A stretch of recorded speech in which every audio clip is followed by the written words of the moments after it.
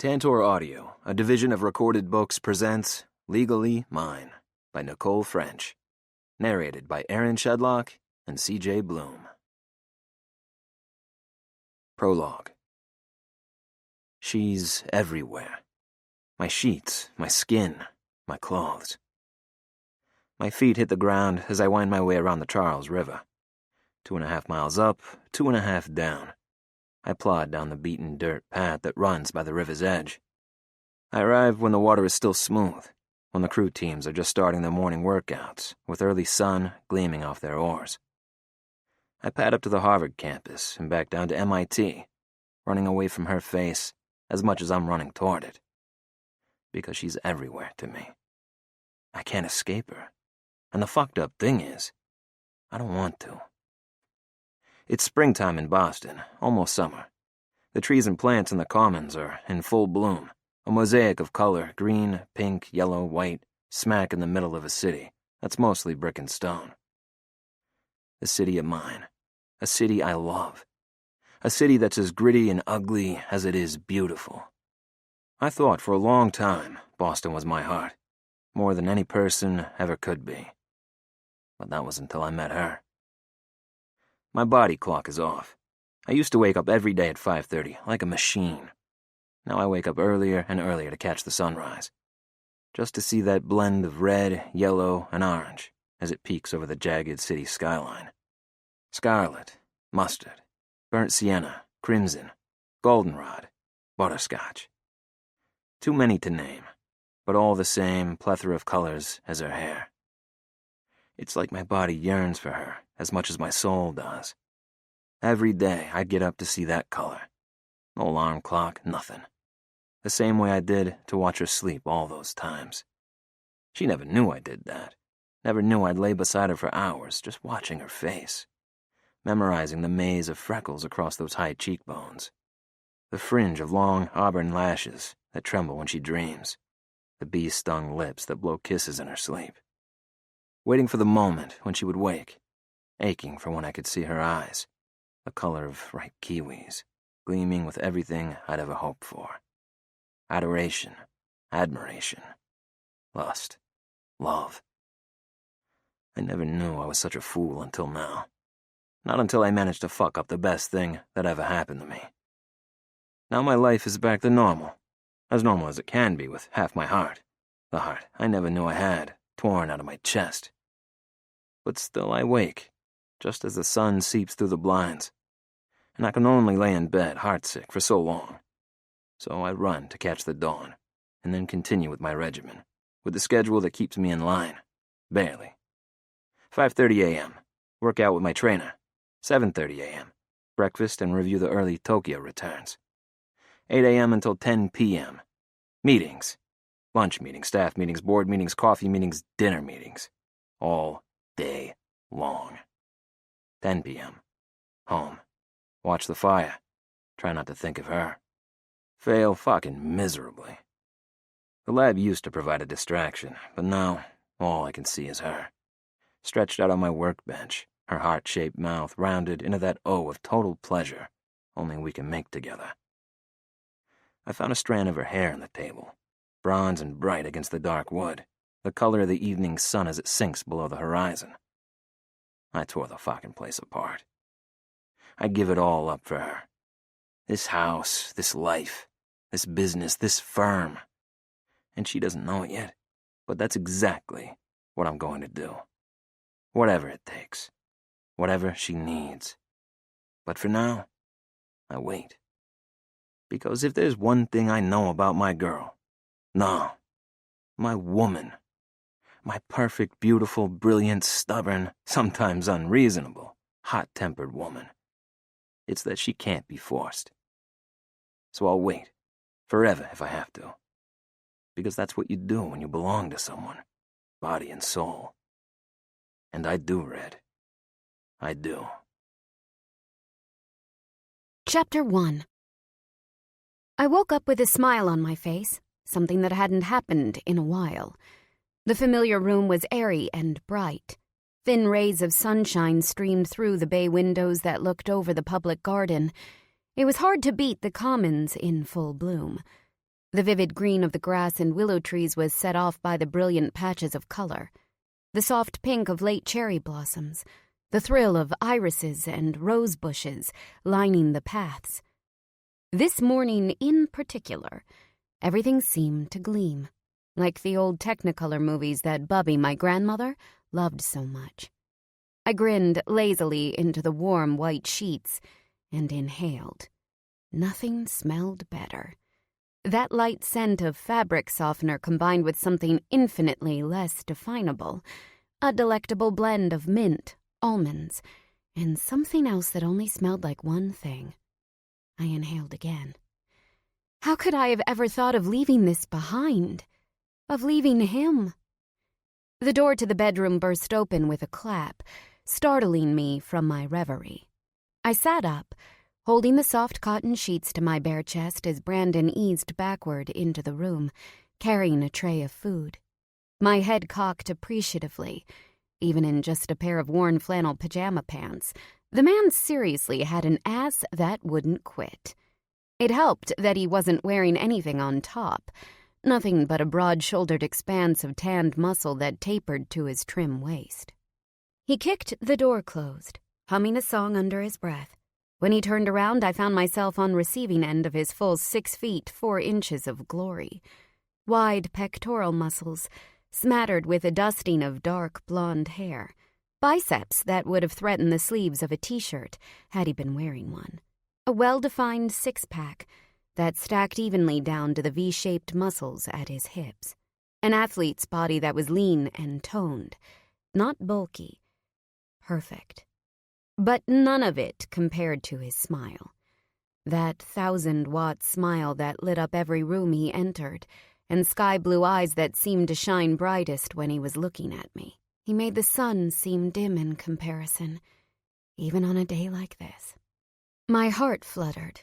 It literally fluttered. What had I ever done to deserve someone like this? How could I ever have thought of throwing him away like some piece of garbage? The thought made me feel sick, so I shook my head and smiled back at him. "Hey, beautiful. You're awake," he said warmly as he walked the tray over to the bed. I pushed myself up and stacked a few of the massive down pillows behind my back. "I just woke up. I slept like a rock." "Good," Brandon said with another sweet grin that revealed the dimples in his ruddy cheeks. He set the tray on the nightstand and then perched over me on his knees so he could give me a long, lingering kiss. "And good morning," he murmured against my mouth. I smiled again, my nose wrinkling against his. God, I loved this man. I couldn't love anyone or anything more. "Good morning to you," I murmured against his soft, full lips. There was that scent again, in the flesh. Brandon moved to sit beside me on the bed. He picked up the tray of food and set it between us, and I peered over all the accoutrements, not even trying to contain my obvious enthusiasm. "And what do we have here?" I asked eagerly. "I might have had Anna run over to Mike's for some pastries," he said, pointing to the plate stacked with flaky, buttery goodies. "But I cut up the melon and scrambled the eggs myself. You impressed, Red?" I grinned. Brandon wasn't exactly a cook. I was honestly surprised he knew how to do anything more than boil water. "You're going to make me fat," I said blissfully as I reached for a chocolate-filled sfogliatelle. "Good," Brandon said with a satisfied grin. "More of you to love, right?" I rolled my eyes at the corny line, but took a massive bite anyway. Who was I kidding? I loved it. The merry expression on Brandon's face quickly turned almost predatory as he followed the movement of my mouth, zeroing in on my lips as my tongue slipped out to snag a stray bit of chocolate. I finished swallowing, but couldn't take another bite. With deft hands, Brandon plucked the pastry out of my fingers and set it back on the tray, which he then put back on the side table. When he turned back to me, I was a statue. He reached up to tuck a few morning tousled strands of my red hair behind my ear. "Do you know?" he said as he leaned in slightly. "Do I know what?" I asked, as he ran his nose up and down my neck. I dropped the sheet from my bare breasts, instead wrapping my arms instinctively around his warm shoulders. My nipples just grazed the hard planes of his chest, and I shivered at the feeling. I had no shame with this man. I was his, body and soul. He knew it, and I knew it. But even so, he also knew how much I loved to hear him say it out loud. You are. He trailed off again as his mouth found the edge of my shoulder, and he began to feather his lips along my collarbone. I'm what? I murmured as I leaned back, opening myself up to his eyes and his kisses. I laid fully back into the pillows, allowing him to cage me under his big, warm body. I moaned under the delectable feel of his stubble along my clavicle, the soft flick of his tongue at the base of my neck, the wet press of his mouth between my breasts. But he knew what I wanted to hear. It was another game we liked to play, and I wasn't going to be distracted. Brandon, I said, even as I clutched at his thick mane of gold, wavy and curling at the base of his neck. Brandon, I'm what? With a groan, he pulled away from his ministrations and pushed up onto his forearms to hover over me, blue eyes kind, clouded with desire and glazed with sudden vulnerability. You're everything to me, Skylar. His voice was thick, and the Boston accent which he normally kept well hidden, except for moments of extreme emotion, was obvious in the way the R all but disappeared as he spoke. I could hardly breathe, but my heart thumped loudly between us. Brandon leaned down to touch his nose to mine. Everything, he whispered. I love you. And there it was. Everything I wanted to hear, everything I wanted to know. My entire body relaxed at the sound of those 3 perfect words. Our lips met around them, echoing with our bodies that we'd just proclaimed. God, he tasted so incredibly good, like butter pastry and sugar, and something else that made me just want to... vomit? My stomach lurched. A split second later, I was shoving him off me with sudden violence. Away. I just needed him away. Skylar? His voice was frantic as I sprinted off the bed, too concerned with making it to his pristine ensuite bathroom to bother with grabbing a sheet to cover myself. Fuck. The last thing I needed to do was lose my breakfast all over Brandon's spotless white sheets. My feet seemed to thunder across the plush carpet, and my body lurched again.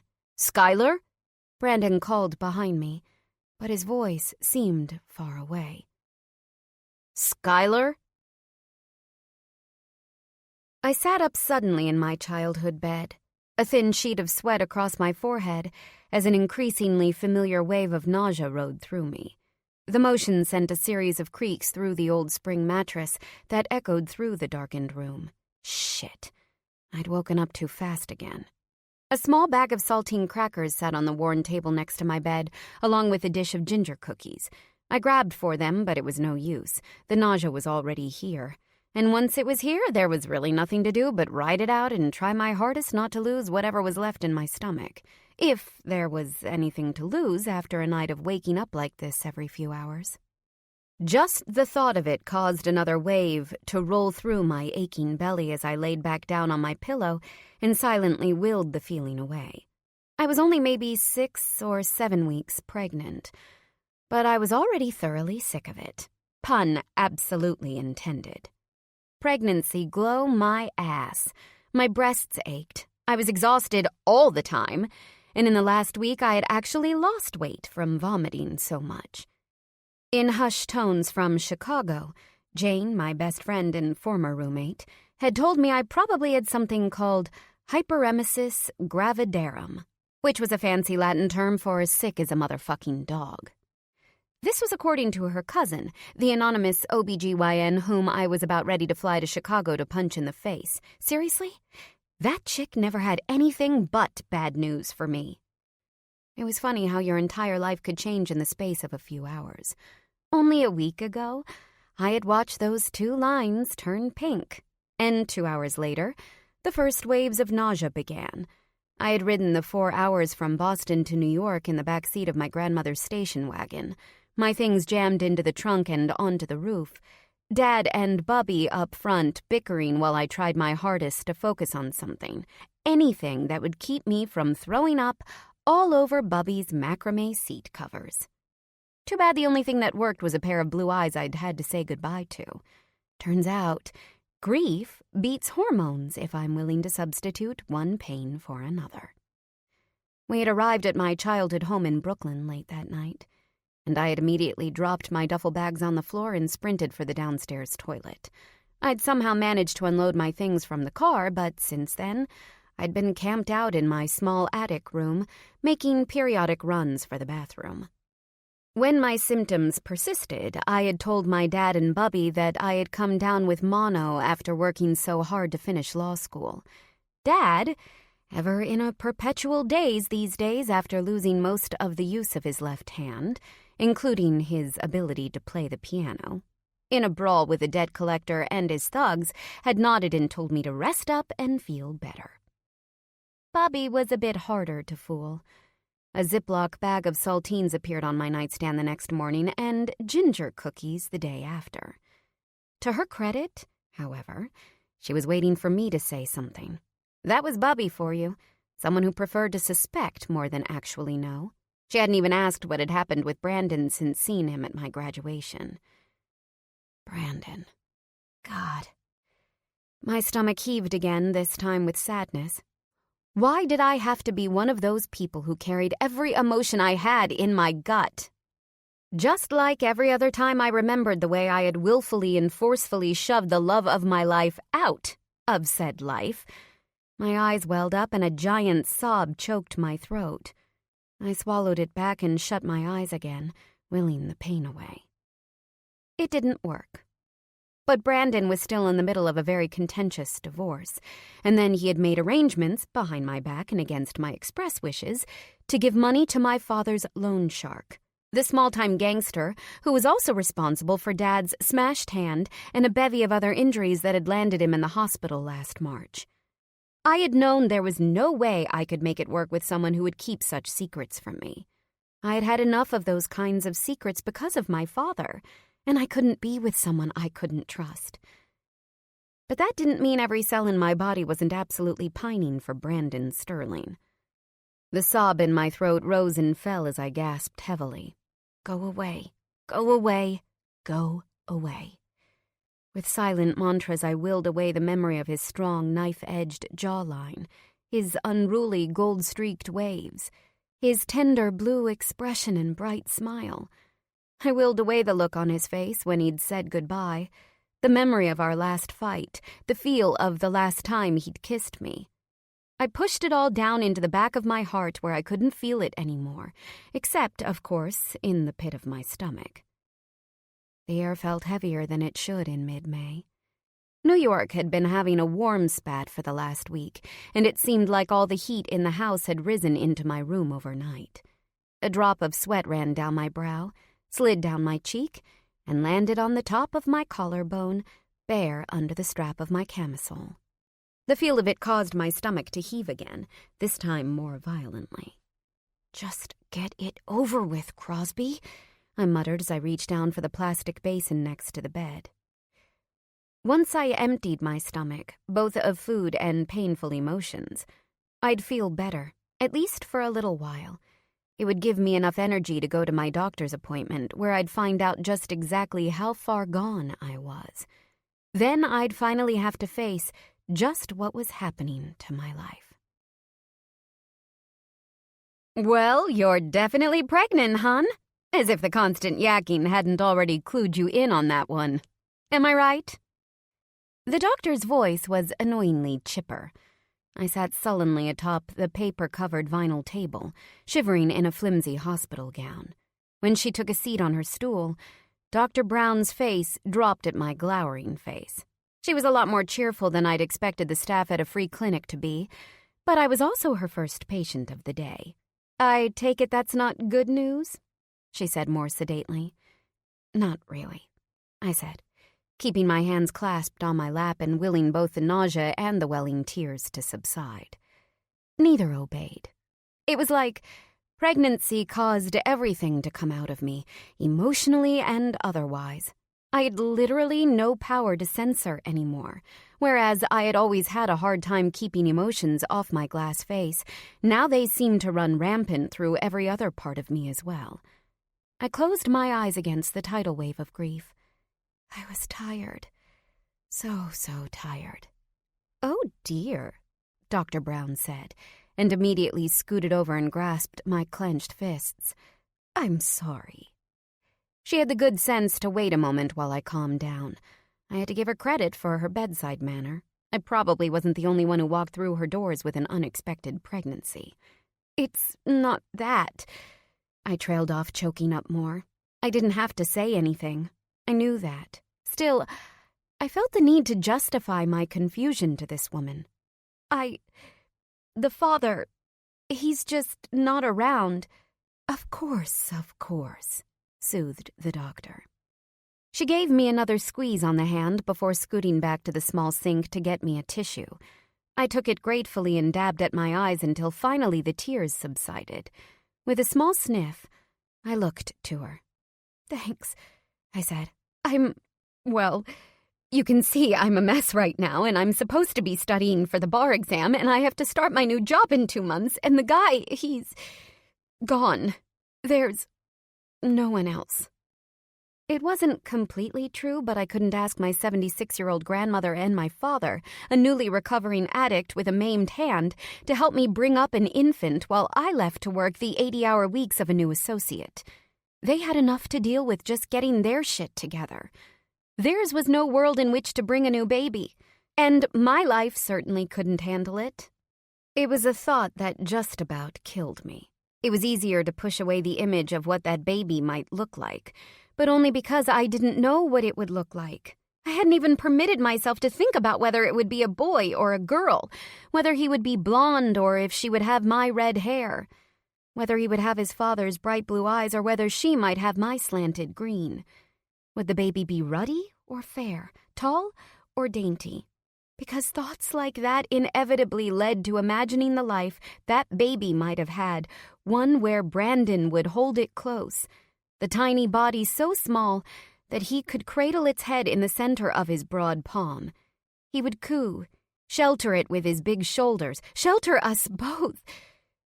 I choked down a sob and pressed my face into my hands.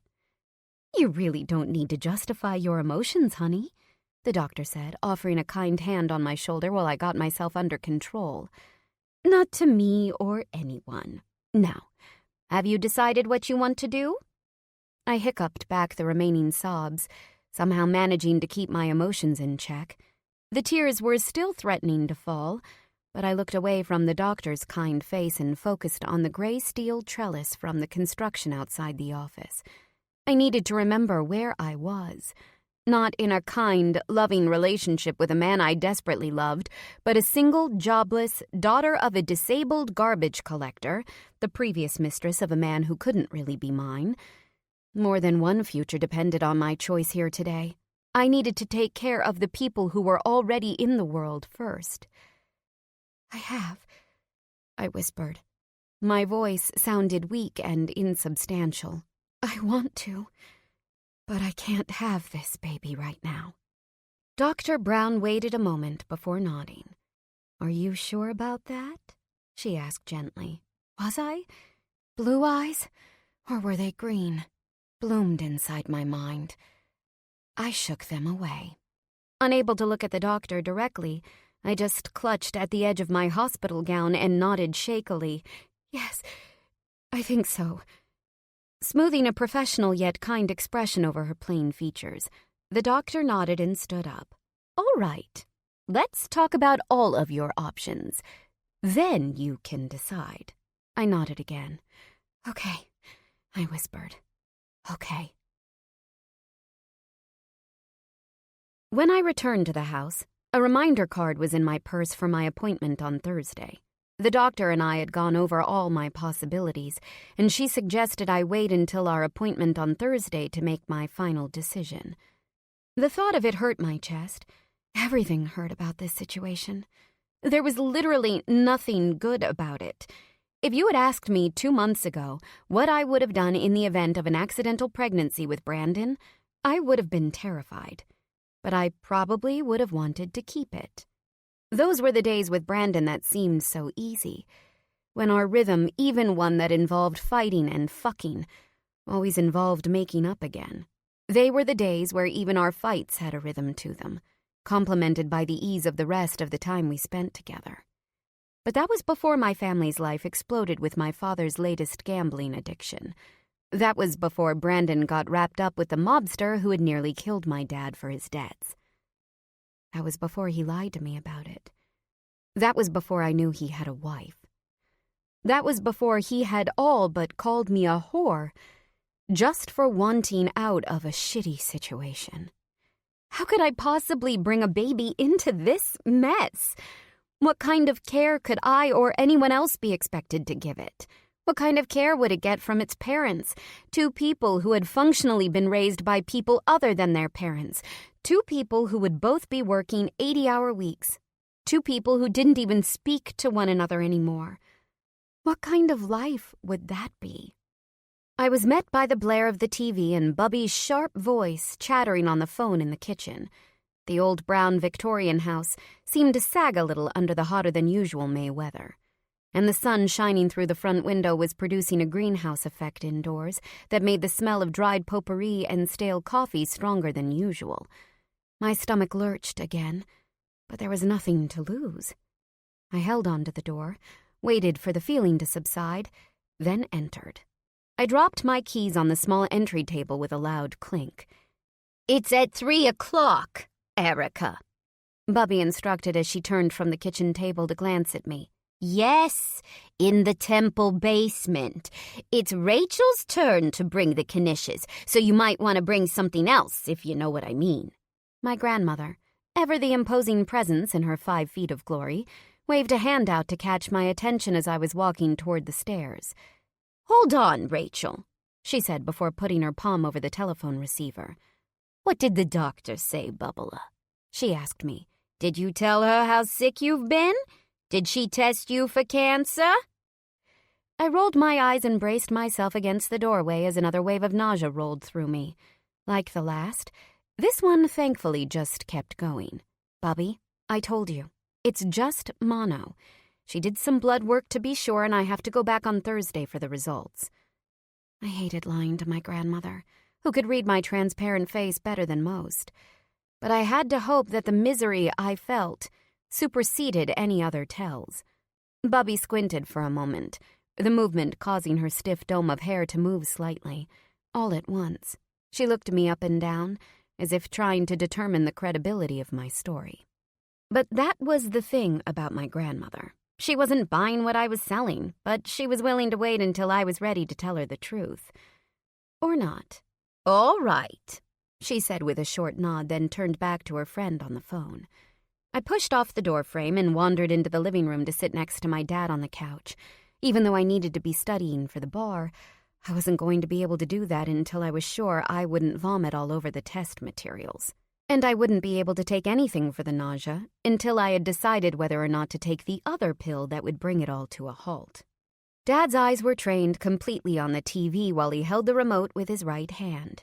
His left one, the one that had been crushed by a couple of thugs looking for him to pay a bad debt, still bore the dark, ugly scars from his most recent surgery to repair the extensive damage to the nerves. It was wrapped with a soft splint while it healed. He had been at home on disability for the last 2 months, and likely had at least 3 or more, until he would be clear to go back to work at the sanitation department. It was pretty hard to lift garbage cans when you didn't have use of one of your hands. His injury also prevented him from pursuing his main love, playing piano with his jazz quartet. As far as I could tell, he spent the majority of his time sitting right where he was, in his favorite spot on the old plaid couch, watching the morning news, sports, and then flipping to old reruns of classic TV shows in the afternoons.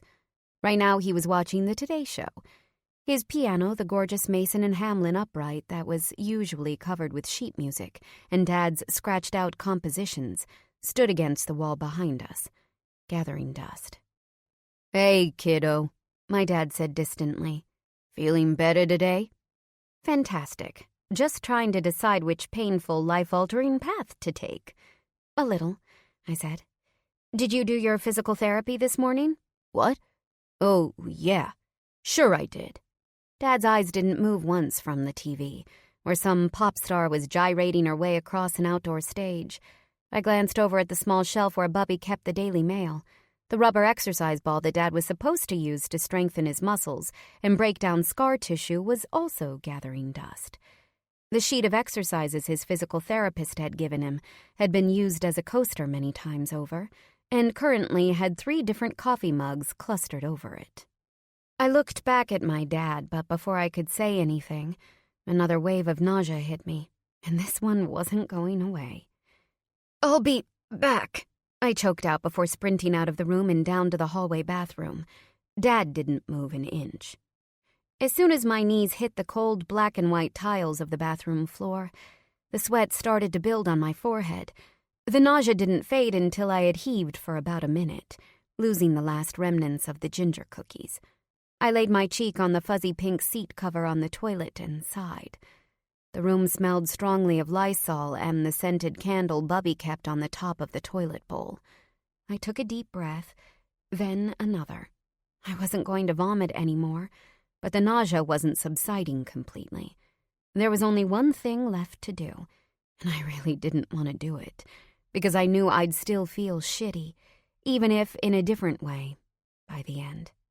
Fuck it, I muttered to myself as the nausea rose again.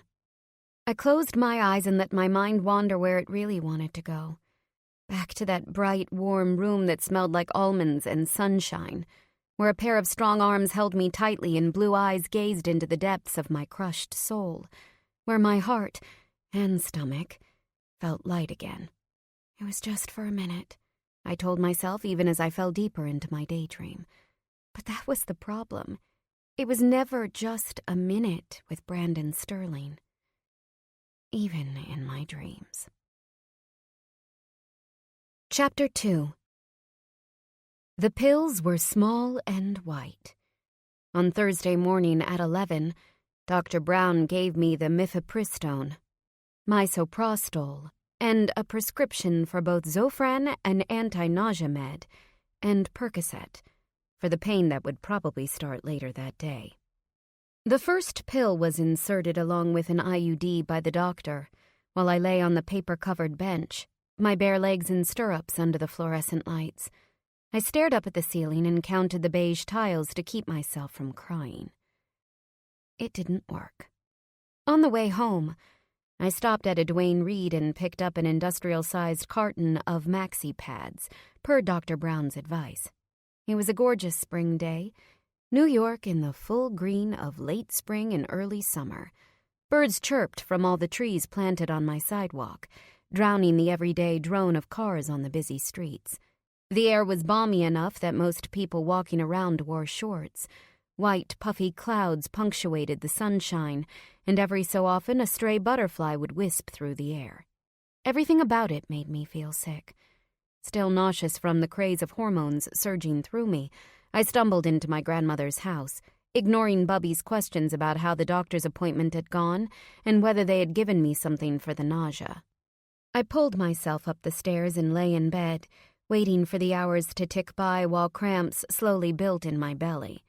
That afternoon, while Bubby was out with her mahjong group and Dad had gone down to the club to meet with his band, I inserted the second pill. An hour later, the bleeding started.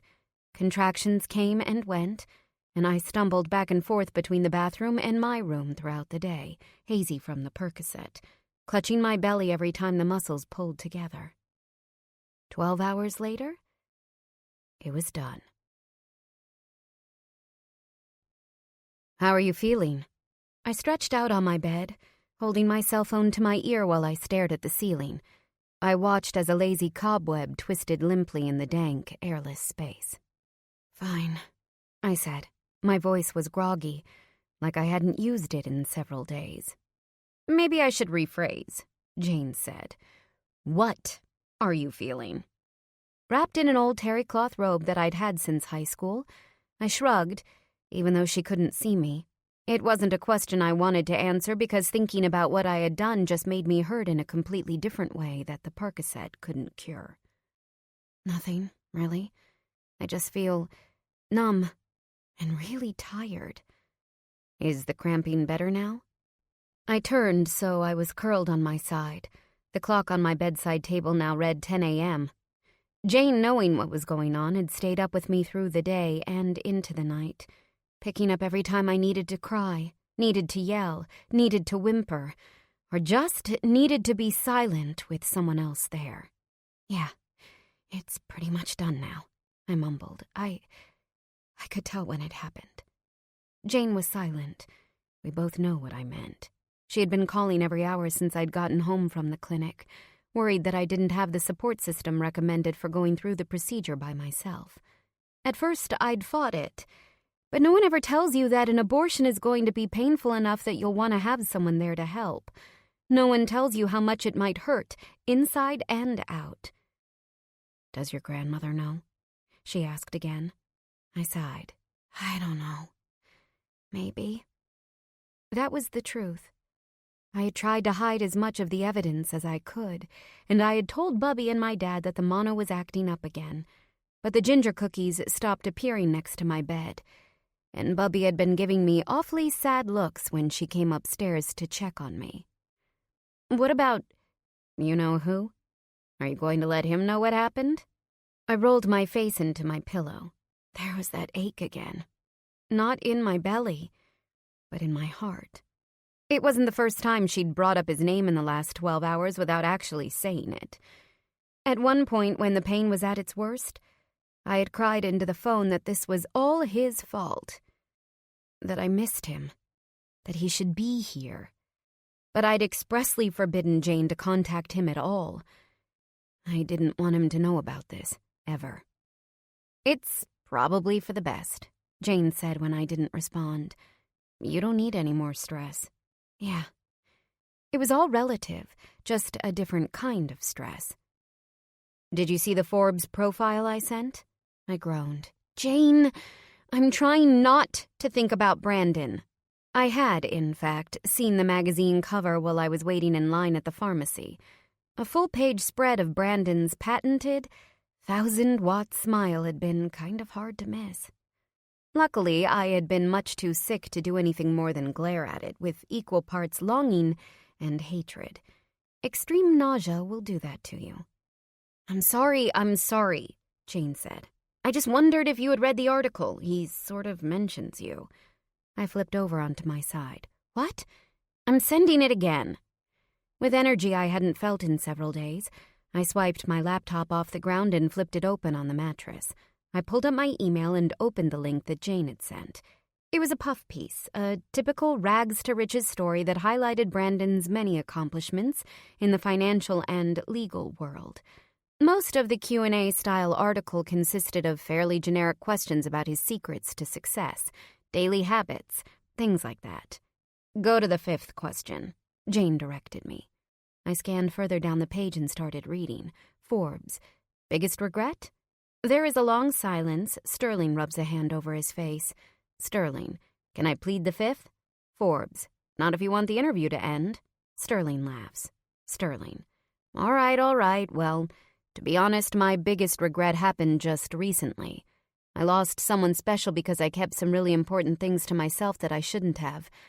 It's easy, in this business, either of my businesses really, to get caught up in secrets. We do it all the time, whether it's maintaining attorney-client confidentiality or protecting our clients' investments. But that instinct, one that's served me really well in my professional life, cost me everything. You can't live your personal life like you run your businesses. I learned that the hard way. Sterling sighs and rubs his face again. He looks out the window of his office for several minutes. Sterling. There isn't a second I don't miss her.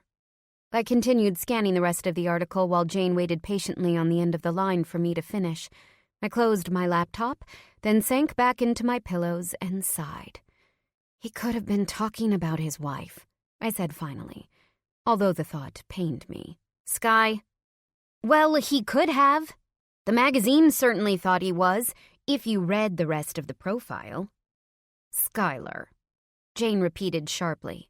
You know that wasn't about Ms. Priss. The man just announced to the entire world that he is pining for you. I pressed the heel of one hand into my forehead, trying to drive that bronzed, razor-edged face out of my mind again. Blue eyes like pools of water that seemed to seep into every part of me. He was like a bad penny, always turning up. A gorgeous, charismatic, heart-melting penny. I can't, Jane, I said finally. I need to move on. He's not good for me or my family. Jane sighed through the speaker. Fine. Have you signed the papers for the DA's office? I blinked up at the ceiling and groaned. I haven't. Seriously? Why? I rolled over onto my side and stared at the clock radio. Under that was the sheaf of new hire paperwork that I was supposed to bring to the DA's office as soon as I could. The clock numbers were red and seemed to glare at me. Because I'm not sure it's the right choice. I replied lamely. Because it's in the wrong city. Why's that? Jane's voice was sharp, reflecting the frustration I rightfully deserved for shirking on yet another job opportunity so late in the game. We had just graduated from the best law school in the world less than 2 weeks ago. Most of the people we knew had secured jobs long before. While I'd had several offers, there was always part of me that kept holding out for something more. What that something was, I didn't know. Well, I was looking over my contract again, I said while I fingered the edges of my faded floral sheet. It's not exactly going to pay off my dad's debts very quickly, or, at all. The job at Kiefer Knightley pays about 3 times as much, plus a signing bonus. Yeah, but you said no to that already, didn't you? I squirmed uneasily. I had said no to a job at a big firm offered to me by my mentor, but I had done it in rage. I had done it after discovering that not only had the love of my life been lying to me about being married, but he had also decided to go behind my back to deal with a local mobster after he had promised me he would stay out of it. Though it made our lives temporarily easier, Brandon's actions had the unintended effect of making my family even more of a target, now that Victor Messina knew we had access to money. So I had fled Boston, unable to stand my ground against a man I could never seem to say no to. I had taken a job 5 blocks from my family's house, telling myself I was doing it to protect my dad and keep him safe, even though the best thing I could do for him would be to make more money and try to convince my family that New York was not a safe place for them anymore. I'd taken the job in cowardice. I think I made a mistake, was all I said to Jane. Sell out. Jane was studying for the bar in Chicago, with the assumption that she would be working at the state's attorney's office. It was a great gig, but public service didn't pay much in Chicago either. She had every right to her indignation. Have you talked about it with Zola? She asked, changing the subject. He was yummy. And the way he lobbied for you to work there, methinks he likes more than your resume. I sighed again and closed my eyes. I tried to imagine the handsome face of the young attorney who had recruited me for the job at the Brooklyn DA's office. But still, all I could see was a pair of blue eyes and an unruly mop of blonde. I squeezed my eyelids shut and focused harder. Maybe I need to make a trip up there. Help you break the bad news to Mr. Tall, Dark, and fuck me silly, huh? I rolled my eyes despite the fact that Jane couldn't see me. Maybe you should, I said lamely, even though you literally just left. My comeback game was incredibly weak.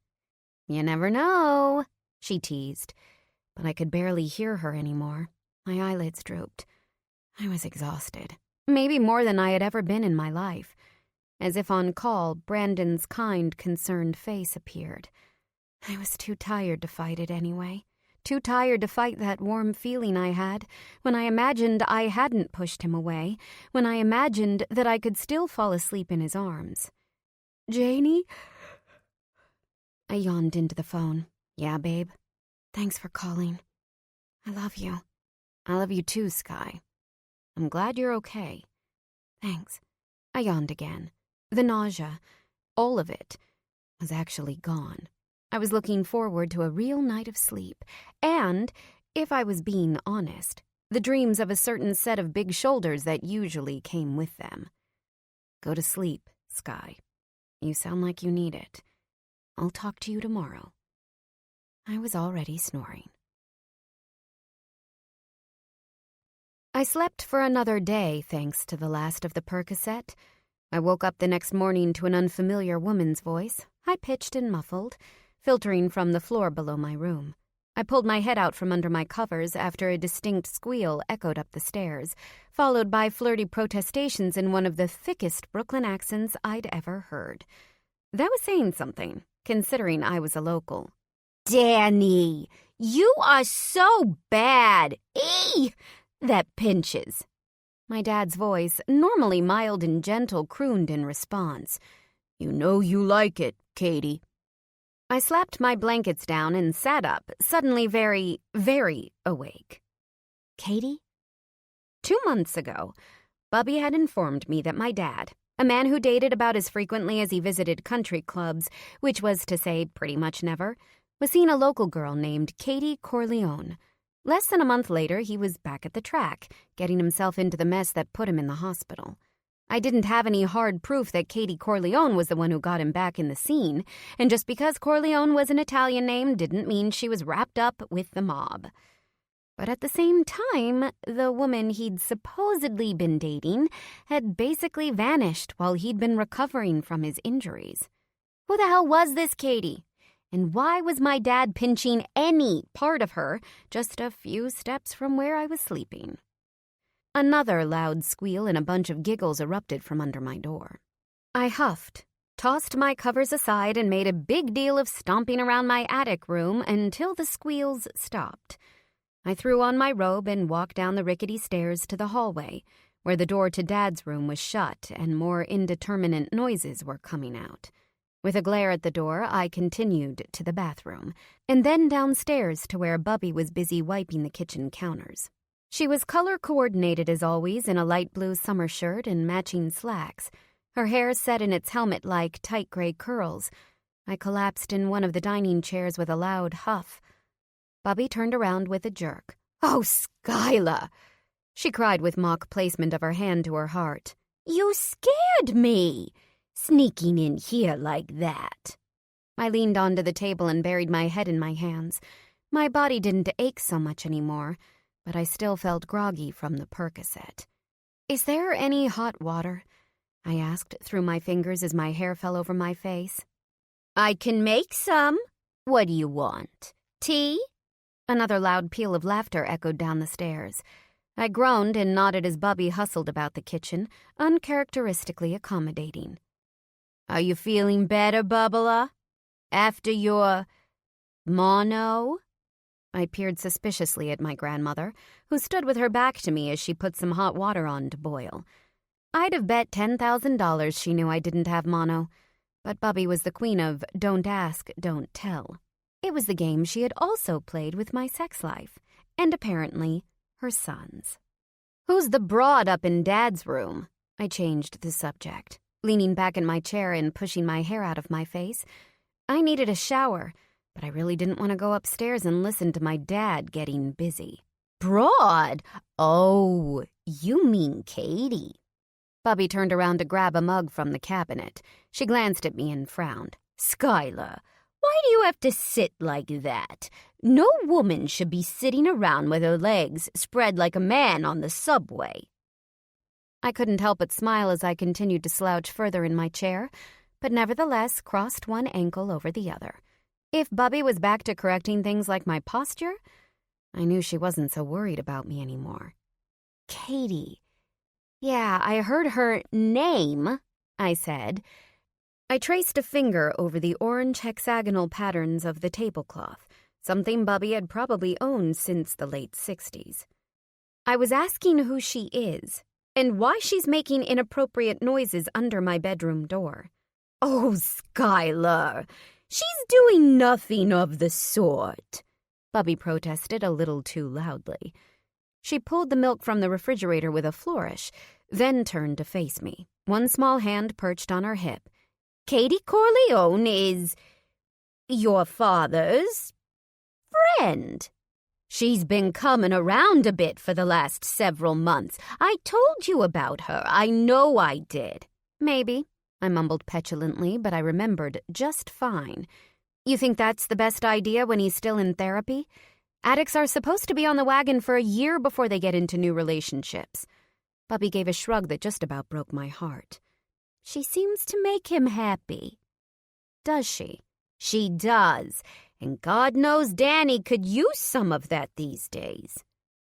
I watched Bubby as she continued fixing my tea, but she didn't say anything more.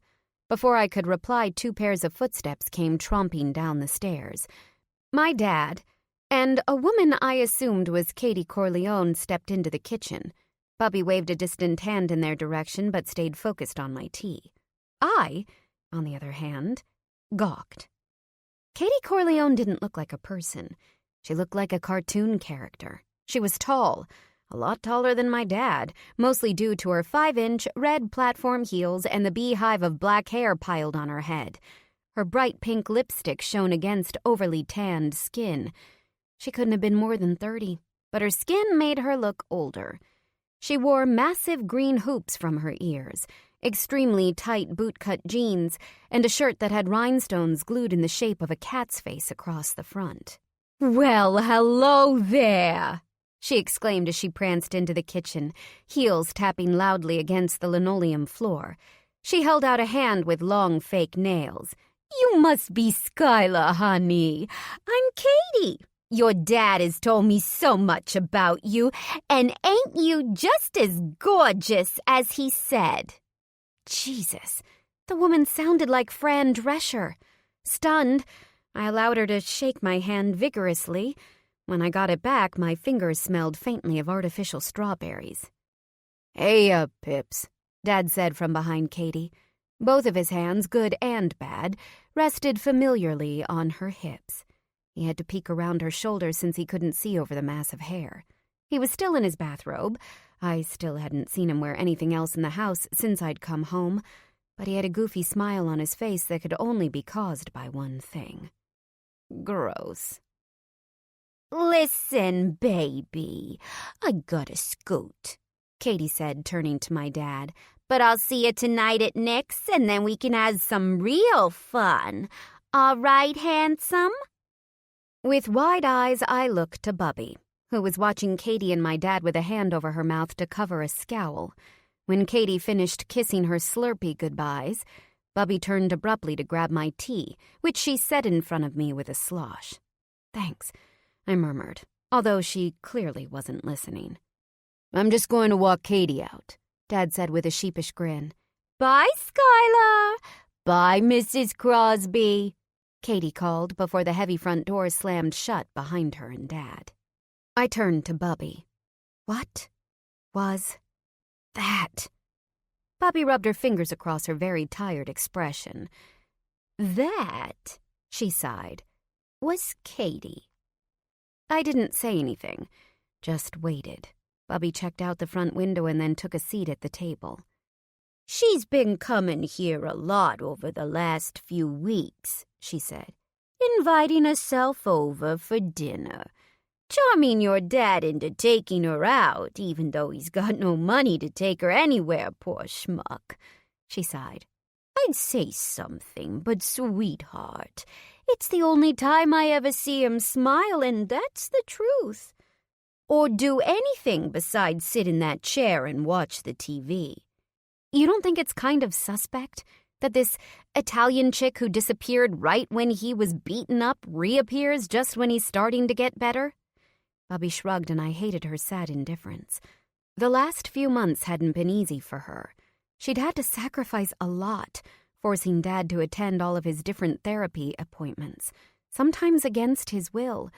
My grandmother's stubbornness was a force of its own, but its limits had certainly been tested. We sat for a minute, letting the situation sink in. The front door opened and Dad re-entered, whistling a little tune that faded the closer he got to the TV.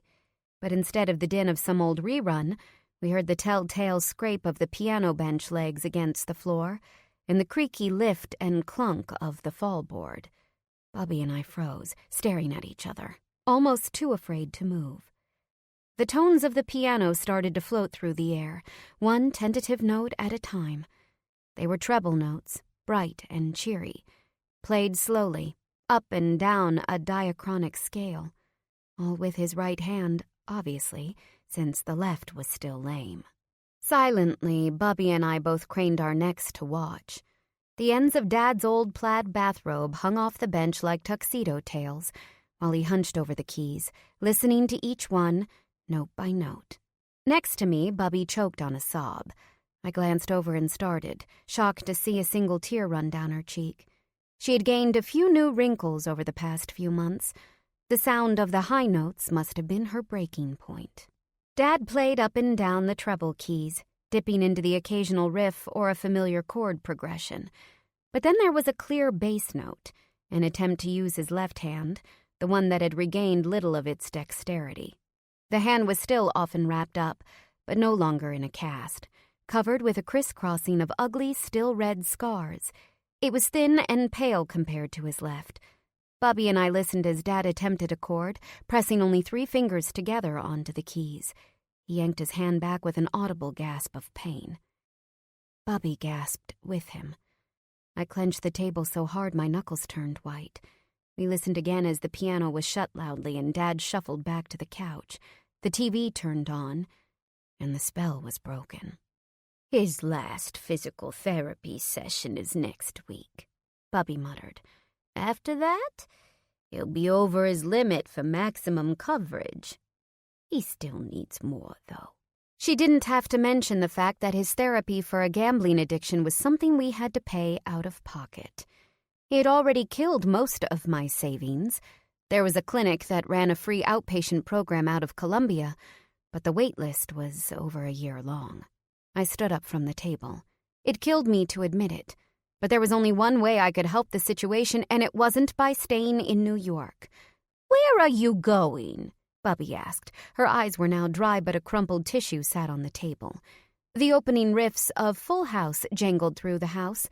It was a show that, when I was growing up, my dad had always hated. Now he was watching syrupy junk on rerun, or making googly eyes with Burrow Barbie. I didn't want to leave him, but I wouldn't be able to help the way he needed on a district attorney's salary. "I have to make a phone call," I said, and went to my room. Chapter 3. A thin drizzle of sweat fell down my forehead and landed on one of the thin pages of my study guide. My eraser, hard at work, tore through the material. I shrieked in frustration. "God damn it!" I hurled the pencil across my room, which had been feeling smaller by the hour. As if on cue, a knock sounded at the door. "Bubala? Everything all right in there?" I swung around in my chair just as Bubby entered. Her nose wrinkled immediately. It was clear why. The room was a mess. "Skylar, I love you, but you're a pig," she announced as she looked around the space. Clothes were strewn everywhere. Several sets of dishes were stacked on my desk and the bedside table. The late spring heat of the house had risen into the room and given it an unmistakable dankness that was likely worse for someone who hadn't cooped herself up there for the last almost 2 weeks. 5 days after taking the pills, my body was starting to feel normal again. Now it was just like the tail end of a bad menstrual cycle. Most signs of pregnancy were gone. Only some slight fatigue remained as my body recovered. Aside from the pain in my chest that throbbed every time I thought of Brandon and what I had done, I was feeling more like myself than ever. Subsequently, my brain was back to working a mile a minute. I threw myself into test prep to avoid thinking about anything else. I looked sullenly around the room, feeling petulant. "It's fine. It's just me up here, so who cares?" "Who cares?" Bubby asked. "Well, I care. I'll care very much when you start your new fancy job and abandon your father and me to an attic full of roaches and mice. Bad enough you're leaving us again in the first place." After hearing that I had begged back the job in Boston, Bubby hadn't stopped guilting me every second she could. She understood the financial reasons, but she had obviously been looking forward to my help with Dad. It didn't help that I still felt so ambivalent. It had taken a humiliating phone call with Kieran Beckford, partner at Kiefer Knightley and my former mentor, to get the job back in the first place. Kieran also happened to be Brandon's best childhood friend, so despite my desire to stop thinking about him, there was always the sinking awareness that I might possibly run into him at the firm. Kieran, after all, was his divorce attorney. On top of that, I'd had to disappoint the Brooklyn DA's office to break the news of my defection, which I'd followed up with yet another phone call to Matthew Zola, who'd stuck his neck out for me in the first place. "I get it," he kept saying, though it didn't make me feel better about burning the bridge. He was so nice. Why couldn't I be interested in him instead? Why couldn't I fall for a stand-up guy who wasn't married, involved with gangsters, and hiding things from me? Zola had made me promise to meet him for a beer before leaving New York. After I said I would, I hung up and stared at myself in my bedroom mirror for a very, very long time. "Get up, Skylar," Bubby ordered. "You're leaving in a few days, and I want to take you for a graduation present. No granddaughter of mine is going to start her new job at a fancy firm looking like a second-hand ragamuffin." I looked around my room. I had a lot to do before moving back up to Boston, including finding a new place to live. "Fine," I muttered, through gritted teeth, but set my pencil down and picked a shirt off the floor. It was time to stop being the madwoman in the attic. It wasn't until she'd steered her old station wagon into Manhattan and parked in front of Barney's that I realized just how fancy an excursion Bubby had planned. "Bubby," I said after we had gotten out of the car, "no, we can't afford anything in there. Come on, let's just go to Century downtown." "Listen to me, young lady." Bubby turned her small form to face me with a hand perched on her hip. "You've let your loss and broken heart shatter all over our house. I see you're terrified of leaving your father, but Skylar, it's because of you that he's going to be okay. It's because of you and what you did." No, she said as I opened my mouth to protest. "I know you didn't pay most of that money, but I know you paid some, and I also know that it's because of you. That handsome guy paid the rest." "I'll be paying the rest," I insisted vehemently. "It was just a loan." "Oh, for goodness sake, Skylar, I don't know how I raised a girl so afraid of money, but here we are." I just glowered at the sidewalk, suddenly fascinated by cracks in the pavement. "People don't do those sorts of things when they don't care, Bubba," Bubby said, reaching up to pat at her hair, which, amazingly, wasn't moving at all despite the breeze flowing down 7th Avenue. "Now, it's because of you and whatever you did to make that boy care about you that I'm not going to lose my house at 77. And it's because of you that your father will continue to get the care he needs to beat this problem." "You were never going to lose your house, Bubby," I mumbled. "I would never let that happen." "Skylar, that's what I'm trying to say. I know this about you. I haven't been very appreciative the last few days because God knows I'll be grieving your absence. But I know that you're taking this job to make sure your father and I are safe and cared for." It was the closest she had come to giving me her blessing. Bubby tipped up her glasses. "And don't you worry about your father. I'll keep him away from the track if it takes every breath in my body." "But no," Bubby held up a single finger to my lips, forcing my silence. "My granddaughter is taking care of us, so I'm going to take care of her. And no one is going to stop me, not even her." There really wasn't anything else I could say to that. "I've been saving for 3 years for this, Bubba," Bubby said with glee as she looked up at the elaborate store windows. "Don't you worry, we'll be going to Century too. But I want to have some real fun first. I always wanted to go into a store like this and actually buy something." She pointed at a Max Mara window display, a disdainful mannequin wearing a chic monochromatic spring suit. You'd look fabulous in that one. White is your color." I let her link her small arm with mine as we examined the window display together. "White is asking for a stain," I said. "Let's find something more practical and less expensive." For that, I received a brief slap on the shoulder. "You're going to be mucking it up with all of those fancy lawyers," Bubby argued as she tugged me toward the store. "Bubby, I already was mucking it up with all the lawyers," I said. "What do you think I was doing with all of those internships and stuff?" "Yes, but now you are one of the lawyers," she said, pulling even harder. Her sharp look softened when she saw the worry on my face. "No one is going to say my granddaughter doesn't fit in with them," she said firmly, and I could see that this wasn't just for me after all. So I relented and let my grandmother drag me inside to look at the pretty clothes. It took most of the afternoon to find 4 different suits that were stylish enough for Bubby, but cheap enough that I'd let her pay for them. I was right. Barney's had been a terrible idea. Almost everything there reminded me of Brandon. The smell of the leather in the shoe department, the brief whiffs of cologne, and the feel of the sumptuous fabrics. All of it spoke of the luxury in his life, into which I'd fallen and enjoyed so briefly. At one point, when we were walking through the scents department, I caught a whiff of almond, the same subtle scent that was in the shampoo or whatever hair product Brandon used to tame his thick blonde waves. I had to grip the edge of the counter for a moment before I could follow Bubby in toward women's suiting. After we found 1 upscale suit at Bloomingdale's and 3 more at a discount store, I finally convinced Bubby that I had enough separates to last me for a while at my new job. We loaded the bags into the trunk of her station wagon, and she drove back to Brooklyn, leaving me to run a few more errands before heading home myself. The truth was, I wasn't terribly eager to go home.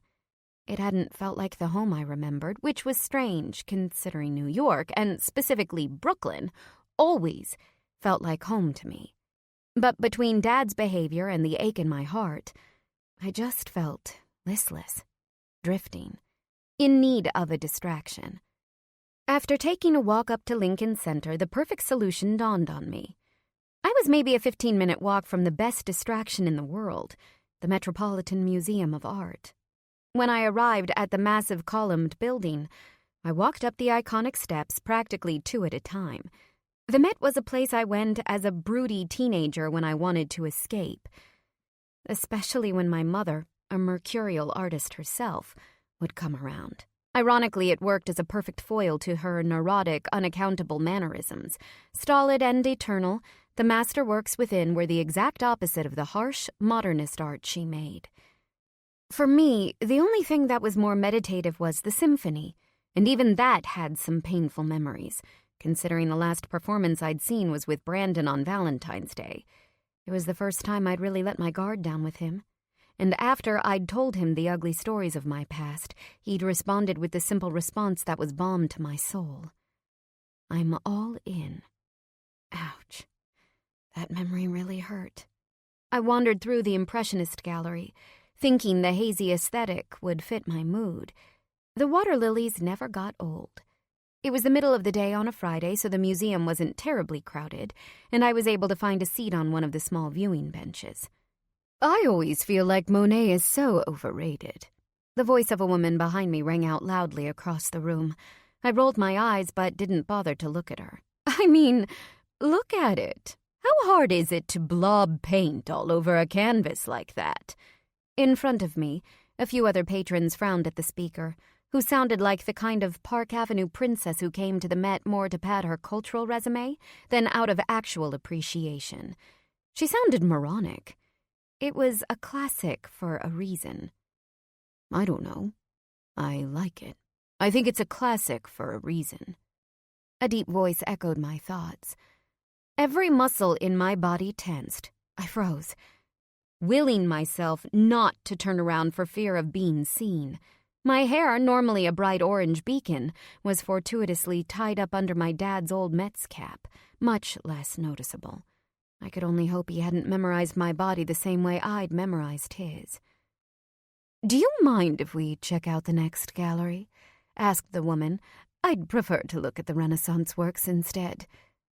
There was a pause. He wasn't looking at me, was he?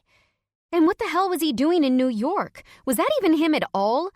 My skin prickled with that sixth sense, but I didn't dare turn around. I couldn't. "Sure," said the man's voice. Was it his? How could I not know?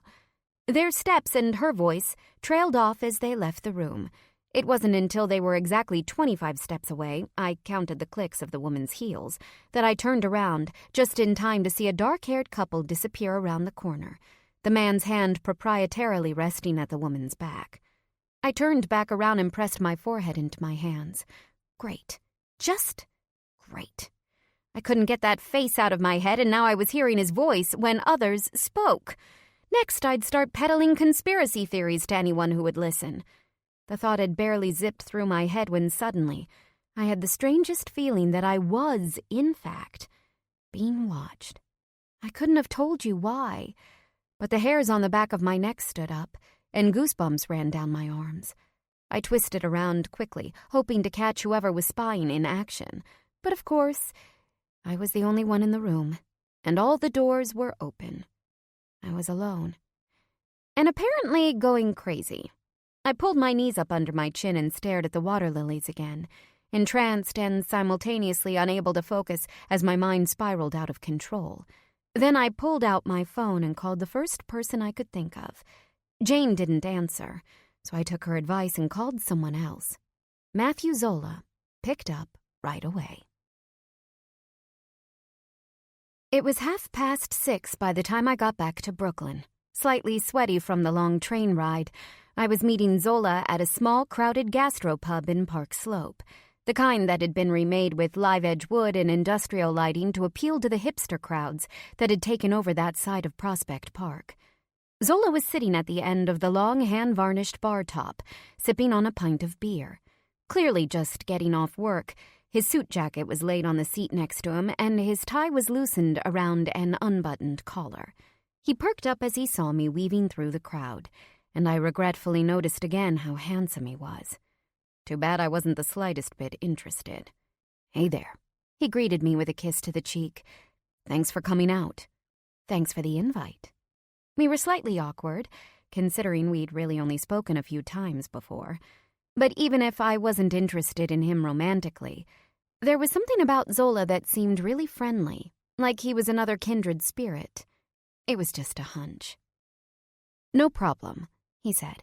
"Can I get you a drink?" "A scotch on the rocks," I started to say before trailing off.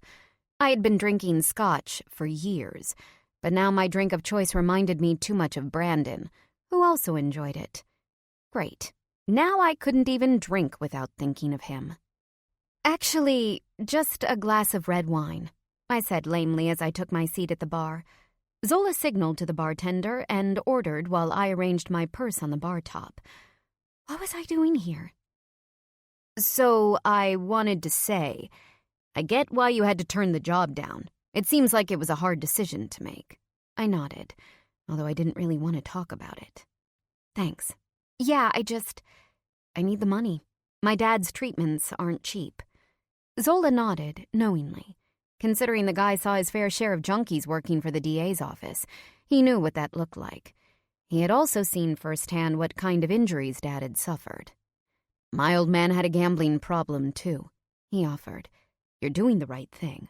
The only thing that can help him is real treatment, if he'll take it."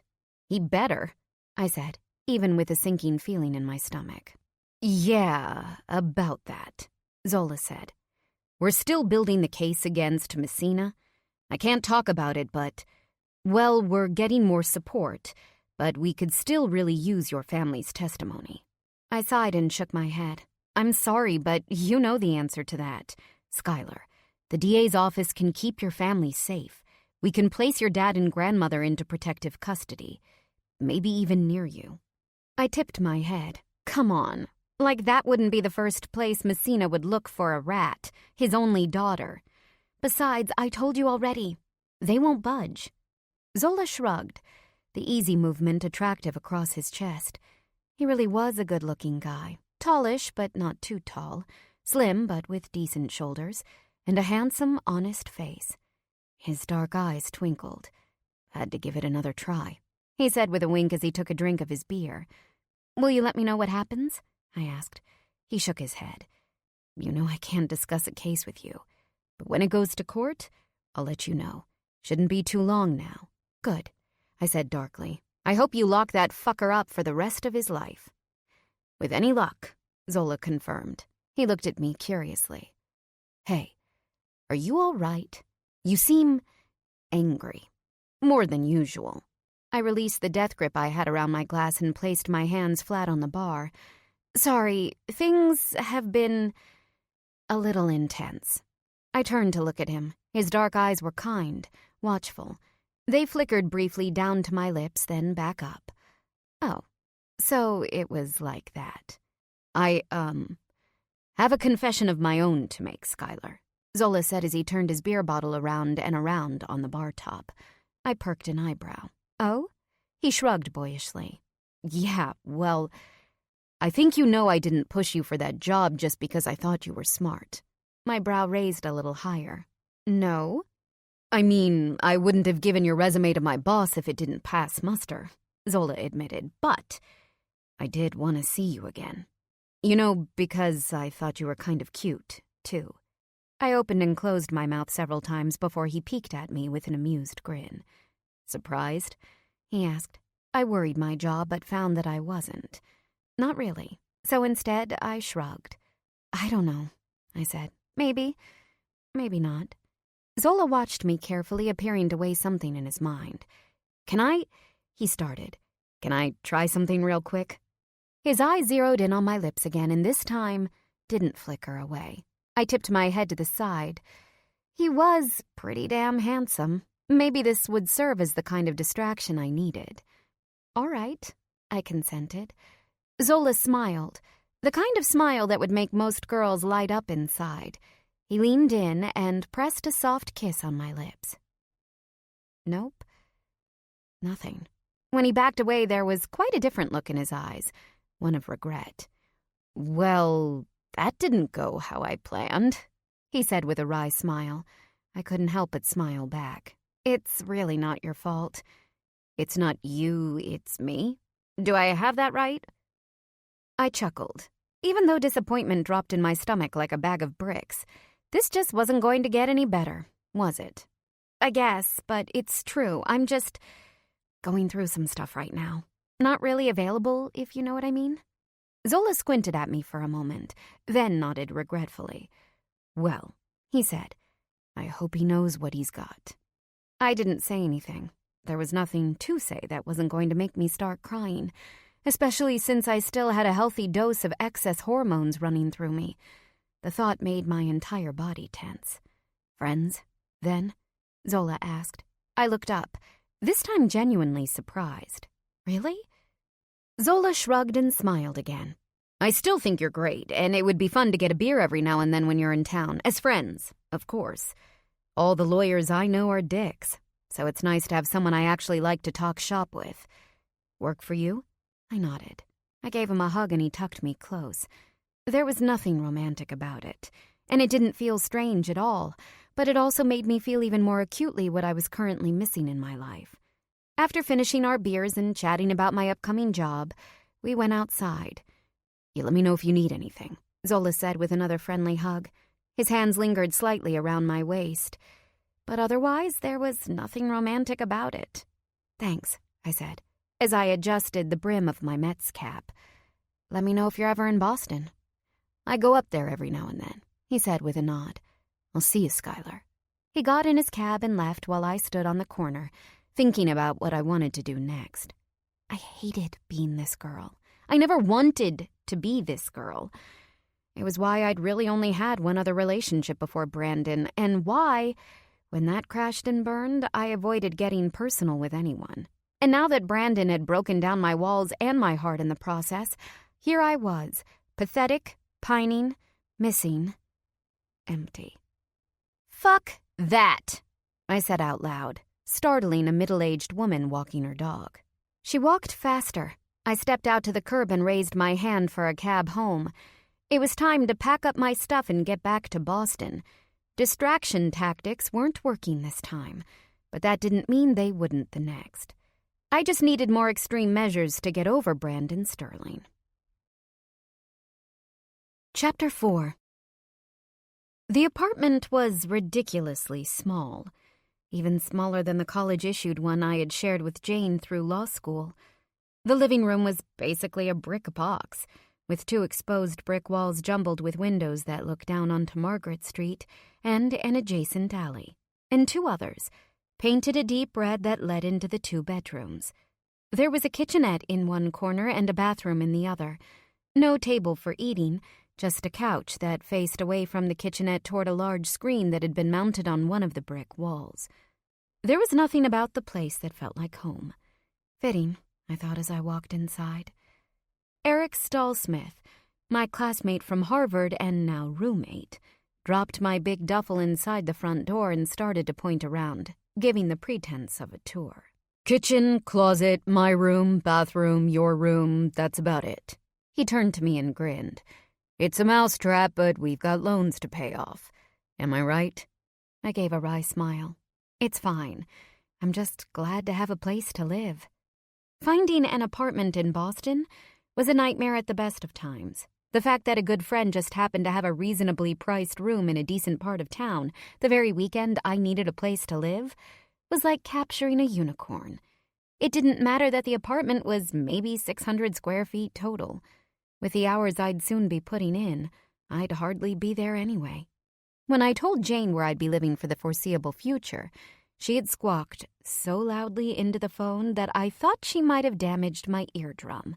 "Eric," she cried, "you can't. You'll fail the bar. He'll leave his shit everywhere. He will keep you up at all hours of the night with his humping." Okay, yes. Eric was a bit of a ladies' man, but our relationship had always been more sibling-like, as we were both from New York. So who said he couldn't clean the kitchen like anyone else? After I reminded her that I already knew what it was like to live with a sexually active roommate, Jane muttered a warning about catching hepatitis in the bathroom, and hung up. As it happened, Eric was really good at cleaning everything. Much, much better than me. He turned back to face our small surroundings. "So I've got 2 rules. Pick up your shit and no fucking on the couch." We looked around the living room. It was immaculate. Eric's shit was absolutely nowhere to be seen, and the floors, kitchen, and windows all gleamed where the last rays of sunlight shone into the otherwise dark space. Fine by me. But can you actually follow that last rule? I asked with a raised eyebrow. Eric shrugged, the action stretching the cotton of his t-shirt over his lithe shoulders. "Sure. I don't usually like to bring them back here anyway. They get too attached. Want to stay for breakfast." He smirked. "Too much for a piece of ass." I scowled at Eric's casual misogyny. Maybe Jane was right. Living with him was going to be like living with a frat boy.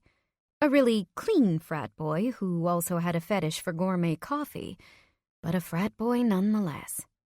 "Also, rent includes the split cost of a cleaning lady," he added. Okay, so maybe not as clean as I thought. "Please tell me you didn't hire Anna," I joked. Anna was Brandon's housekeeper and Eric's sometime booty call. She was the reason I had even met Brandon in the first place, when I had followed Eric back to her apartment during a blizzard. Her apartment, it turned out, was in the servants' quarters in Brandon's enormous house. Eric snorted. "Come on, give me some credit. Plus, we wouldn't be able to afford her. With what Sterling pays her, I think you and I are in the wrong profession." He must have seen the sadness that swept over me at the mention of Brandon. It was impossible not to think of him, now that I was back in Boston. Everything in this town reminded me of him, of us. My need for distraction had never been higher. Luckily, I'd come to the right place. Eric clapped an arm awkwardly around my shoulder. "Don't worry, Croz," he said with a friendly squeeze. "We'll make you forget him. I'm the expert in that department." He hefted my bag over his shoulder again and walked me toward the door on the left, right next to the bathroom. "Don't worry. Most of the time, I'm not even here to use it, Eric said as he caught my disgusted look at sleeping right next to where I'd have to hear him pee. Gross, I said, although I wasn't referring to the bathroom. Eric tossed my things into a small bedroom that was empty except for an old futon mattress on the floor and a desk lamp beside it. I softened. All of my things had fit in the back of my rental car, and I was going to have to find some time to purchase actual furniture.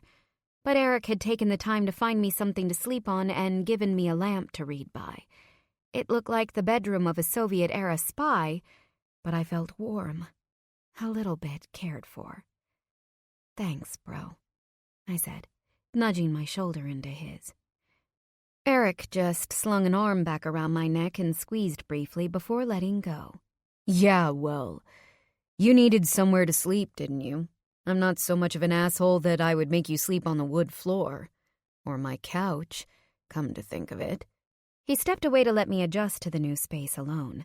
Eric wasn't going to be the kind of roommate who got into my business, and I was just fine with that. I turned to look at the dispiritingly white walls, the sad mattress on the floor. I was glad for the space, but as I stood there alone, the room felt less like a refuge and more like a trap. Nope, wasn't going to do it. I grabbed my purse and headed out, desperate for another change of pace. Don't worry, you're still my number one, Janie, I said on the phone while I absently walked through a consignment furniture shop in Alston. I had decided that the best remedy for my melancholia was to make my room into a place I actually liked. Jane huffed. She had opted to spend the summer renting a room in her cousin's apartment in Chicago, much to her parents' chagrin. She wouldn't be able to afford her own place on an ASA salary anytime soon. But she'd also insisted there was no way she was going to live with her parents while she saved her money. Her cousin's place in ritzy Lincoln Park was the next best thing. This is bullshit, she griped. I should fuck it and move back there. Chi-Town is driving me bonkers. It is already so damn hot here, Sky, and my mom has been to the apartment 4 times in the last week. How is a girl supposed to leave for no-string sex with her mom bringing over Ziploc bags of bulgogi at all hours of the night? And now I've been replaced with Eric the Whoremaster? Ugh. You love your mom, Janie. Are you really complaining that she's bringing you homemade food? I checked out a mid-century bureau. It was nice, but not big enough for most of my clothes. No. I'm complaining about the fact that you are living with a human petri dish. I love how, when you're making these claims, you conveniently forget that month during first year where you and Eric never left your bedroom, I said, going to check out another dresser. Oh, I'd never forget that, babe. That's how I know just how gross that boy is. Jane had never divulged completely what had gone down between her and Eric, although, in fairness, I had only known her for about 2 months at that point. All I knew was what I'd seen, that he'd stumbled in with her after a party during first semester, and for the next few weeks, they basically forced me to spend 14 hours a day at the library if I didn't want to listen to their animal habits. Then I'd arrived one night to find Jane curled up on the couch with a bottle of wine. It became our first drinking/bitch-about-men session. I had had a boyfriend, Patrick, at the time, a Wall Street asshole and all-around terrible human being. We'd commiserated, and a bond was forged over cheap wine and bitterness. But from then on, she'd also never had anything else pleasant to say about Eric, who mysteriously seemed to treat her only with distant kindness. Come to think of it, that in and of itself was a bit odd, considering how easy it was for Eric to forget the women he slept with, or at least treat them like they didn't exist. You'll probably need to Scotch guard your sheets, Jane was saying. Speaking of, do you have a bed yet? I grinned into a gaudy gold-framed mirror on the wall. Yes! I found a great deal on this gorgeous teak frame, and I ordered a mattress, too. I'm kind of excited about it. Every other bed I've owned has either been university-issued or balanced on rolling wheels. Good for you, Sky. You deserve a fresh start, and a hot man to help you christen the thing. Speaking of which, Any other hallucinogenic episodes? I huffed. Jane had been asking me about the encounter at the Met every day since it had happened. I think it's time for a fresh start, was all I said. Amen to that, sister, Jane replied. So, what's on the agenda this weekend? Please tell me you're not just going to hole up with your books. No one normal has even started studying for the bar yet, and you need to get out, friend, before the grind begins. I sat down on an orange plaid couch that was probably designed sometime around 1975. Eric did suggest that we go to this club tonight. Eric did? I see. You're going to a herpes den. Wear a dental dam, my love. Jane, give it a rest, will you? I was not looking forward to hearing STD jokes for the entire time I lived with Eric. He's my roommate, and he is my friend, too. Sorry, Jane mumbled. I guess that settles it then. I'm just going to have to fly out the next chance I get, because there's no way I'm letting that walking dildo be the only person who ever gets to take you out. Yeah, but you will have to study by then, I pointed out, even though I was secretly thrilled with the idea. Even though it had been less than 2 weeks since Jane and I had last seen each other. That was a very long time after living together for 3 years. I can study in Boston, too, Jane insisted. Probably better than here. No mother busting in with food every 10 seconds. Won't that be expensive? Frequent flyer miles, baby. Credit cards can accomplish amazing things. I returned to the apartment feeling like a pirate with a major score of booty. I was loaded with several bags full of throw pillows, a bedding set, and equipment to paint my room a deep cerulean blue. I had ended up choosing a desk and a nightstand that would go well with the dark wood aesthetic of my bed frame, and all of the large furniture would be arriving the next day. I set the bags on the floor of my room and surveyed the space. They said blue was a calming color, right? At least, the sales associate at Home Depot did. I wasn't too sure. Even so, I spent the rest of the afternoon painting. By the time I was finished, the combination of white trim and the deep blue color made me feel as if I were in the middle of a dream. I smiled. This wouldn't be a terrible place to spend the next several months at all. Wow, said Eric when he arrived back from the gym and popped in to take a look at my progress. Looking good in here. Thanks, I replied with a smile as I started cleaning up the rollers. It's going to come together, I think. Despite the fumes and the aches in my arms from holding the rollers and brushes for so long, it felt really good to accomplish something. Actually, I hadn't felt this good in weeks. We were interrupted by a knock at the door and a loud thump. Eric answered, and a few seconds later he called for me. What is it? I asked as I popped my head out of my bedroom, but no reply was necessary. Geez, Crosby, Eric said bemusedly. You really did go shopping today. But don't you need a bed more than this? He nodded his head at the 2 block-shaped delivery men who bookended a small upright piano. I stared at it. I didn't order this. The courier in front pulled out a clipboard. You Skylar Ellen Crosby? I crossed my arms. Yes. Then this is for you.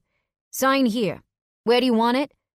I accepted the clipboard and scanned the paper, looking for some sign of who had sent the elaborate present. There was no name on the paper, but I had a sinking feeling I knew. I hadn't heard from Brandon in several weeks. No flowers, no letters. All attempts to get me back had stopped. And now, a piano? How did he even know where I lived? The delivery guy coughed, covering his mouth with a meaty hand. So, where do you want it? I glanced at Eric, who was looking at the piano with a skeptical expression. Crosby, it's kind of a small apartment, you know. The piano was small, too, an Essex upright that would, no doubt, sound like a dream. I sighed. There really was no room for it in our tiny living room, and yet I didn't quite have the heart to send it away. You can put it in my room, I said, gesturing behind me. Far wall next to the closet. With a grunt, The delivery men rolled the piano into my room while I signed the sheet. Eric leaned against the wall, watching curiously. "Another mea culpa?" he asked. I hadn't told him much about what had happened with Sterling, but he obviously knew it had not ended well. Likely, I guessed, via Jane. I shrugged. Might be. I don't know why, though. I would be lying if I said a part of me wasn't a little flattered, happy to know Brandon was thinking about me, even if I told him not to. "Ma'am?" I turned around to where the delivery men exited my bedroom. One of them held out another envelope. "We were told to deliver that as well," he said. I murmured my thanks and gave them each a 20, wondering what the letter held. Brandon's letters always had a way of undoing me. It was scary, actually, how much I wanted it to be just one more beg for mercy, ending as they all had. "Do you love me yet, Red? I love you always, Brandon." I sat down on the couch while Eric loitered awkwardly, finally deciding to make some coffee. Taking care of women clearly wasn't Eric's forte, but it was nice of him to hang around. I pulled my knees up on the couch and opened the letter. It was the last thing I expected. "Skylar, happy graduation, darling. I couldn't be prouder. A little something to remind you to have fun every now and then. Once you're off to the real world. Everyone needs to be an artist sometimes. Bisous, Jeanette." Well, that explained how he knew the address. He didn't. Jeanette Jadot, née Chambers, otherwise known as my mostly absent mother, was one of the few people who received address updates from me each time I moved. It didn't escape me that she called her own daughter Darling and named herself Jeanette in the same letter. Nor did the reference to being an artist completely evade the irony of the fact that she left me and my father to do just that. Several times. I could never quite figure out if my mother was masterfully Machiavellian or just tone-deaf. I shoved the note into my jeans pocket and walked back into my bedroom. The addition of the piano in the corner completed the weird non-sequitur look with the futon mattress, the desk lamp, my suitcases, and the bright blue walls that suddenly looked like Brandon's exact eye color. The piano was truly lovely. Shining mahogany that would no doubt have fantastic sound. It was an incredibly generous gift, but in no way made up for the fact that my mother had largely been absent from my life since I was 12. I hadn't actually heard from her specifically in over 3 years. This was more than just a gift. It was a $10,000 announcement. But for what? "So it's from him?" Eric wandered into my room, coffee cup in hand. I shook my head and rubbed the sides of my arms as if I were cold. "No, my mother. I really don't know why." Eric watched me carefully, eyebrows raised as he took a long drink. He was a good-looking guy. I could see how his combination of sardonic charm and slight indifference made certain women come at his beck and call. Fortunately, it did nothing for me. Or that sinking feeling of regret. For the 15th day in a row, I hadn't heard anything from the tall blonde man I actually did have feelings for, and that, of course, was all my fault. Instinctually, my hand crunched the note in my hand. I held it up, and only then noticed that Jeanette had scribbled an addendum on the back of the letter. P.S. All of us will be in Boston next month. We'd love to see you. And I want desperately for you to meet your brother and sister. See you in a few weeks. X.J. Right then, I said abruptly and strode out to throw the crumpled paper into the kitchen garbage bin. I'm going to change, and then I want to go get really good and drunk. Eric, still standing in my doorway, smiled slyly and gave me a mock salute with his mug. Your wish is my command. Nope. Eric sat on the couch flipping through channels on the TV that took up most of the space on the brick wall. He wasn't even looking at me when I walked out of the bathroom, still putting on a pair of silver hoop earrings, but his resounding nope could be heard across the room. probably through the entire building. I looked down at my outfit. This was the third one that had been vetoed.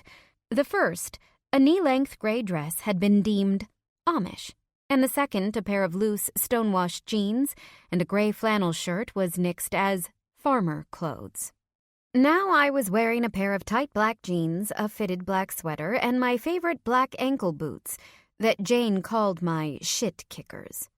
I had tied my hair back to let my earrings dangle freely. It wasn't the most revealing thing I owned, but I thought I looked good and a little bit edgy. It fit my shitty mood. Christ. You're worse than Jane. Do you know that? I snapped. Great minds think alike. No, really. What's wrong with this? Nothing is oversized, and I left 3 buttons undone. Eric looked down at his outfit as if that would explain his response. His fitted gray pants and tight black shirt were a far cry from the jeans and t-shirts he had worn most as a student, but also vastly different from the conservative suits he maintained at the office. His light blonde hair was messy in that way that actually required a lot of product, and the V-neck of his t-shirt revealed a small silver cross on a leather cord. Jane would have cackled and probably asked him where the boy band auditions were happening. You look like you're going to a Swedish disco, I said. I do not see your point. Eric shrugged and finished off the bottle of beer he was holding. He had, I had realized, an amazing ability to let almost anything and everything roll off his back. The boy was immovable. Well, my ancestors did emigrate from Amsterdam, he said, so close enough. Look, it's stylish, it's simple, it's easy to take off. At that I grimaced, not wanting to imagine my roommate naked. And I look hot, which is the main objective. You, though? Eric tipped the bottle at me and cocked his head in a way that was not positive. I'm a prude just because I don't want to dress like a $2 hooker after sunset? I demanded with my arms flung out to the side. Eric snorted. You said you wanted me to take you out. Well, where we're going? I'm not going to get laid if I look like I'm chaperoning my baby sister on her way to a slam poetry contest. And you're going to be sitting at the bar all night counting coasters. But hey, it's your choice, Crosby. I do not look like your baby sister, I yowled, even as I stamped my foot like a toddler. Eric came to stand next to me so that we were both looking through the bathroom door into the mirror over the sink. He didn't say anything, just let our joint reflection speak for itself. He looked savvy and hot, a spitting image of Alexander Skarsgård. He had that Nordic roughness in his messy hair and slight stubble, combined with his Upper East Side polish. That would draw girls to him like flies. I, on the other hand, looked like a beat poet, on her way to an Amish festival. As much as I hated to admit it, Eric was right. I'd probably stick out at a nightclub. You said you wanted something different, Crosby. Eric reminded me with a jocular nudge to my shoulder. God damn it, I muttered even as Eric grinned in victory. Okay, you win. Give me 10 more minutes and I'll be ready to go. Take 20, he said as he headed back to the couch. And fix your makeup, too. Chapter 5. Eric and I ended up at a club in Chinatown, the kind of place off Beacon Street where college kids went to feel more grown up, and where investment bankers went to get laid. I just wanted to get lost. Even from the street I could smell the booze, and loud bass lines practically vibrated through the asphalt. It was still relatively early on a Friday night, but the place was already packed with people. You clean up pretty good, Crosby, Eric said for the third time, taking in my dress with appreciation. I pretended to kick at him. I feel like Club Barbie, I said, and stop leering at me like that. It's gross. Eric made a face. I didn't mean it like that. You're like my sister. Exactly. The truth was, I was actually relieved that Eric made me change. The club was basically a sardine tin, and considering it was already a warm night, the short black mini dress I wore had the dual benefits of being cute and cool. I had kept the silver chains, the hoops, and my silver-tipped boots, and had put my unruly red waves into a high ponytail to keep them off my neck. "Well?" Eric asked loudly over the music, as he held his hand out like a tour guide. "What do you think?" I looked around the club. It was basically just an old brick factory building that had been converted into a nightclub. Exposed brick walls provided insulation for the bass lines that traveled through the floorboards and into my bones. The dark red lighting created a hedonistic air that was only augmented by the young, lithe bodies filling the space from top to bottom. They writhed to the music, chattered over the bass lines, and cast eyes across dark spaces before sneaking off together to dark corners. It was basically sex incarnate. "I think I've wandered into an alternate universe," I mumbled. This had never been my scene, and yet here I was, by request. We were surrounded by investment wonks and other urban professionals just off from work, all enjoying drinks and listening to 1990s throwbacks. A DJ spun on his computer from the far corner of the club, which was done up like a night at the Roxbury, with silvery blue velvet lounges and a long chrome bar swarming with lines of people. The familiar drumbeat of Poison, that old Belle Biv DeVoe song, shouted over the loudspeakers and the entire club erupted.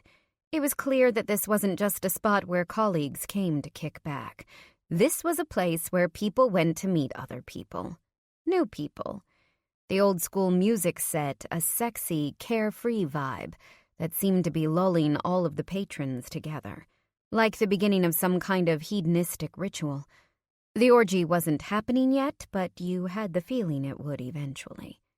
It seemed like a decent enough place to forget everything that had been happening in my life lately. I needed a distraction, and that was the order of the day. I followed Eric to the bar and stood beside him while he waved down a bartender and ordered our drinks, a whiskey soda for me and a beer for him. "So, how does this work?" I called out over the loud music and the clamor of voices around us. "I've never been a dude's wingman before. Won't these girls think you're with me?" Eric snorted and took a sip of his beer. "No one comes here with their boyfriends. If they do, they're just setting themselves up for a more intense chase. Look, Cross, all you need to do is stand there. You see something you like, just make eye contact and he'll come to you." "And you?"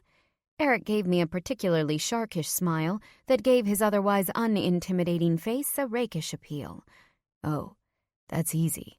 First, I pretend they don't exist. Then I pretend they're the only thing I see." I scowled. "You make these girls think you're in love with them so you can trick them into sex?" "Please. No one ever says anything about love." Eric looked down at me sharply. "You're not going to start butting in on my sex life, are you? I left my nosy family in New York for a reason." I held my hands up in mock surrender. "Hey, it's none of my business. These girls want to get involved with your slutty ass, that's their issue. You're not going to ask me to shut up when I have my own opinions, are you?" Eric chuckled and threw an arm around my shoulder. "Never dream of it, sis." He looked around the room. A leggy brunette was making eyes at him from the other end of the bar. She was wedged between at least two other men trying to buy her drinks, but obviously was interested in my date. Eric clearly knew what he was talking about. "Target identified?" I asked. Eric glanced at the brunette with a look that made me feel like I had been undressed just by proximity. She flushed, clearly, even in the dim lights of the club. The guy next to her was talking, but she didn't respond, as Eric then looked around at everything besides her. "Looks that way." Eric pushed off the bar, beer in hand. "You going to be okay?" he asked kindly. "I can hang for a bit. There are a lot of fish in this particular sea." I shifted back and forth on the balls of my feet. "Hey, I came here to get lost for a night, not to cramp your style. I'll be fine." Eric gave me the signature grin that probably got him more tail than most men in Boston. "All right, I'll keep an eye out. Give me a wave if you need a rescue." I rolled my eyes. "Go chase some tail, Casanova, and make sure you wear a rubber." Eric left and I hopped up onto one of the stools, content to sip on my drink and people watch with my back to the bar. This kind of place was so out of my element, filled as it was with half-dressed women, although I wasn't currently much more covered up, and men who track them like birds of prey. Everyone in here wore a kind of mask. A mask of skin, a mask of makeup and hair products, a mask of shiny fabric and rapacious glances. Everyone was here to be someone they weren't in their everyday lives. "Can I get you another drink?" I had to physically stop my eyes from rolling. That line was tired. Everything about this place seemed tired, and I had been here less than 15 minutes. But I didn't want to go home, where I'd probably just flop on my futon and go to sleep. I wanted to be something besides tired. I wanted to stop feeling like shit. "Sure," I replied, turning to the speaker. His name was Marco, and he was a broker at Prudential, with olive skin and dark slicked hair. He was only a little bit on the short side with a barrel-chested body that filled out his white Oxford shirt and navy pants quite nicely. With a hand at the small of my back like he owned me, he waved a hand at the bartender and sidled close, which was easy considering there were still people teeming for drinks on either side of us. I crossed my legs and turned to face the bar. Marco followed the movement of my legs hungrily. "The bartender's a friend of mine from college," he assured me. "You in school?" I shook my head. "Just graduated." "Hey, congratulations on entering the real world," he replied jovially. "Now you have to let me buy you a drink. What school?" I paused. There are certain kinds of men who can't handle women who are potentially smarter than them.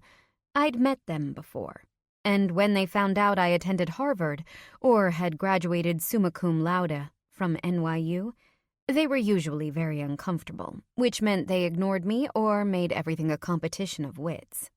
Marco might have been one of those men, or he might not have been. I wasn't really interested in finding out.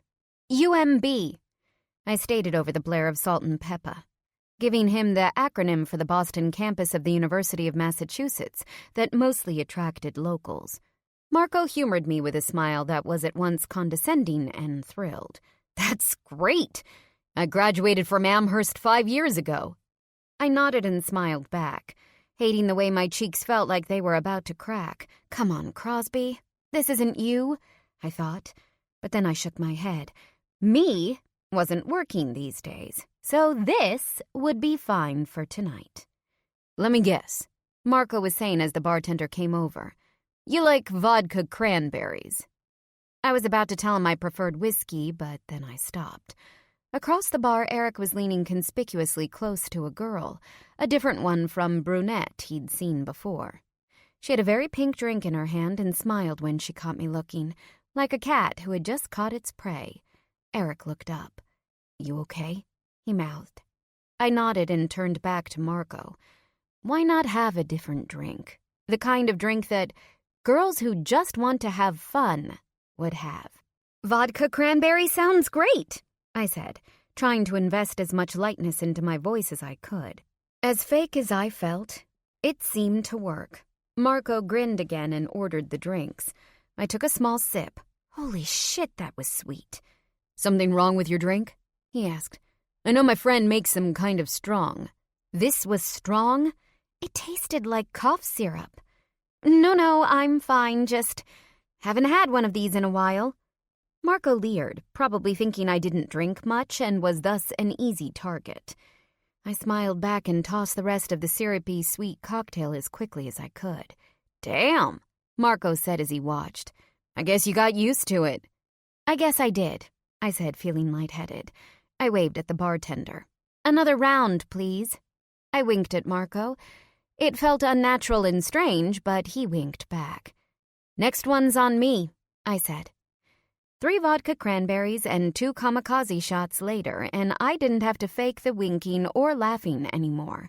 With the pounding music and the roar of people, the world felt exactly as I wanted it. Hazy, joyful, distracting. "Come on!" I tugged Marco, who was getting just as sloshed as I was, off his bar stool and toward the dance floor. He'd been moving progressively closer to me with every drink and was more than eager for the physical contact. Grabbing his beer, he followed me eagerly until we were surrounded by people thrashing in the small space in front of the DJ booth. The crowd had become even more raucous than before as the DJ put on more well-known hits.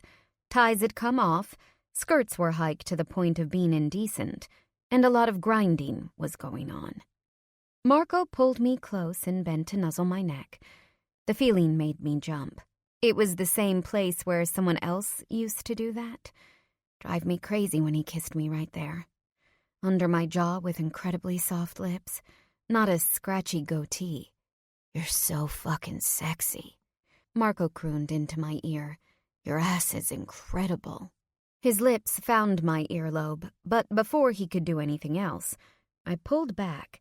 It reminded me too much of someone else, someone who could do that much, much better.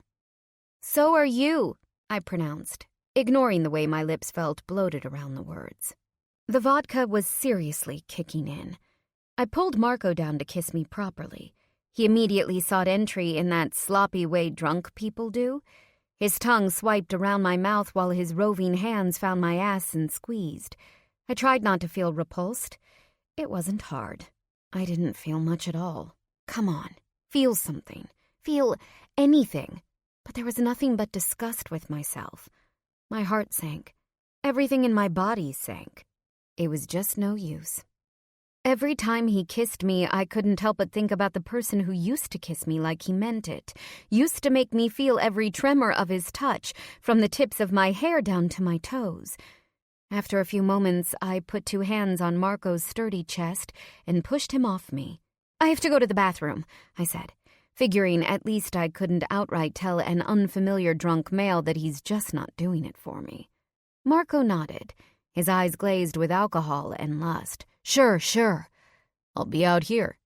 I stumbled through the crowd and found my way to the congested bathroom at the end of a long hallway where, from the looks of it, several people were looking for indecent exposure charges. It was hard not to look at the man with his hands clear up his date's skirt, at the couple in the back, who were both half out of their shirts. It was harder still not to be jealous. Once I was in the stall, I whipped out my phone.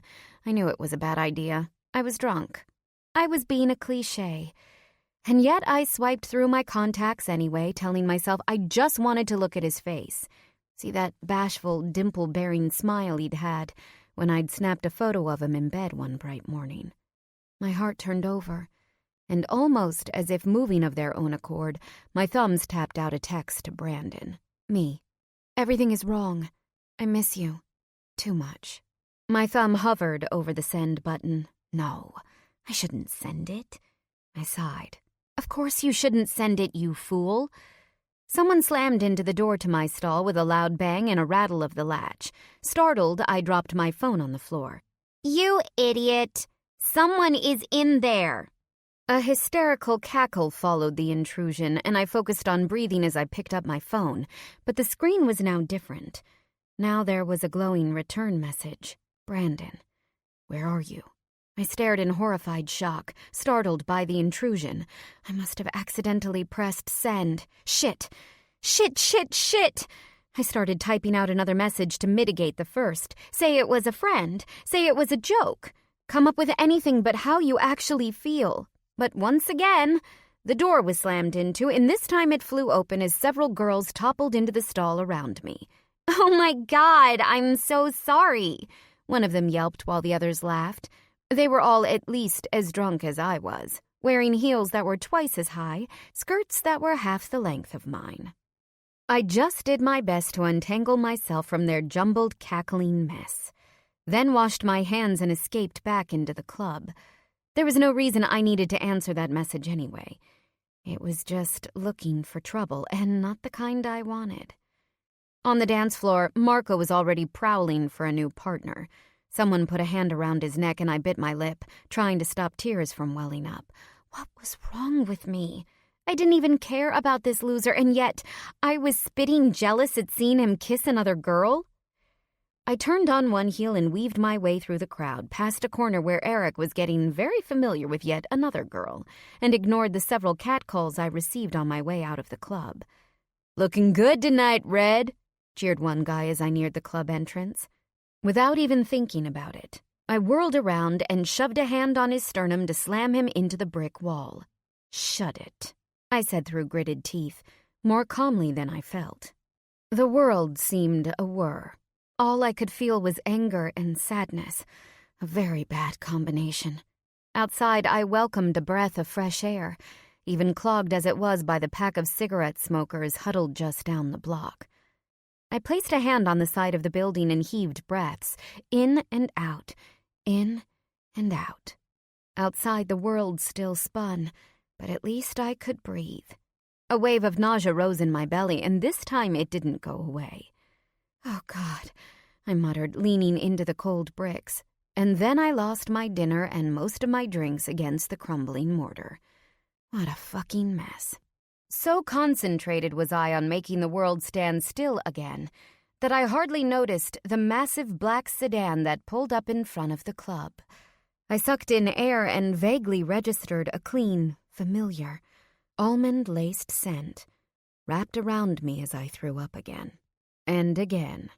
A hand steadied my ribs, and another held back my hair. When I was finally finished, I pulled a tissue out of my purse and blotted my mouth, breathing heavily against the wall as the hands left me. I took another deep breath and turned around. Brandon stood next to the open back door of his Mercedes. He looked like he had rolled out of bed and grabbed the first things he could find.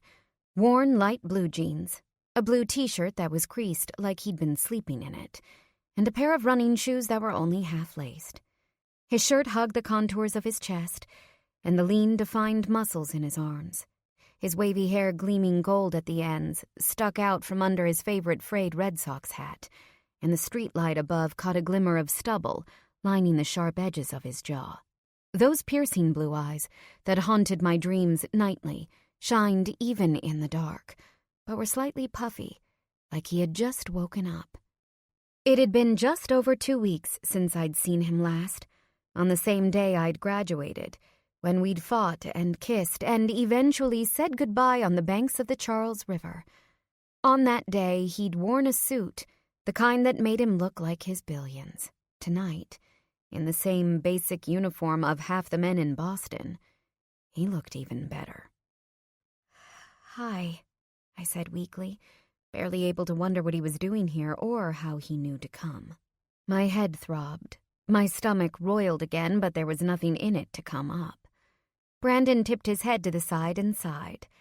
He rubbed a hand over the bill of his cap, causing his shirt to ride up and reveal the hard lines of his abdomen. I drooled. "Get in, Red," he said gruffly. And God help me, I did. Chapter 6. We rode in silence. The clean, luxurious interior of the car a refuge from the filth of the street. David, Brandon's kindly middle-aged driver, gave me a wink through the rearview mirror. At least someone was happy to see me. Brandon, on the other hand, was a statue in his seat, his eyes mostly shaded by the curve of his baseball cap. Even so, his stare was basically a sledgehammer.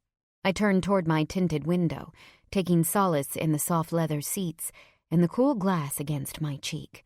We were sitting maybe a few feet from each other, but it might as well have been miles.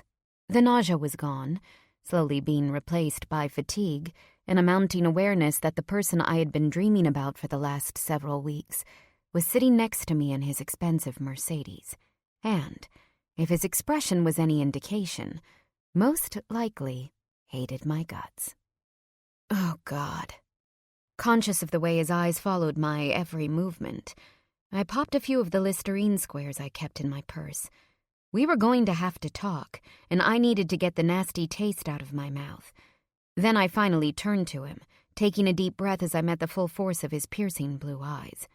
Brandon didn't move, just watched me with an expression one might have when encountering a wounded animal that might scratch them. Was there loathing there? I couldn't tell. What are you doing here?" I asked. My voice was scratchy after having to yell so much in the club. Losing my dinner hadn't helped either. Brandon finally blinked, then shook his head and rubbed a hand over his face. I knew that move. His patented, I don't want to answer that question move. The move he made when his thoughts were too much for even him to handle. It tipped the edge of his frayed bill up above his hairline, revealing his face in full. Even puffy-eyed and weary, he was still the most beautiful person I'd ever met. Instead of responding directly, Brandon pulled out his phone and swiped to a photo, which he then held out for me to view. Apparently, instead of texting him in response, I'd ended up taking a picture of a toppled mass of women, 2 of whom had their underwear on full display. I was slammed against a wall behind them, my eyes half shut and basically looking like I was trapped in some kind of demented orgy. Okay, so it didn't look good. I glanced up, still suspicious. Doesn't explain how you knew I was here. Brandon grunted impatiently, then zoomed in on the top right-hand corner of the picture, where I could see the top of an ad the club had placed inside the bathroom stall door. It read, "Events at Solstice Nightclub in June." Huh. I sat back in my seat, shrinking myself into the corner. We got Sherlock Holmes over here. Brandon still didn't say anything, just put his phone back in his pocket. He gripped at his knees, clenching at the fabric. I glared at him, suddenly tired of the silent treatment. No one had asked him to come here, and definitely not to treat me like a piece of furniture. So, I'm in the car with you. You going to tell me where we are going? I asked. He gave me a dark blue look. I don't know. You texted me. I frowned. I never asked you to pick me up. I don't know what you were asking me to do with those texts, but I'm here, up in the middle of the damn night, and you clearly needed someone to stop you from, I don't know, dying in the street. So, where to, Miss Crosby? The venom in his voice was so strange. I hated that he was calling me by my last name, just like he had when I was still just an intern at his law firm only 6 months ago. I glared back. David, could you please drop me off at Sheaf and Margaret Street? I asked the driver without breaking eye contact with Brandon. Brandon frowned. Where is that? Where I live, I snapped, now preoccupying myself with searching for something, anything in my purse.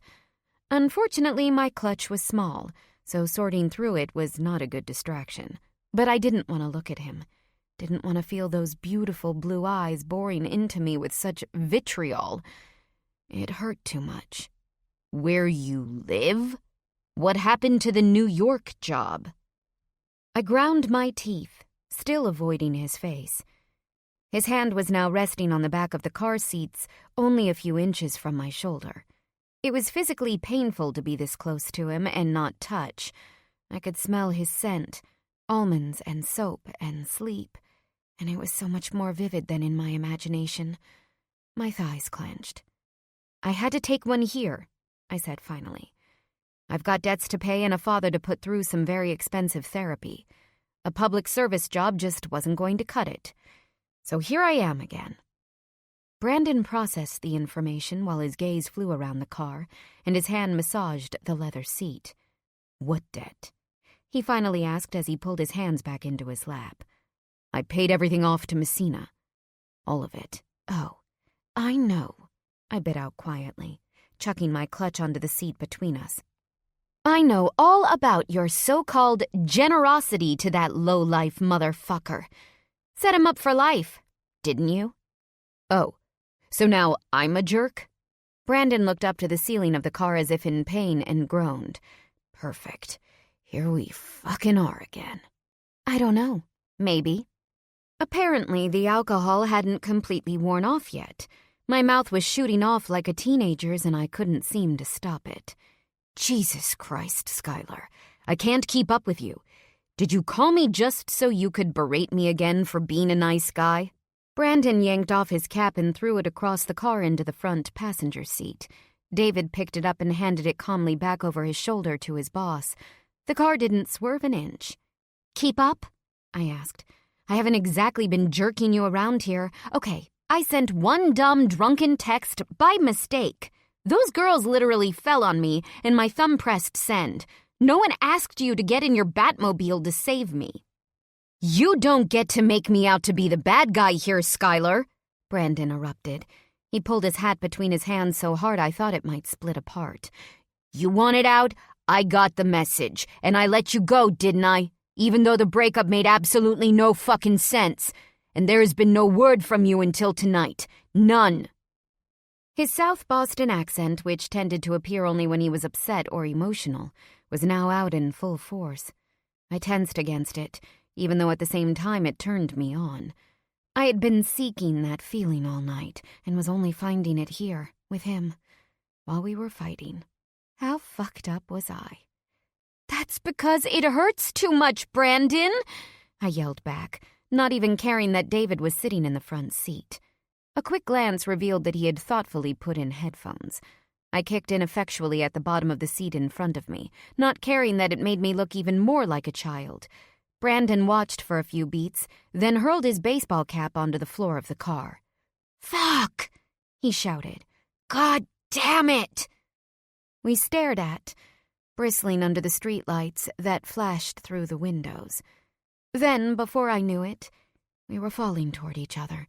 I was scrambling across the seat and grabbing at the collar of his shirt. His long arms were yanking me into his lap. We attacked, desperate to get closer, to consume one another right there in the back of the car. My fingers clawed at the muscles under his thin t-shirt. His own hands were just as savage, clutching desperately at my waist, back, ass, any place he could use to pull me so that I was straddling his lap. Soon my dress was hiked up nearly to my waist, and Brandon growled again as one hand found bare skin and squeezed hard enough that I'd probably have bruises in the morning. Another grabbed my ponytail and pulled. I moaned aloud against his lips. The pain felt good. It was exactly what I needed. "What the fuck do you want?" he snarled in between angry, forceful kisses. "Is this what you want?" He wrapped my ponytail in his fist and pulled again, even harder this time. I didn't say anything, just kissed him back, biting at his lips while both of us groaned, desperate to get closer, desperate to get beyond the thin layers of clothing. I slid my hands under the hem of his shirt, wanting to feel his smooth, ribbed muscles. My fingernails dug in, and Brandon groaned. He kneaded my ass and thighs forcefully, and ground his obvious desire through the meager material that separated us. Then the car pulled to a stop. We broke apart, breathing heavily, and caught in a mutual stare as our chests heaved. Brandon's hand tightened on my thigh, but the other dropped from my hair. I loosened my death grip on his collar. My gaze dropped to his lips, now swollen and reddened. No doubt mine looked much the same. David cleared his throat. Oh, fuck, I thought as a flush immediately covered my body. What the fuck was I doing? I slid off Brandon and hastily tugged my skirt back into place, ducking my head. I couldn't even think of looking at David. I quickly clambered out to the sidewalk in front of my small brick building. The street, one of the quieter in the North End, was deserted, although sounds of merriment still filtered through the brick corridors leading to Hanover Street. Willing myself not to turn around, I dug clumsily through my purse for my keys. When I looked up, another car door slammed shut. David pulled the car away, leaving Brandon in the middle of the deserted street, hands fisted at his sides. His brow was a bit sweaty as if he'd been exerting himself, and his hair, which had already started to grow out a little since I'd last seen him, stuck out in several directions. He had a slightly crazed look in his eyes, which I had a feeling was mirrored in my own. What are you doing?" I asked as he approached, shoulders moving with the grace and intention of a predatory cat. The glare of the street lamp caught the ends of his hair, lighting them up like a halo, although the single-minded expression on his face was anything but angelic. "Which one is your house key?" Brandon demanded as he plucked my keychain out of my hands. "What the fuck? Let me do it." I snatched the keys back from him and fumbled to the correct one, dropping the set twice before finding it. Before Brandon could argue back, I had unlocked the door and charged into the small building, a 6'4" lion on my heels. I took the steps of the walk-up 2 at a time, Brandon hot on my tail. It felt like a race, but no one was having fun. The urgency between us in the car was back, building with every step we took. All I could think about was having his hands on me again, having his lips on me. But I was angry, too. Angry that he made me feel this way. Angry that I couldn't stop myself. Angry that we had done everything we had to each other, and angry that things couldn't go back to the way they used to be. Full of that animal anger, I kept going past the 3rd floor where my apartment was. I didn't want him to see that space I'd worked so hard on all day. That space that had nothing but a futon and piano sitting in it, but which I'd inadvertently painted the exact color of his eyes. I didn't want his pity. I just wanted to fuck him and be done with it so I could get him out of my system and move on. We charged straight to the top of the 6 stories and out the heavy fire door to the rooftop. It wasn't exactly the posh roof of his massive townhouse, just a concrete slab bordered by a creaky metal railing. A few rusted lounge chairs that some of my neighbors had apparently donated to the building were clustered in one corner. 2 taller brick buildings shot up on either side of us, eclipsing the roof in their shadows.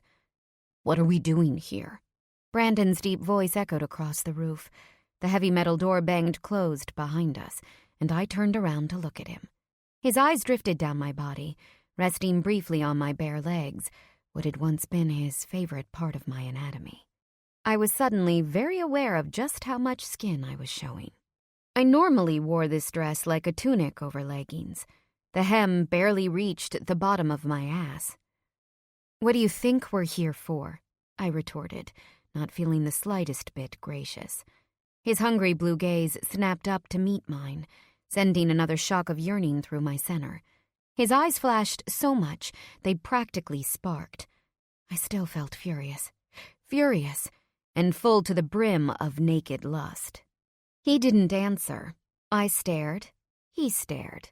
All of the pain and torment of the past few months was bubbling to the surface, the intense desire, the yearning. In my still drunken haze, there was only one thing I wanted. Now it was my turn to stalk him. So I did, and surprisingly, he backed up, all the way to the thin black railing at the perimeter of the roof. "Skylar, I want to talk," Brandon said, though his eyes continued to drift over my body, down to my bare thighs and back up to where the silver chains fell into the cleavage he couldn't help but see with his height advantage. I ran my hands under his t-shirt, eager to feel the warmth of his skin again, the edges of the defined muscles that dipped into his waistband. He grunted heartily at my touch. Already I could feel the length of him straining through his jeans. He wanted the same thing I did. "I don't believe you," I said, as I slipped my hands lower and started to undo the buttons of his jeans. I spread the fabric apart and pulled at the waistband of his boxer briefs, the ones that didn't exactly hide just how badly he wanted me. "I don't think that's what you're here for, and it's definitely not what I'm here for. Skylar, shit!" He yelped at the sudden contact of my hand closing over him. His hand stretched out over the rickety black railing, gripping the thin metal edge tight enough to turn his knuckles white. "Baby." "I am not your baby," I interrupted, even as I ran my nose up and down the straining muscles of his neck. God, he smelled so good. I wove my fingers into the thick hair at the base of his neck and dragged him down to me. He met me heartily, attacking me with a ferocity that neither one of us anticipated. "Fuck," Brandon gasped into my mouth. "Fuck, that feels so good." He groaned as if in pain when I pulled my hand back out of his jeans. I shoved his jeans and boxer briefs over his hips, over the perfect lines of his ass and the V-shaped muscles of his abdomen. I knelt down, oblivious to the cold concrete or the fact that any of the neighbors in the taller building could see us clearly if they liked. I only had one thing on my mind. "What are you doing?" "I said I wanted to talk," Brandon said, even as the obvious lust caused his voice to crack, eyes wild as he watched my descent. "Fine. You talk, I'll listen." I took him between my lips, effectively gagging him despite being the one with a full mouth. His hands immediately found their way into my hair, subtly urging me on. "Skylar. Fuck." His words choked in his throat as I continued my work. Oh my. Shit! His breathing became more and more erratic until at last his hands tightened in my hair and he started to rock slightly with the rhythm I had set. It didn't take long. 1, 2, 3 more times, and his entire body tensed. Brandon swore profusely and I finished him off, slowly, and savored every single bit. When I pulled back, Brandon was leaning completely against the railing to support his sagging weight, his face looking up to the dark night sky. His broad chest rose and fell dramatically as he worked to catch his breath. Every muscle of his legs was on display and fully tensed, the bright moonlight above us drawing shadows around their long, lean lines. I reached to where my purse lay discarded on the concrete and stood up. All vestiges of my lust were fading fast, even though I hadn't come anywhere near completion myself. I still wanted him. God, I wanted him more than anything. But I couldn't. And not only because I wouldn't be medically cleared to do that for another 2 or 3 weeks. I couldn't because while this aching I felt, the knowledge that we just couldn't work anymore had abated as I lost myself in him and made him lose himself in me. It had only gotten worse after. I suddenly felt tired, discarded, ashamed, and heartbroken all over again. I felt the remnants of gravel still sticking to my kneecaps and the uncomfortable binding of this stupidly tight dress. I felt the taste of him in my mouth and the feel of him against my fingers. The unrelenting throb of wanting him still coursed through my entire body. But my skin felt so fragile, like I was made of impossibly thin glass. I felt like I was going to break. So before Brandon even had a chance to pull his pants up, I fled. "Skylar!" His voice rang out just before the heavy door slammed shut behind me. Before he could open it again, I had raced down the 3 flights of stairs and into my apartment. True to his word, Eric was out for the rest of the night, undoubtedly having found what he wanted in the arms of one of the women who seemed more than ready to take him home. Our spare apartment, with its unadorned walls and ascetic vibe, mild fumes of paint still wafting from my room, was a cold, lonely refuge. On the other side of the door, Brandon's heavy steps echoed up and down the stairs of the building. A few shouts of my name bounced off the stone floors and plaster walls. But after one of my neighbors threatened to call the police, even Brandon wasn't stupid enough to bang on any more doors. After 30 minutes, the footsteps faded away. I sank from my place against the door down to the hardwood floor. I buried my head in my knees and sobbed. Chapter 7. My phone had been silent all day. No messages, nothing. Unready to process the events of last night with anyone, not even Jane, I had thrown myself into doing whatever I could to put the haze of last night firmly out of my head.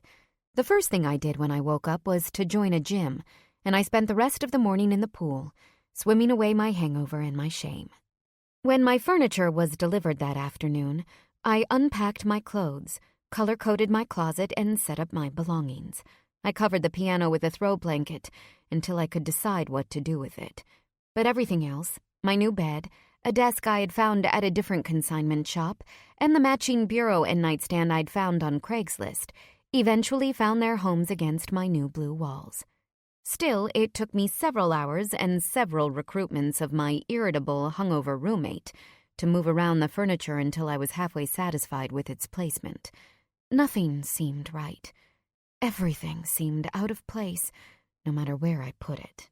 By the end of the day, while my insides still felt like they had the strength of a blade of grass in a windstorm, I felt like I had done everything I could to stabilize everything I could. I was due in my new offices tomorrow morning to sign my new hire paperwork. I couldn't afford to be a basket case on the job.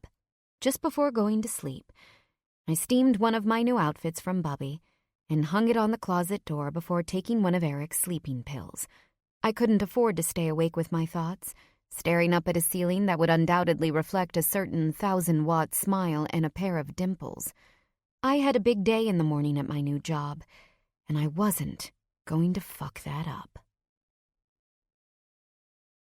Great suit. Kieran looked the same as always, dressed in a minimalist black suit and shiny black loafers. Her dark shoulder-length hair was pulled back into a severe ponytail, and her face was unadorned except for a slash of red lipstick. Her eyes, sharp and unflinching, flashed as I stood up from my seat outside the HR offices. I looked down. Out of all the pieces that Bubby had insisted on, this one was my favorite. A dusky, light olive silk from Calvin Klein that was perfect for spring. The color made my green eyes glow, and it fit me like a glove. The jacket was collarless and set off against a crisp white blouse, while the matching pants tapered at the ankles above a pair of whiskey-colored pumps. I'd pulled my hair into a no-nonsense bun and foregone contacts in favor of my tortoiseshell glasses. I looked professional and chic. It was oddly satisfying. "Thanks," I said with a confident smile, although I was incredibly nervous. I had just finished signing the paperwork needed to start officially working at Kiefer Knightley. But this was the first time I was facing Kieran. Having served as my mentor at a family law clinic last semester and being instrumental in getting me this position in the first place, she was someone whose opinion mattered to me very much. Did she know what had happened with Brandon and me? 2 months ago? 2 weeks ago? Or even 2 nights ago? As Kieran led me back through the firm, again I mentally thanked Bubby for the wardrobe updates. This was a law firm, so no one was too flashy or avant-garde, but the attorneys at Kiefer Knightley clearly made some money and dressed like it too. Kiefer Knightley took up 2 floors of a large office building near Copley Square, just a stone's throw away from the bustling downtown area of Boston's business district, and 3 blocks from Brandon's firm, Sterling Grove. It was a full-service firm that did a lot of business in family law, my intended specialty, and something that Sterling Grove barely touched, which was likely why Brandon wasn't using in-house attorneys to handle his divorce. That, and I suspected that Kieran was the only person he trusted with the intimate details of his marriage. Kieran steered us past the main reception area down a hallway lined with offices on one side and a long conference room on the other. All of the walls were glass, although I noticed that some of them looked like they were covered in a thick layer of fog. "All of the walls in the office are equipped with privacy glass," Kieran said, tapping a fingernail against one of the frosted walls we passed.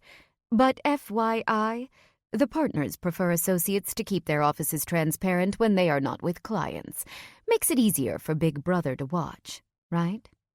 Kieran wasn't one to wink, but she gave me a wry smile to let me know she thought the practice was ridiculous. I followed her down to the end of the hall, where she turned right into a small office on the interior side. She held out a hand. "Your office. Hey, at least you get windows, right?" I smirked at the joke. Like every other office, all the walls were windows, but every one of them looked out to another office. It was basically just a glass cube. I shrugged and set my briefcase down on the empty desk. I can't complain. It's a job. Really, Kieran. Thank you so much for helping me here and for showing me around. I know it wasn't easy. "It'll be worth it," she said. "The button for the windows is on the far side of the desk. Even though we'd like you to focus on passing the bar before you really start work, we had the paralegals make you and the other new associates copies of the files for a case that's going to trial soon. There will be an associates meeting about it today, so you should stick around for that. It's in the main conference room at 11. In the meantime, Chris and HR will be in here in a few to get you registered for your bar exam class." I nodded and sat down behind the desk, eager to get started. Kieran looked at me for a moment, then nodded back. "Right then," she said. "Well, welcome." Without a word, she disappeared down the corridor of glass, a feat I would have thought impossible considering most of the walls were transparent. But that was Kieran, I supposed. No muss, no fuss. I turned to my computer and started to click through the login instructions. It was nice to have something to do, things to do that would distract me. It was nice to feel productive. "Excuse me. Anne-Marie told me that Kieran was..."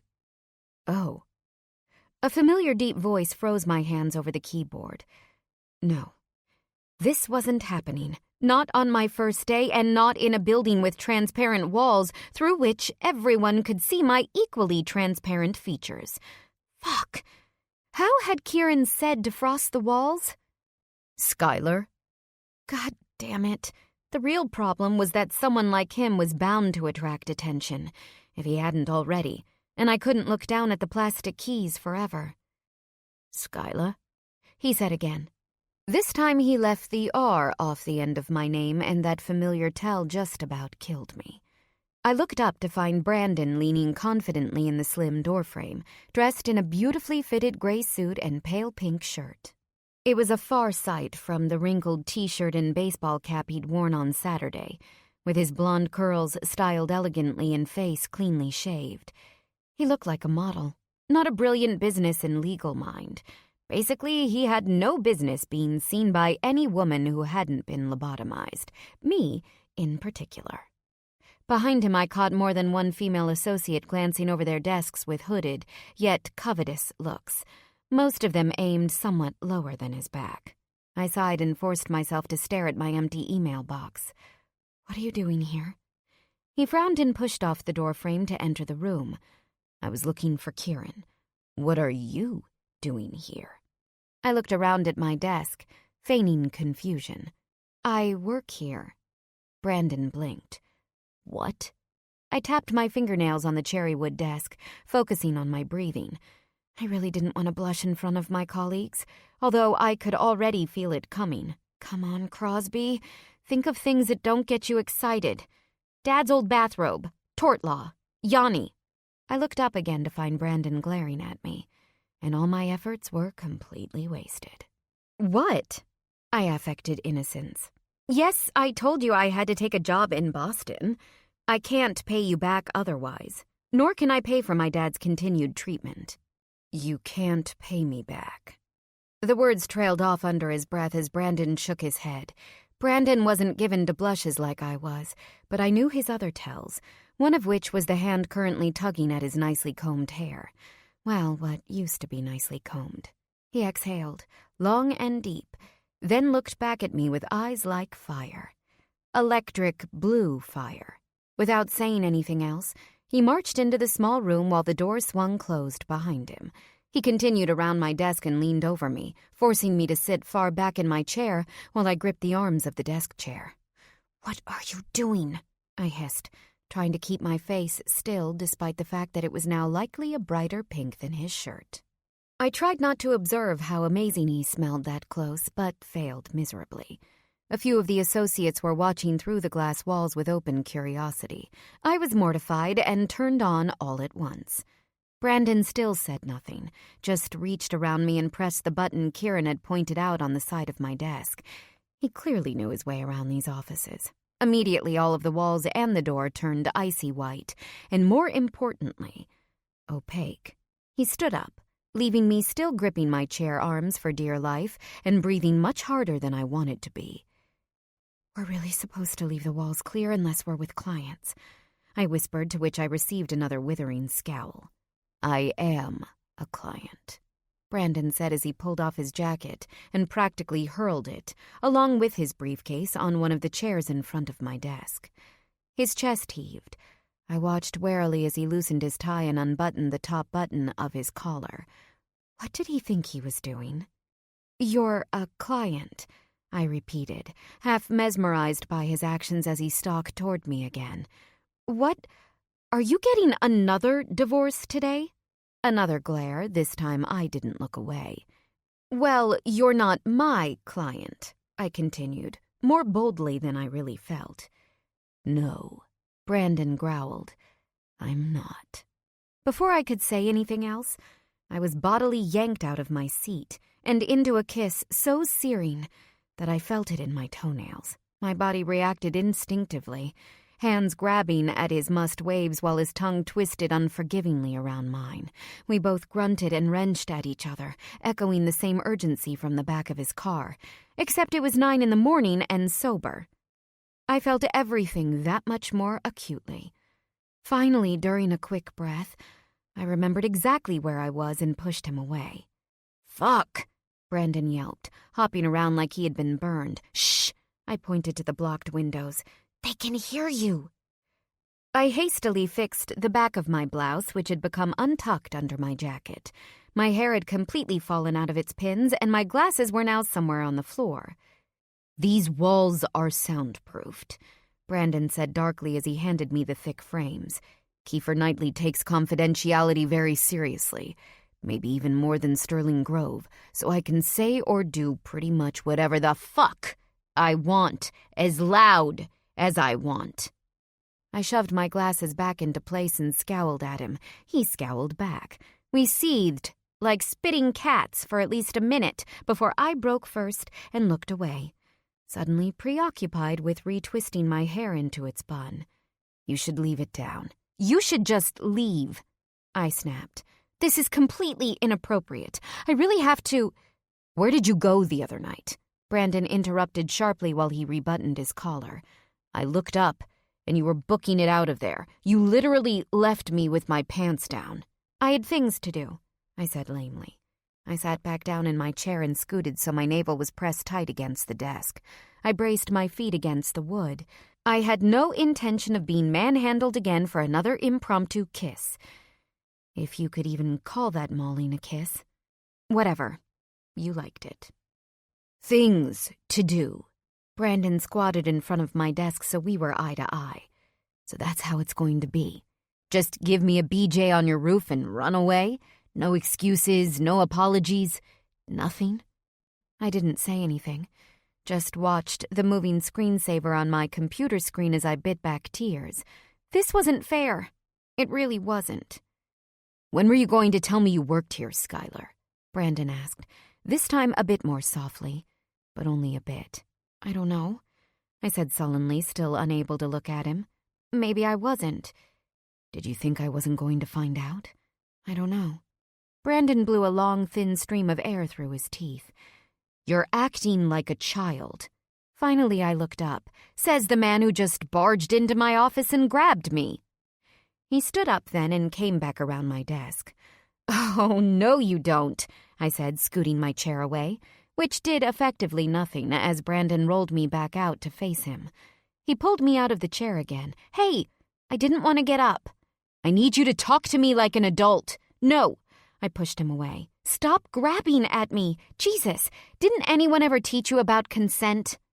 Stop it, Brandon growled, holding both of my wrists in vice grips and pinning them to my sides. Will you just fucking stop? Calm down. Even though he had said the glass was soundproofed, it was the thought that people could still possibly hear us that finally made me quiet. My arms went limp, and Brandon dropped them. I wanted to skewer him. You can't do this, I gritted through my teeth as I skittered around him, out of his considerable reach. He glared at the chairs that now stood between us, but stayed where he was. This is my place of work, I continued in a low, even voice that belied my rage. You can't just bang around in here like a caveman. I'm this firm's most important client, Brandon retorted. They wouldn't care if I took you 10 different ways on top of that desk. Yes, but they certainly would care if I did, you arrogant twat. Now my own smothered Brooklyn accent was coming out. This is my career, my reputation we're talking about, Brandon.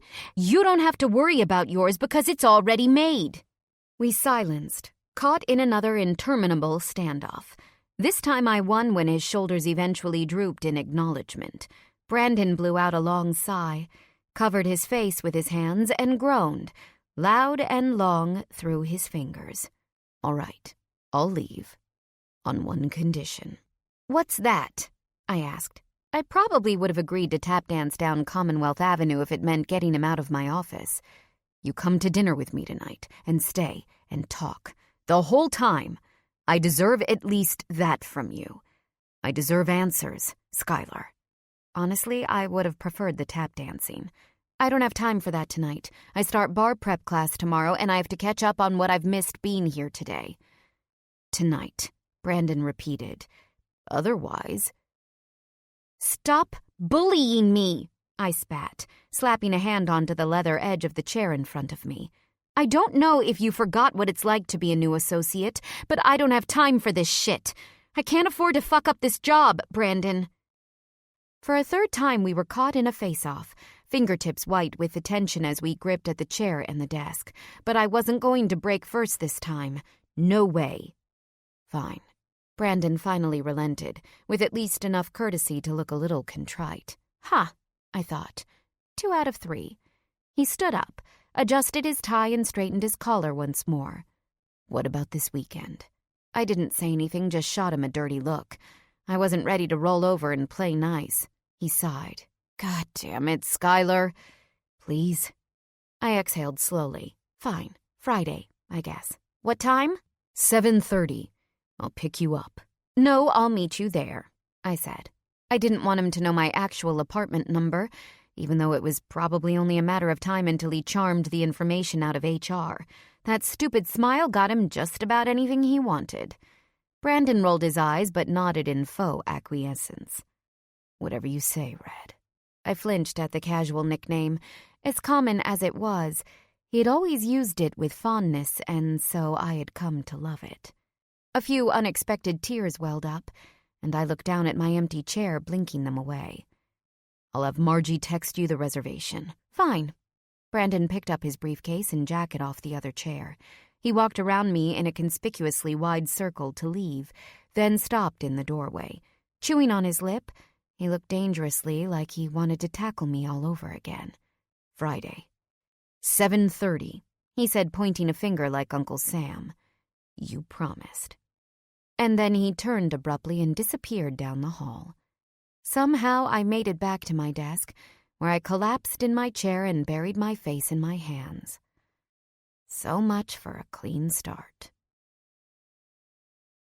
Chapter 8. Tuesday morning, Eric and I both woke up around 5 a.m., blearily greeting each other in the kitchenette as the sun was just starting to peek through the blinds. Morning, Eric said as he rubbed a pale hand over his half-asleep face. He turned to the counter to begin his daily regime of coffee.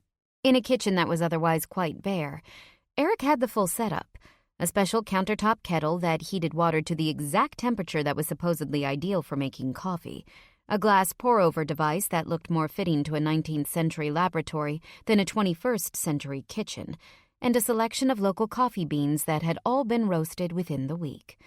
Morning, I said as I set my very regular kettle on the stove to boil the old-fashioned way. I rummaged around a cupboard and pulled out my favorite travel mug and a box of cheap Irish breakfast tea. We had both turned in early the night before, after Eric had come home from a date of some sort, if you could even call his rendezvous dates. I had yet to hear a single one referred to by a name. He wore a pair of jogging pants and a white t-shirt, comfortable, casual wear for the several hours we would be spending at a test prep facility. I had pulled on something equally lazy, my favorite old jeans and a t-shirt that said, I'll be Buck, across the front. Eric looked at it and snorted. Yeah, okay, so I was a music nerd. I hate this, I griped for the 5th time in the last 24 hours. Eric, too tired to formulate a full sentence, just grunted in agreement. We were both up at the crack of dawn because Sterling Grove, Eric's new firm, which also happened to belong to Brandon, and Kiefer Knightley paid for their new associates to attend the same bar prep class. This was Eric's 2nd day on this schedule. I had missed our morning class yesterday to go to Kiefer Knightley. It was supposedly the best prep program in Massachusetts, and its attendees had an over 90% pass rate. The bad news was, it was in Andover, a town about 25 miles north of Boston. That would have been a half-hour commute by car, but like most recent students who lived within Boston's city limits, neither Eric nor I had a car.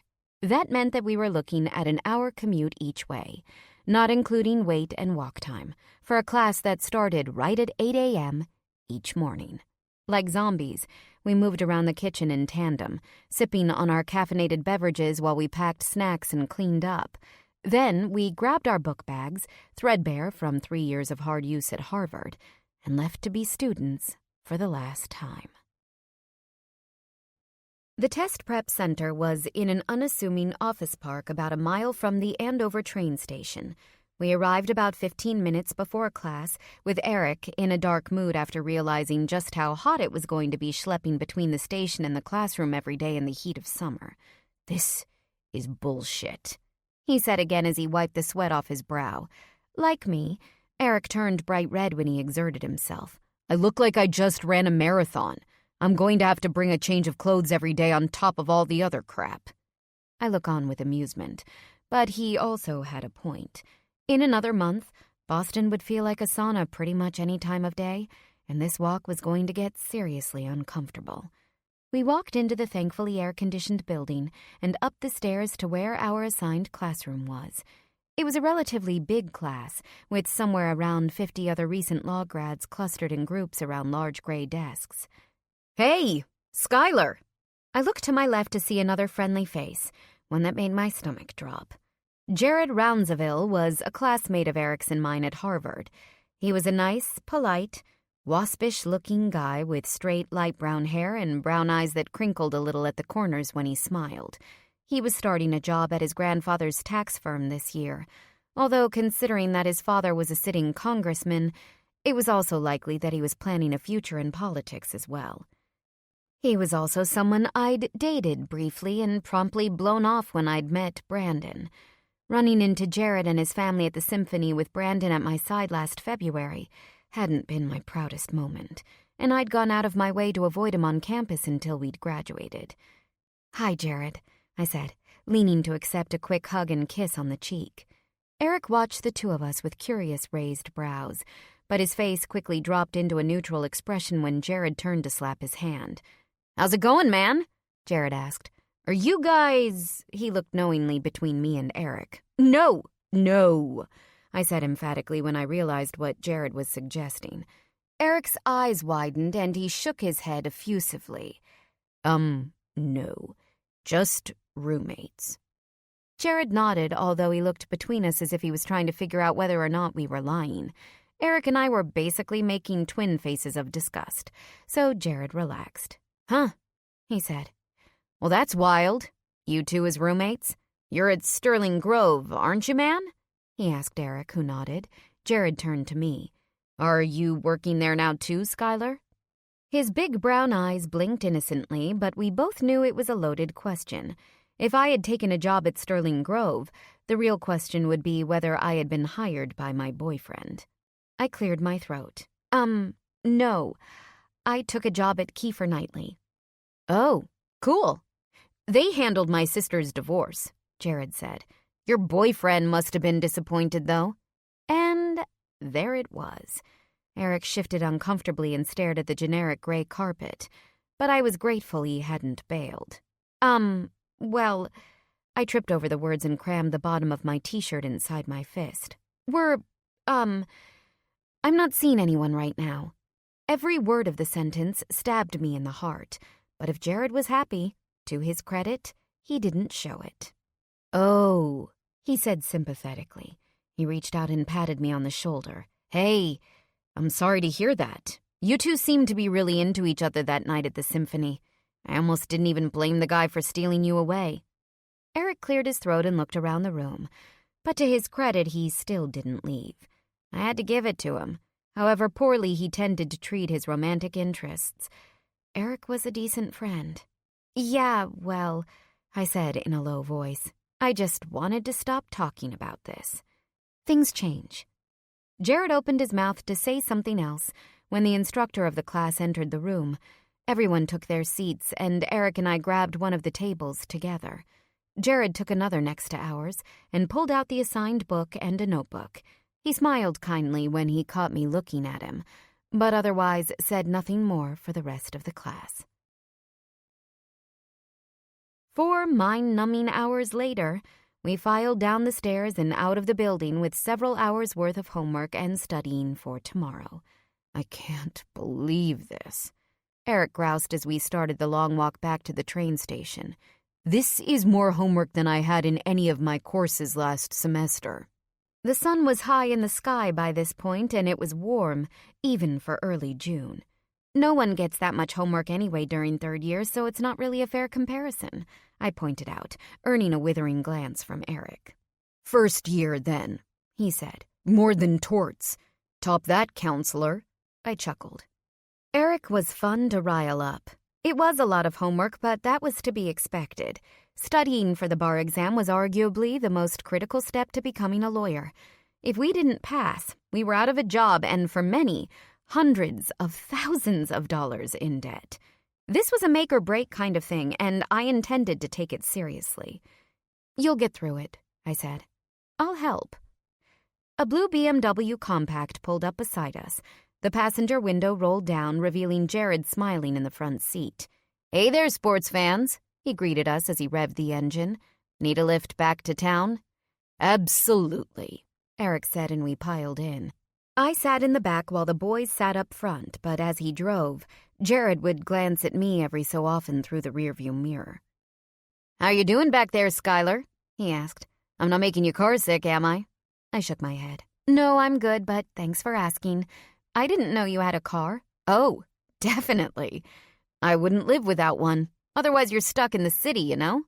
I couldn't see Eric's face, but his back straightened considerably. A city boy through and through, Eric hadn't even gotten his license until just last year so he could drive with some girl out to Cape Cod for the weekend. Having similarly grown up in New York, I hadn't gotten mine until college, but had barely used it.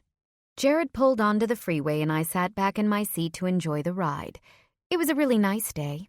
I was wishing I didn't have to spend the majority of it holed up studying. What do you think, Skylar? Jared winked broadly through the rearview mirror. Sorry, I stuttered. What? I was lost in my thoughts. I'll say. I asked you 3 times what you thought of the upcoming local elections. Who are your favorite candidates? I blinked.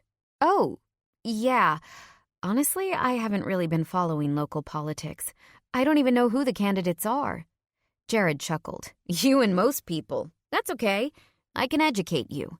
I gave a weak smile. Jared and I had pretty opposite politics. His family was all old money libertarians, and from what little I knew of them, his father was the most conservative of them all. Mine, on the other hand, was a crazy amalgam of blue-collar New Yorkers who tended to vote Democrat if they voted at all. You all right back there? Jared interrupted me again. You seem pretty in your own world today. His face was so frank and open that I couldn't help but smile back, genuinely this time. Yeah, I said. I'm good. Are you guys planning to take the train every day for the next 2 months? Jared asked. Yes, Eric replied with obvious loathing. I don't know why there are no decent classes actually in Boston. It's not like there aren't about 400 JDs graduating every year here. How long does it take you to get to the prep center? What do you think, Cross? Eric asked, turning back at me. Was it an hour or an hour and a half today? Including getting to North Station and wait times for the train? Probably closer to 2. Eric turned back into his seat, shaking his head. Bullshit, he muttered. Well, hey, if you guys need a ride, Jared offered. He glanced at me again in the mirror and raised an eyebrow. I smiled again, even though a part of me felt a little uncomfortable accepting his offer, considering our awkward past. I didn't like to feel indebted to anyone, and I knew that Jared wasn't really the type just to offer handouts, nice as he might seem. Absolutely. Eric rushed in before I could say no. Dude, you are a lifesaver. Seriously? We got gas money if you'll drive. Don't you live in Cambridge, though? I asked, ignoring the glare I got from Eric over the seat back. That's basically 20 minutes out of your way. Jared grinned. It's no problem, he said. I get up early. Plus, company will make the commute more enjoyable. Well, there you have it, Eric said definitively. Right, Crosby? Sounds good, I murmured, not sure what else to say. Apparently, everything was settled. Sounds good, Jared echoed, and continued on to Boston. I spent the rest of the afternoon mostly as I'd planned, lounging on my bed with my study materials and a cup of tea until I developed a kink in my neck that couldn't be rolled out. Time for a swim. I gathered up my things and grabbed my gym bag, eager to take a break. 2 hours later, I walked out of the gym and straight into Jared. Hey, he said loudly, seemingly as taken aback by my presence as I was with him. What's going on, stranger? I must be a lucky guy running into you twice in one day. I hoisted my bag over my shoulder and shifted uncomfortably in my flip-flops, which squeaked loudly under my still wet feet. Yeah, I guess. What are you doing in this neighborhood? Jared pointed his thumb over his shoulder. My mom's got a thing for Mike's. She sent me into town to pick up dessert before I head to Newton for family dinner. I followed his gesture toward the pasticceria. It was a famous spot, but also a place that held special memories for me, considering the number of times I'd been there with Brandon. I hadn't been there since moving to the neighborhood last week, and I probably wouldn't go for the foreseeable future. It wasn't hard to imagine a dinner with Jared's family. I had only seen them in passing at various student events over the years, but everyone knew who his father was. A paunchy, bland-looking politician whose wife was clearly the source of Jared's good looks. I could see them all perfectly, surrounding a doily-covered colonial table, eating roasted chicken and mashed potatoes off pastel-colored china. They would look like a J. Crew ad while they tucked into their Italian cheesecake, which would probably be the most exotic thing at the table. Don't be a bitch, Crosby. So, where are you coming from? Jared looked over my casual leggings and the damp hair tied in a messy bun. I'm going to guess the gym. I nodded. Yeah, pool. I didn't know what else to say. The gym had worked out my muscles, but not my bad mood. So, hey, I wanted to say again I'm really sorry about you and Sterling. My stomach clenched at the name. I had been trying not to think about him all afternoon, or the fact that I would have to see him again in 3 more days. Today had been a start in the process of moving forward with my life, hard as it was. I wasn't being destructive, but productive. The awkward conversations with Jared felt like the wrong direction. Thanks. I mumbled down at the pavement. And hey, I'm sorry too, about, blowing me off? I looked up, prepared to see a frown, but Jared was grinning. Hey, it's okay, he said as he reached out to pinch my shoulder lightly. It was only 1 date. You met someone else. It happens. Yeah, I said quietly. And look how that turned out. Hey, Jared reached a tentative hand out and tipped my chin up to look at him. The gesture made me feel like a child. His face was open and friendly, but his finger lingered on my jaw for just a few beats more than it should have. It wasn't until it dropped that I relaxed. Friends? He asked. I smiled. Sure. Friends. Good, he said, because I'm going to need some study partners until we take this friggin' test. Later that night, I was video chatting with Jane before turning in for bed. Although she was an hour earlier than me, you wouldn't know it by the way she was dressed, completely decked out for a night out. Aw, there's the adorably sweet studded face I remember, I teased, earning a grouchy glare through the screen. I have to dress even more punk now than I used to, Jane said as she adjusted some of the spikes she had painstakingly arranged in her short black hair, which no longer sported any of its bright-colored stripes. The ASA makes me come into work to do clerical stuff in the afternoons, so I have to look all boring and professional. You're like hipster punk Korean Superman, I told her. You rip off your suit, and underneath is a graphic tee with Nancy and Sid.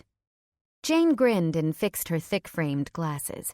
She prided herself on her collection of quirky frames, which I guessed she also had to eschew for a more sensible work persona. So please tell me you're not going to give Jared a second chance, she said, changing the subject. We're talking Jared Rounseville here? Human equivalent of white bread? Mild cheddar cheese? Unsalted potatoes? Not to mention his family basically makes a living out of robbing the poor to feed the rich. I smirked. I think you're just hungry. Not that hungry. I shook my head and laid down on my pillow, positioning the computer so that it faced me. Well, you don't have to worry about any funny business. It's just, I was surprised by how nice he was. I didn't exactly treat him that well after we went out. It's refreshing, to see someone without a grudge. Is someone experiencing a bit of self-reflection? I made a face. Maybe. For all her snark, Jane's sympathy emanated through the screen. Well, in your defense, it is a bit different. You didn't exactly insult Jared, you just never went out with him again. Brandon lied to your face and hid the fact that he was married. I scowled and pressed my face into my pillow. Don't remind me. Afraid I have to, chickie. You made me promise. You need to figure out what you're going to say come Friday. Has he texted you since? I sat back up.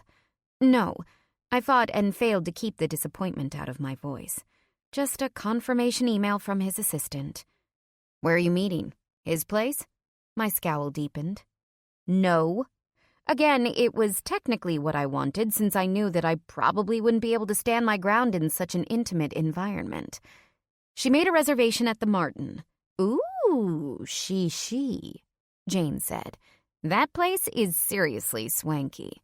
It's where he takes important clients, I muttered with no little resentment.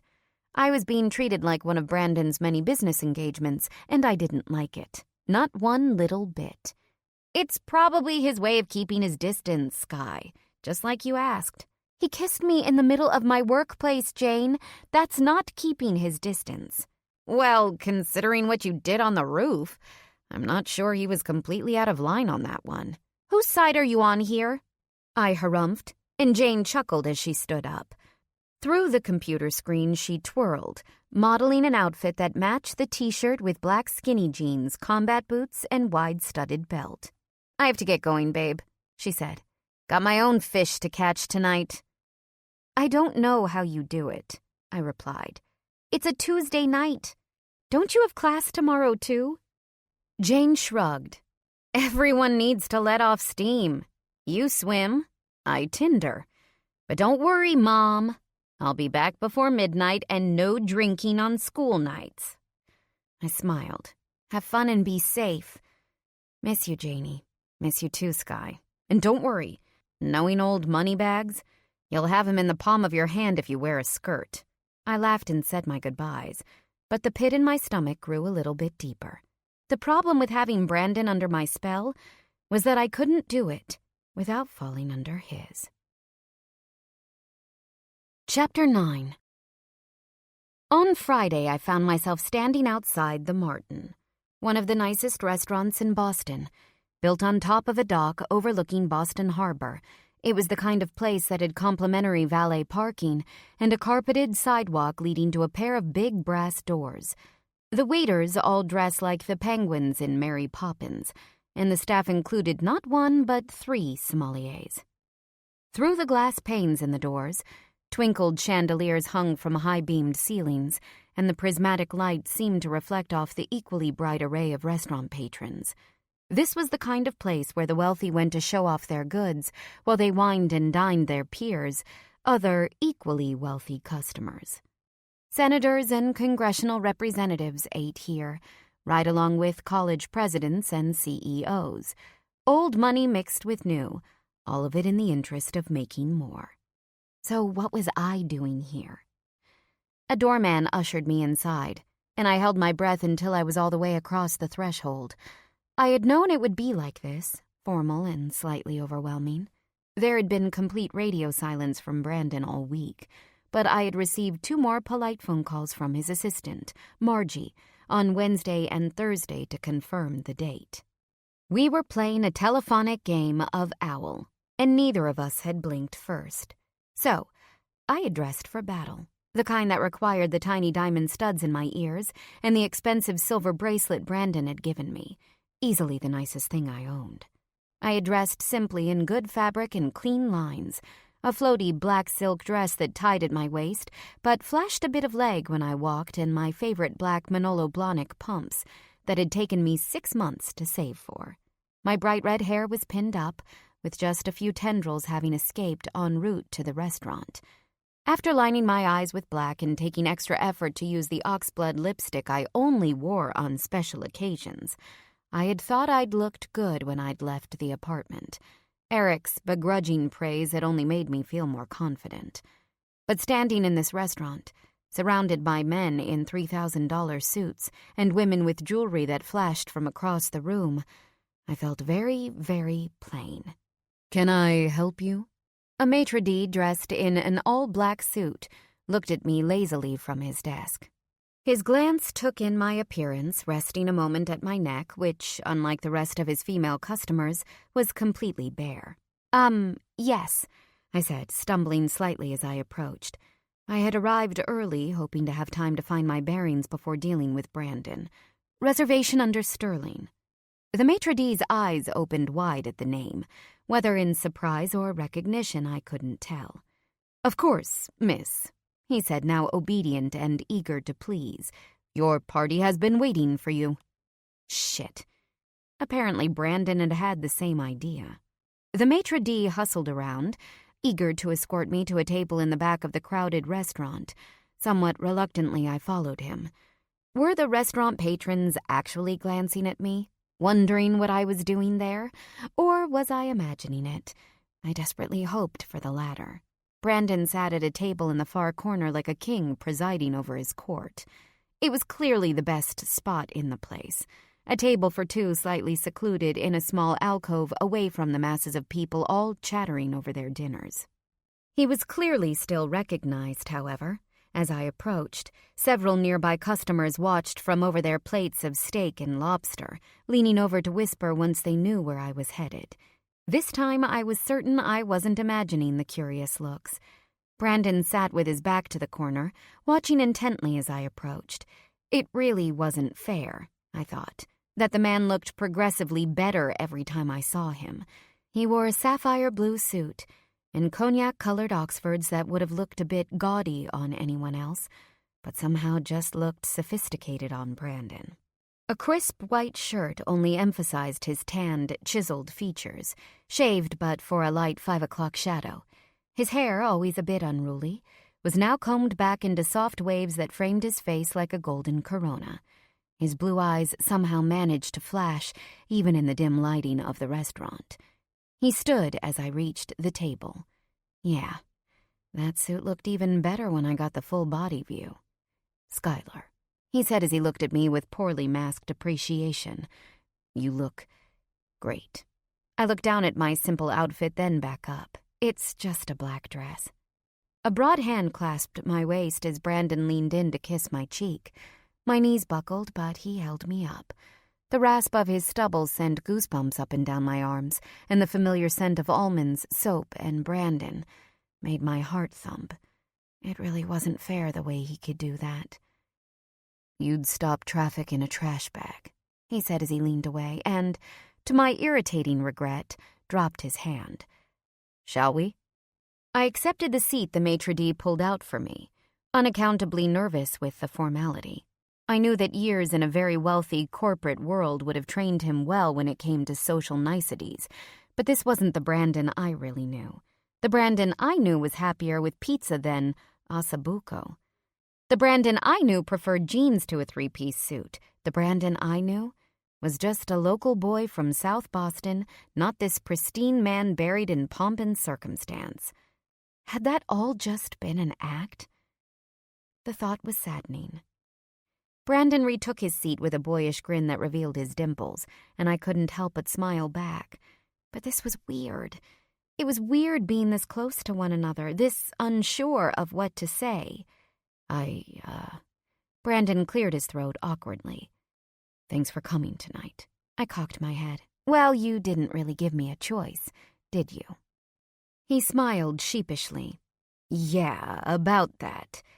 I'm sorry. I really wasn't expecting to see you in that office, and after what had happened the night before, I was still kind of upset." "Yeah," I said. "Well, it's kind of your thing." "What's my thing?" "The railroading." I shrugged, opening up my menu. Everything was written in French. Brandon's forehead crinkled in confusion. "What?" "You heard me," I said more calmly than I felt. "Good. Focus on what makes you angry. I give you a limit, and you blatantly disrespect it. Do what you want, and force me along for the ride. It's not... Well, we're not seeing each other anymore, but if we were, it would have become a problem. A big one." Brandon cocked his head as he listened. Railroad?" I nodded. "Mm-hmm. Pretty much any time I do something you don't like." Brandon scrunched his lips together and tapped a few big fingers on the table. "Well, shit," he said finally. "Then I guess you're not going to like this." He pulled an envelope from his inner jacket pocket and pushed it across the table. Inside, I found a check for the exact same amount that had previously been the balance of my trust, plus the extra cost of liquidating it. It was everything I had sent to begin repaying Brandon's original payment to Victor Messina, the man who had beaten my father within an inch of his life. "You have got to be kidding." I promptly tore up the check and tossed it into the center of the table. "There is no way you thought I was going to accept that." Brandon shrugged, but made no move to retrieve the shreds of paper. True, which is why I had it deposited into your bank account instead. Before I could open my mouth to ask the obvious question, Brandon shook his head like I should already know. HR keeps the files of all of its employees, former and current. I can look up your account information any time I want. I gestured angrily at the torn-up check and envelope. This is exactly what I was talking about. You make these executive decisions about my life even after I explicitly state a desire otherwise. Insane gifts I don't want. Going behind my back to fix problems I never asked you to get involved with in the first place. Keeping shit from me I should have known about from the beginning. I accepted your inability to take gifts a while ago, Red, but I'm not taking this one back, Brandon said firmly, but with a sense of humor I found infuriating. It was almost like he was enjoying this, like it was some kind of negotiation. No matter what you say, I care about you. I care about your family, and I'm probably the only thing stopping those shitheads from showing up while you're gone and taking your dad right back to the track. Right, I spat. Now they're just sending their lackeys to do it instead. Stupid bimbos with giant hair to seduce my dad back to the tables. Seriously, what did you think they were going to do when they realized they could use the guppy to catch the whale? I stopped, realizing what had just come out of my mouth. My eyes blinked open, wide with sudden recognition. Corleone. In high school, I had known her younger brother, a kid who used to run errands for the Messinas. Of course. It wasn't until I uttered the words that I realized just why I didn't like my dad's new friend. It was so obvious. Brandon's eyes were as wide as oceans, and the tiny crease between his eyebrows became more pronounced as he processed my comment. I pressed my face into my hands. I needed to talk to my dad. "Excuse me," Brandon said abruptly. He scooted back from the table and wove his way quickly out of the restaurant. I sat there for a few moments, then pulled out my phone and dialed my dad's number. It went straight to voicemail. He was probably either at the club listening to his band play with him or out with Katie. Quickly I dialed the house line, which also went to the message machine. Bubby must have been at some temple event tonight, too. Damn. Lastly, I called Bubby's cell, which also went to voicemail. "Bubby," I practically barked as quietly as I could manage. "I need to talk to you about Katie. Call me when you can." "Can I get you something to drink, miss?" A waiter stood in front of me, hand clasped neatly behind his back while I put my phone away. "Sure," I said. "Might as well. A glass of your house red, please."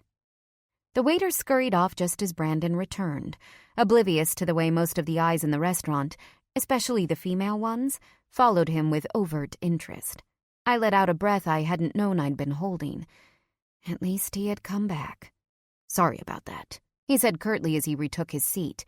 "I had to take care of something. Something related to Victor Messina?" I hadn't meant it to come out as a snarl, but it did anyway. In response, all I got was a hard look. Without breaking eye contact, Brandon held a hand up with the obvious awareness that the entire restaurant knew who he was and would cater to his every need. Our waiter appeared almost instantaneously. I snorted. "What can I get for you, Mr. Sterling?" "I'll have another 20-year Michter's. Neat.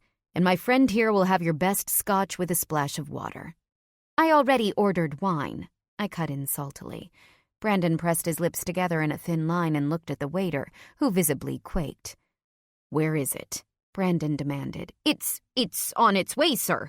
Here in a moment with yours, too. Right away, sir." The waiter skittered away like a scared mouse.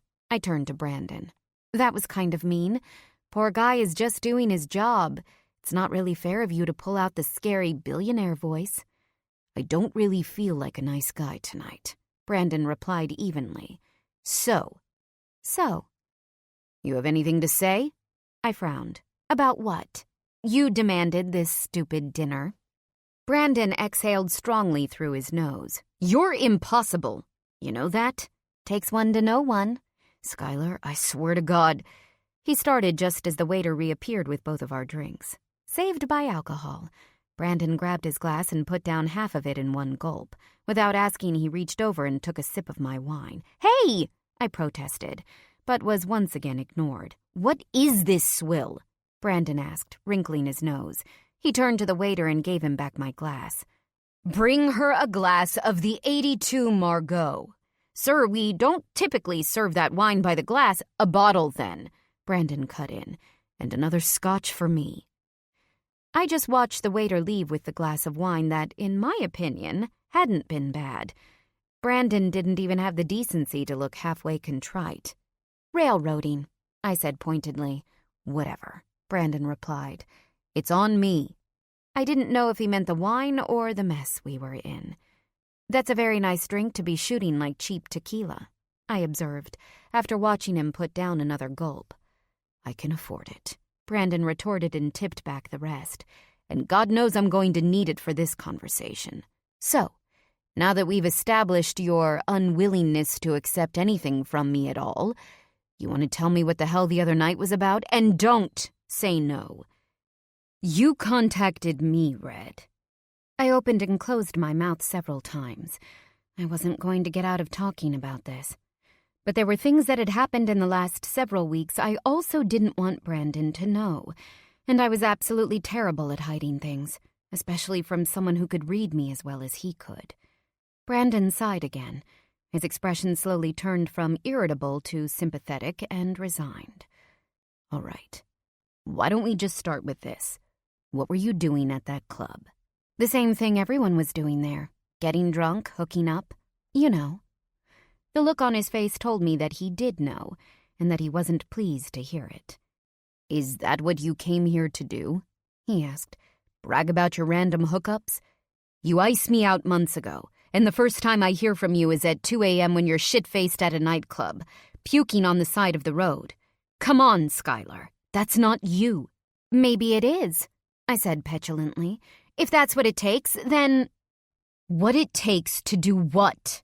Brandon demanded. "To do what, Skylar?" "To forget you!" I exploded. My hands landed on the table with a thump hard enough to make the silverware shake. I sucked in a long breath. I wouldn't cry. I wouldn't. Where was my wine? "Yeah, well, I'm familiar with the feeling," Brandon said sadly. "Did it work?" I bit my lip again, this time hard enough to hurt. "I think you know the answer." Brandon watched me for a moment. He glanced down at my wrist where I was wearing the bracelet he had given me before my graduation. I hadn't been able to take it off. "I'm glad you kept that, at least," he said quietly as he reached out to touch the metal. I followed his fingers. His hand was so much darker than mine, a ruddy bronze against my fair, freckled skin. "It's special," I said quietly. "So are we. At least I thought so." We were quiet until the waiter returned with my wine and prepared to take our orders. "Red?" Brandon asked. There was that nickname again. Its casual use made my stomach flip in a way that was all too familiar. "I haven't looked at the menu," I said lamely. "Can you order for me?" Maybe it was just that I actually was going to let him do something for me, but Brandon's stern features softened a bit more. I could feel my own resolve weakening, too. "She'll have the scallops," he said with a short smile, "and the beet salad to start. I'll have the steak. Rare." The waiter nodded and left us alone once more. The restaurant was a busy din, but I couldn't hear anything. I took another long sip of wine. I had to admit, it was much, much better than what I'd originally ordered. "Red?" Brandon interrupted my distraction. "Skylar." I set my glass down. "Yeah?" "I miss you too." The simple admission was enough to undo me. Almost immediately, tears welled up, so I drank again, remembering Bubby's advice that you can't cry when you're drinking something. Considering how this night was already going, I was going to have to switch to water soon. "I still don't really understand," Brandon continued. "Was it just because of the divorce? I mean, I get it. It's a lot to take, and I should have told you about Miranda from the start. But after that night at your place, I thought things were going to be okay." I shook my head, toying with my napkin. "It was... what I saw in your papers. The trust you set up. For... him." Brandon blinked, his eyebrows furrowing adorably in confusion. "For him? Oh, He looked up with sudden clarity. "Oh, for Messina, you mean?" I nodded. He ran a hand back through his hair, disturbing its neat coif. "Skylar, this is what I mean about the railroading. You promised me you would stay out of it," I said bitterly, all of the anger I had felt bubbling up again. "You promised. And then you went behind my back and did it anyway. Like I said, it wasn't ever going to make them go away. They know they've found a gold mine now." Brandon looked on sadly. "I was just trying to help. I'd rather be the target than your family. Keeping it from you wasn't my goal." "Yeah, but now they're even more of a target," I cried, viciously swiping at the tears threatening to spill down my cheeks. "They're targets because you're a target, and because I have to pay them back." "You don't have to pay them back, Skylar," Brandon interrupted. "No matter what happens between you and me, you don't ever have to worry about that." "Well, I still have to pay you," I countered. "Why? You know I would never accept it." "If I didn't," I insisted, "I wouldn't have taken this job at Kiefer Knightley. I would be able to stay in New York and take care of my family." "Is that what you want?" Brandon leaned over and grabbed my hand. I couldn't pull away, locked as I was by his earnest blue gaze. "Because I can make that happen," he continued. "I can get you a job at whatever firm you want. I would do anything for you, Red, if I knew it would make you happy." He squeezed my fingers. It felt like he was squeezing my heart. A few more tears fell, and reflexively I squeezed back. I hated this. I considered the option. I could let him help in this way. I could take a fancy job in New York where I could stay close to my dad and keep him out of trouble, take the New York bar exam instead of the Boston one.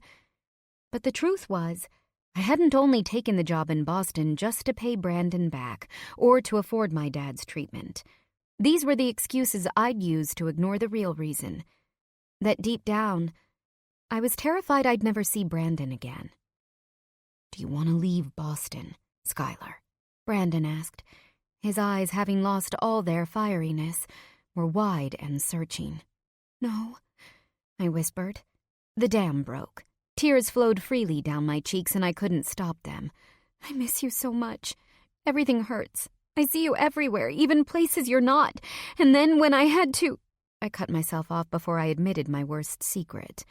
I pulled my hand from Brandon's grasp and covered my face, wishing more than anything I were not in the middle of a crowded restaurant full of curious onlookers. When I dropped my hands, I was surprised to find that Brandon had left his seat and was squatting next to my chair. He pulled my head down to his broad shoulder and let me cry into the sleek lines of his suit jacket as he hushed me softly. I clutched his lapels, inhaling the sweet, familiar scent of him, desperate to be close. It felt so good, and yet it hurt so much. "Shh," Brandon crooned in my ear. "I got you." God, I was such a basket case. The doctor had told me it would take a while for my hormones to settle down. Clearly, she was right. Brandon, to his credit, acted like there was nothing strange about holding me while I bawled in the middle of one of the ritziest restaurants in New England. "I'm here," he murmured again, gently stroking my back. "It'll be okay. I promise." When I finally got control of myself, I pushed reluctantly from his chest and sat up, dabbing at my eyes. With one hand balanced on the back of my chair and the other on the table, Brandon had me effectively caged with his warmth. He flashed a slightly toned-down version of his signature 1,000-watt smile, but one that was meant just for me. It was a little bit sad, a little bit hopeful, and a little bit something special. My heart melted even more. He pushed a loose strand of hair behind my ear. His hand lingered, and instinctually I pushed my cheek into his palm.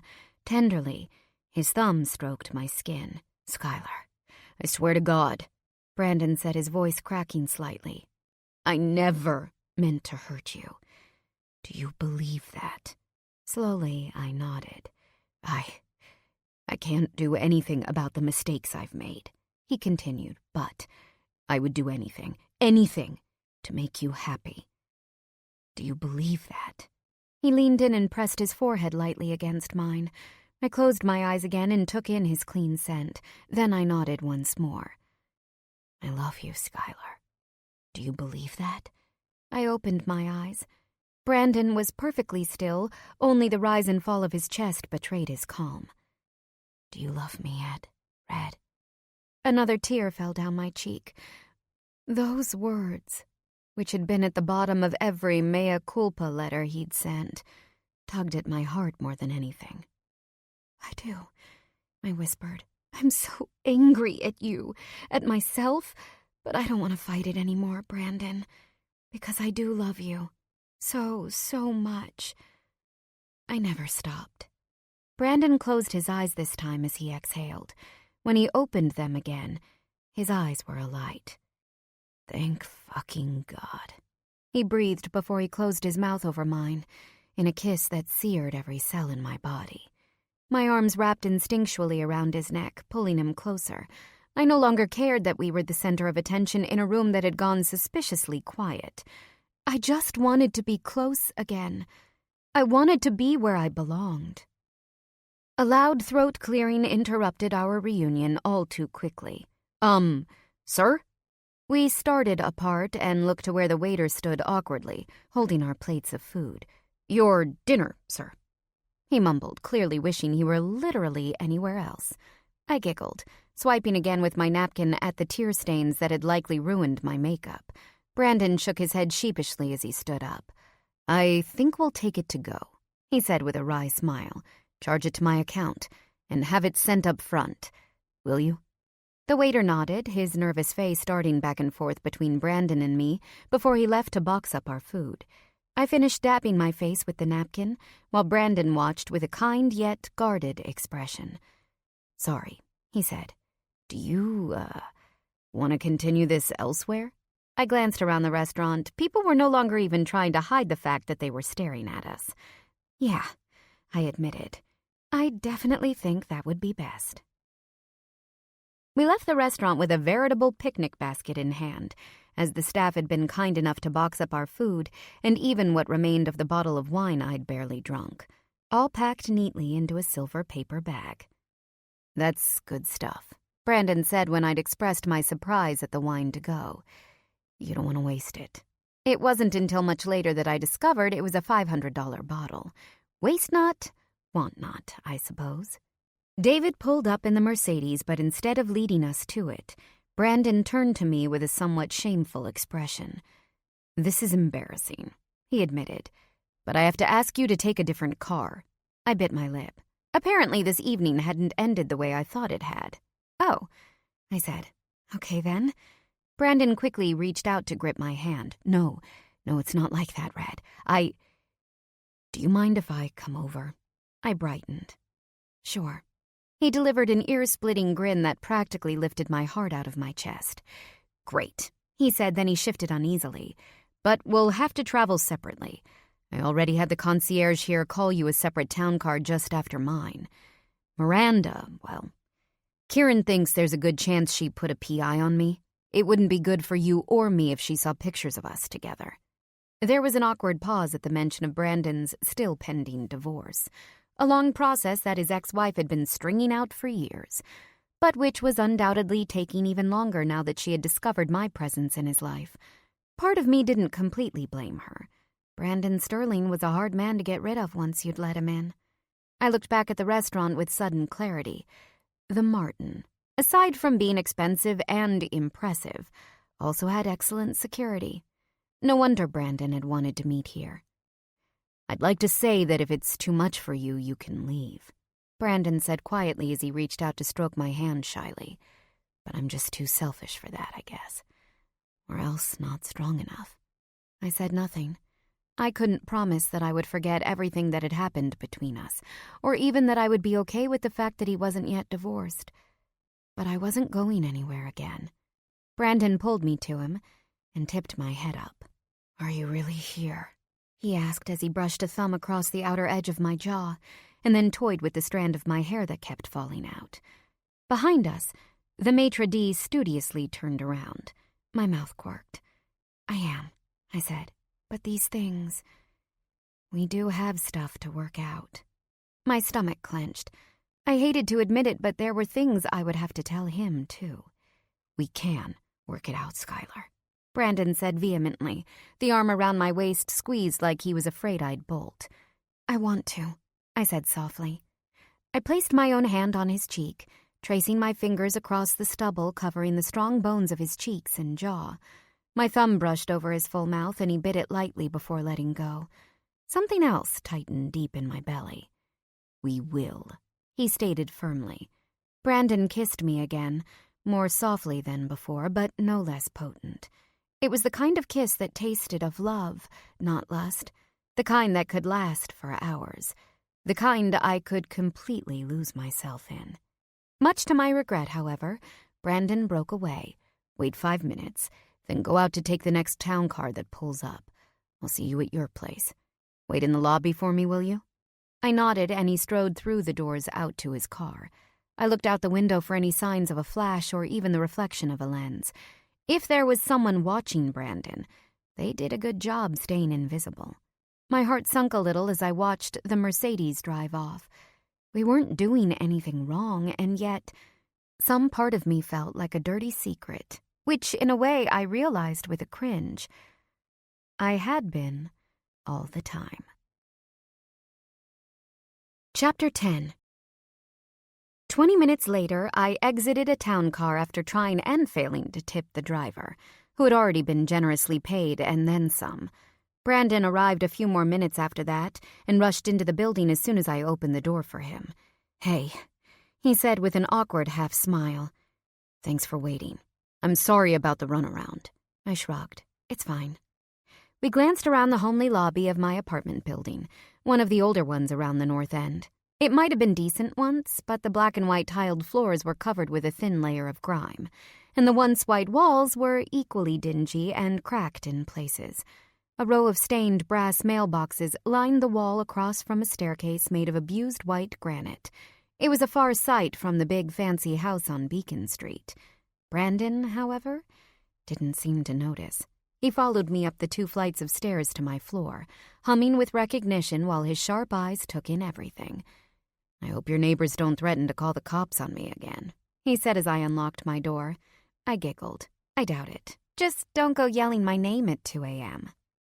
Only if you promise not to run away, Brandon said, reaching around my waist and pulling me backward against him.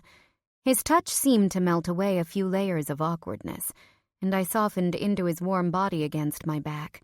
I didn't know what we were doing exactly.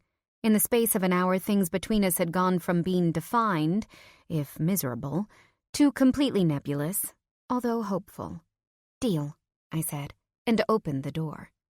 I flipped on the lights inside, and Brandon looked around curiously. Roommate? He asked, nodding at Eric's bedroom door, which stood open and revealed a plain, queen-sized bed made up with gray linens. His bed was even neater than mine. Eric was nothing if not fastidious. Yes, I said as I removed my coat and hung it on the small row hooks by the door. He's a new associate of yours, actually. He? I turned around to find Brandon now frowning in the direction of Eric's bedroom, as if he expected Don Juan DeMarco to walk out of there. I smirked. You're not going to turn into the gorilla jealous type, are you? Because I'm not the one who had a secret wife for 4 months. Brandon exhaled heavily through his nose. All right. He relented. I guess I deserve that. But if he tries anything, he's fired. Oh, he'll definitely try something. Just not on me. He's practically my brother. Brandon didn't appear comforted by the thought. After pulling off his suit jacket and hanging it next to mine, he examined the tiny living area, taking in the sofa, the TV, the kitchenette, and 2-person table. It didn't take long. He turned back to me. It's nice, he said. Smaller than your last place. I glanced around and shrugged. It's temporary. I had promised Eric we would only be in this situation until my dad was done with his treatment and I could afford a place of my own. When did you move in? Last weekend. It took Brandon exactly 5 seconds to walk around the small space, the leather soles of his shoes whispering across the worn wood floors while he checked out the windows, the peekaboo view down the brick-corridored street, the interior of the bathroom. When he was done, he smiled. It's nice, he said again. Where's your room? I pointed toward the closed door behind him, and after I nodded that he could go in, he opened the door to peek in there too. "Did you paint it yourself?" he asked after I turned on the light. "Yes." Behind him, I stood unaccountably nervous in the doorway. My furniture had all arrived.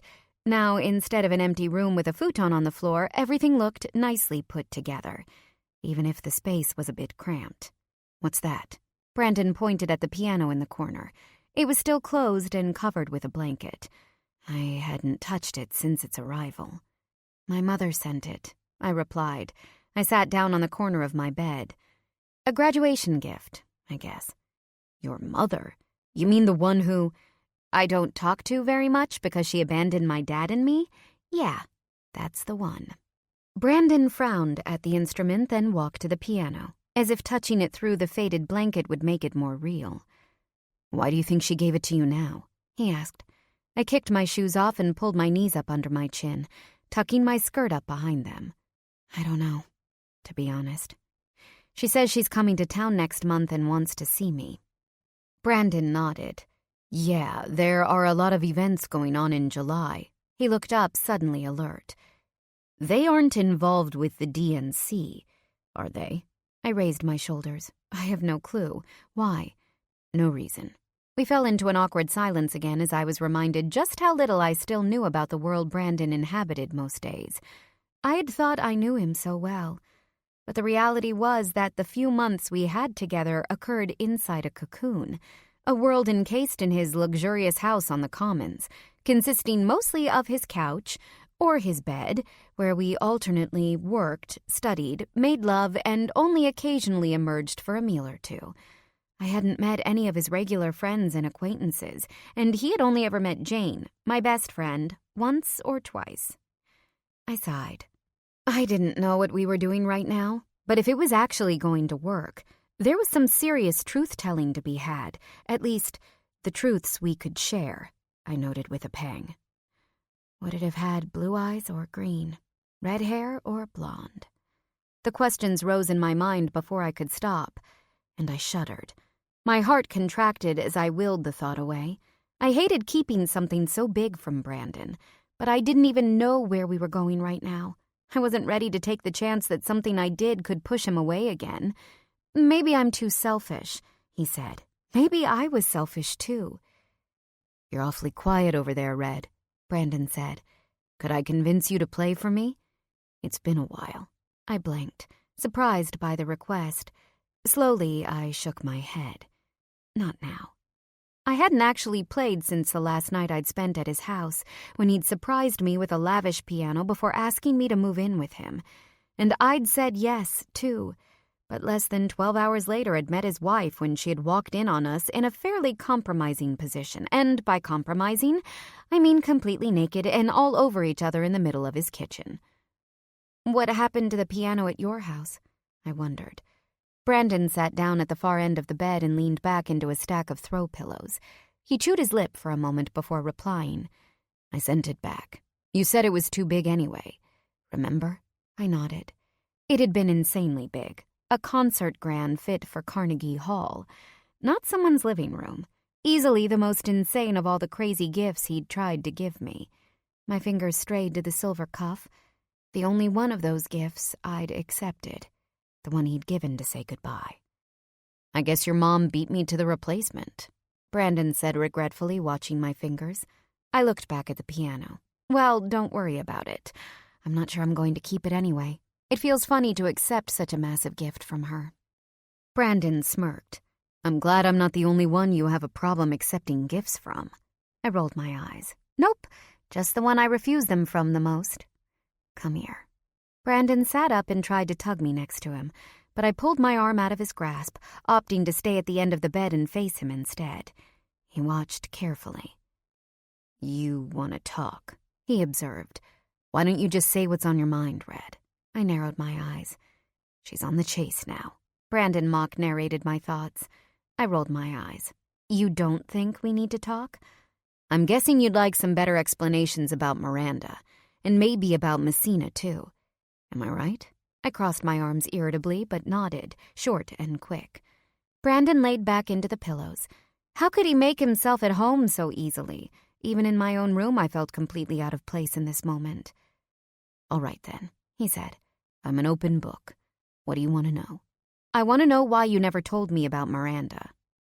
The question popped out before I had time to think, surprising even me. I would have predicted my first question would have been about Messina, but no, I realized. I was still pretty damn upset about the fact that Brandon was married and had chosen not to tell me. He sighed. Going for the jugular, aren't you? Don't do that, I snapped. Don't do that thing where you deflect my questions and try to be charming. He rubbed a hand back through his hair and sighed. Yeah. All right. Well, it's kind of obvious, isn't it? I knew you wouldn't stick around if you knew the truth, and I was already too in love with you to want to take that risk. He blinked with wide, guileless eyes as if to say, it's the truth.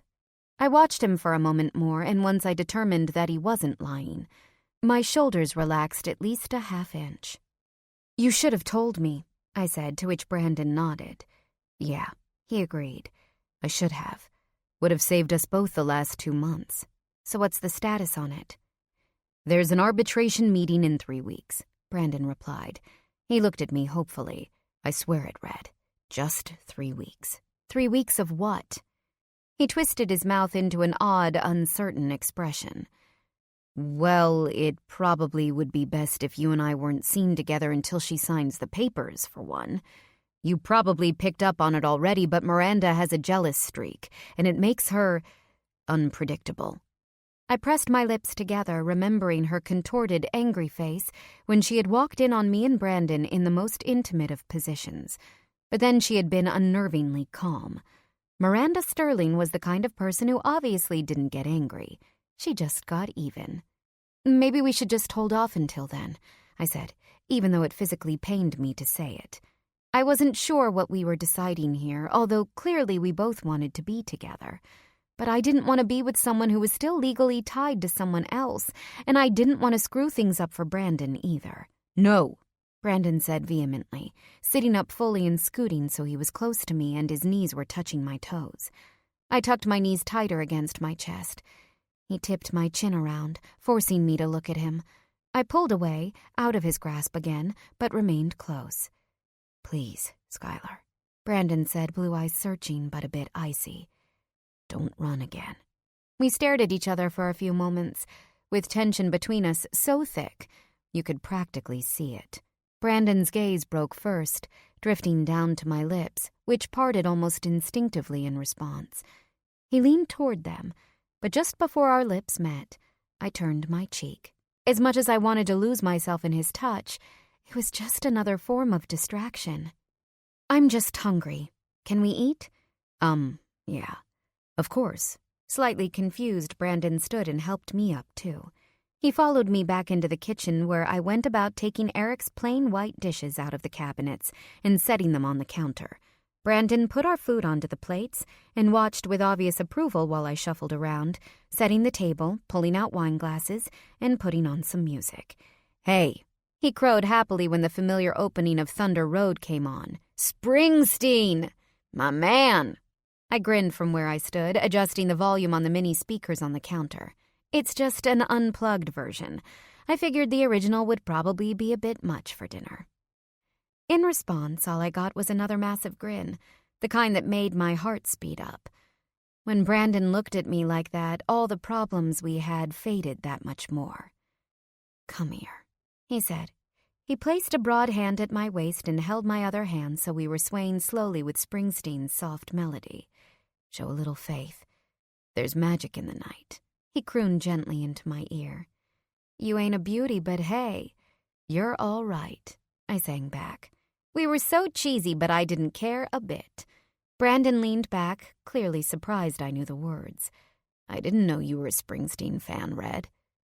I chuckled. I wouldn't say that, necessarily. But everyone who grew up in the tri-state area knows the words to Thunder Road. And I went to school with a lot of kids from New Jersey who really liked the Boss, Bon Jovi, and Journey. Sounds like my kind of crowd, Brandon said with a waggle of his dark blonde brows. God, you're old, I joked.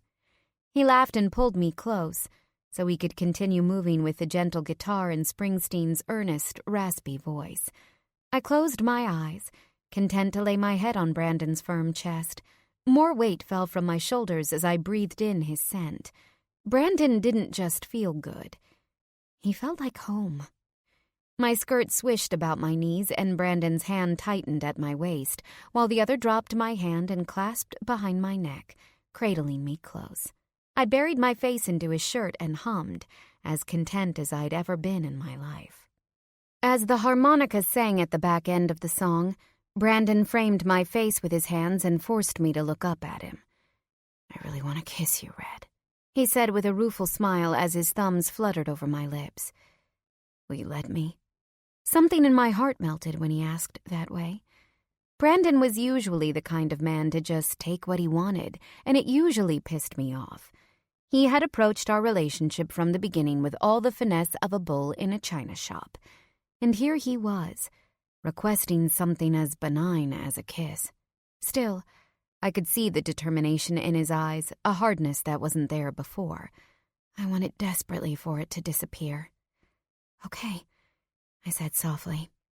He bent down to touch his lips to mine, one arm wrapping tightly about my rib cage, the other hand weaving into my hair. This wasn't a kiss that was just about sex, although it promised that and more eventually. It was a kiss that was sad and happy all at once. Tentative, passionate, tense, and yearning. Our tongues slowly mingled as our hands began to explore each other again. When we finally let each other go, I was surprised to see Brandon's eyes glistening as much as mine. I grinned. "You're such a softie," I teased, but didn't move my hands from his shoulders. Brandon gave a light-hearted shrug. "The man's a poet, and I've been listening to way too much red-headed woman," he said. He kissed me gently on the forehead. "Now come on, let's eat." We finished our dinner quickly, and then Brandon insisted on helping me with the dishes.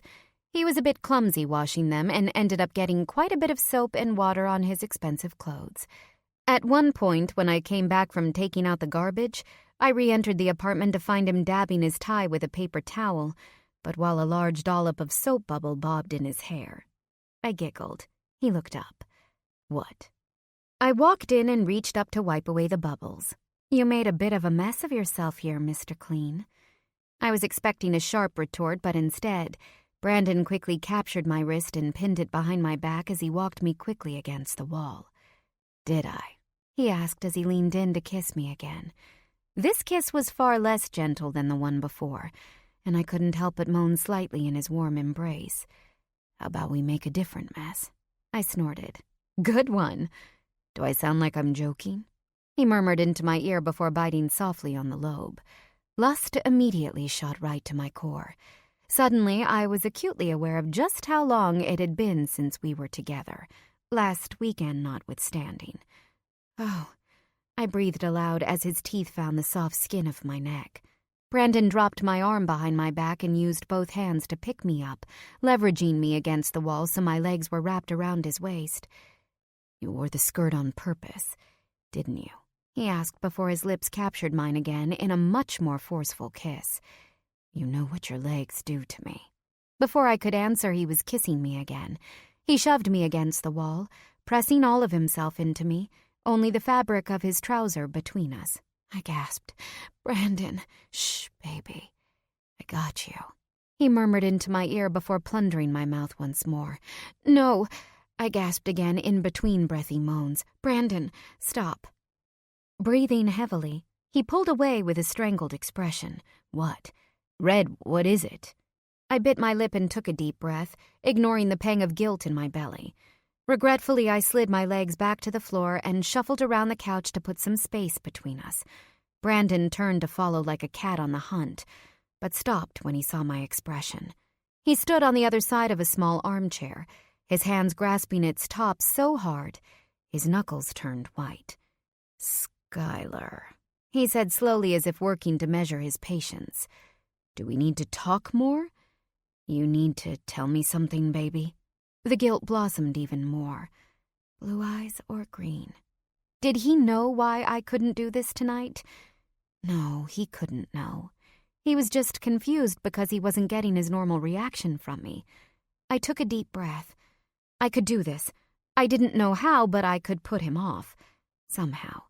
"You want me," I said awkwardly and bit my lip. Brandon blinked and cocked his head.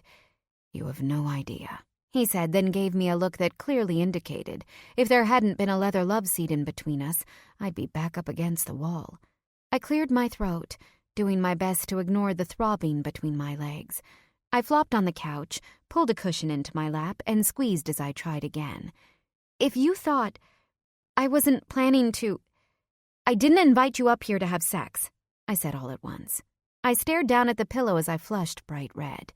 When I finally looked up again, Brandon's eyebrows were raised in clear surprise, and his grip on the chair relaxed. He rubbed his chin thoughtfully. Okay, he said. "I don't want to say I wasn't expecting it, but..." "You were expecting it," I finished. "No," he said softly, then more strongly, "No." Brandon came to sit next to me, took my hands in his, and turned me so that I was facing him directly. "Tell me what's going through your head," he commanded. I gulped. This wasn't a conversation I ever anticipated having with him. In an odd way, the fact that I couldn't physically have sex for at least one more week was probably a blessing in disguise. Brandon and I would be forced to talk through our problems before we got lost in each other's bodies again. But the bad part was, I couldn't tell him just why we had to wait. I mean, I could, but a voice inside my head kept whispering, "What if he doesn't forgive you?" I was just barely getting him back. I didn't think I could take losing him all over again. Suddenly sick to my stomach, I took a deep breath. "It's like this," I started. "We have a lot to work through, and I want to make sure we actually do work through it before I..." "Risk getting your heart broken again?" Brandon broke in, his brow quirked. "Yeah, I know the feeling." I bit my lip. "So, you're okay with waiting a bit? Until we, you know..." "Fuck like rabbits?" I rolled my eyes and shoved him lightly on the shoulder. That wasn't exactly what I was going to say, but yeah, basically. I just tend to get lost in you that way. Brandon caught my hand and nuzzled it, then lightly kissed each finger, each knuckle, each pad of my palm. "It's been 8 weeks and 4 days since I was last inside you, Skylar," he said solemnly before he held my hand to his nose and inhaled. I gulped. You counted the days?"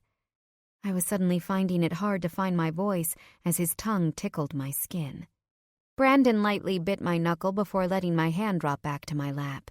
He leaned in slowly, so that his lips just grazed the edge of my ear.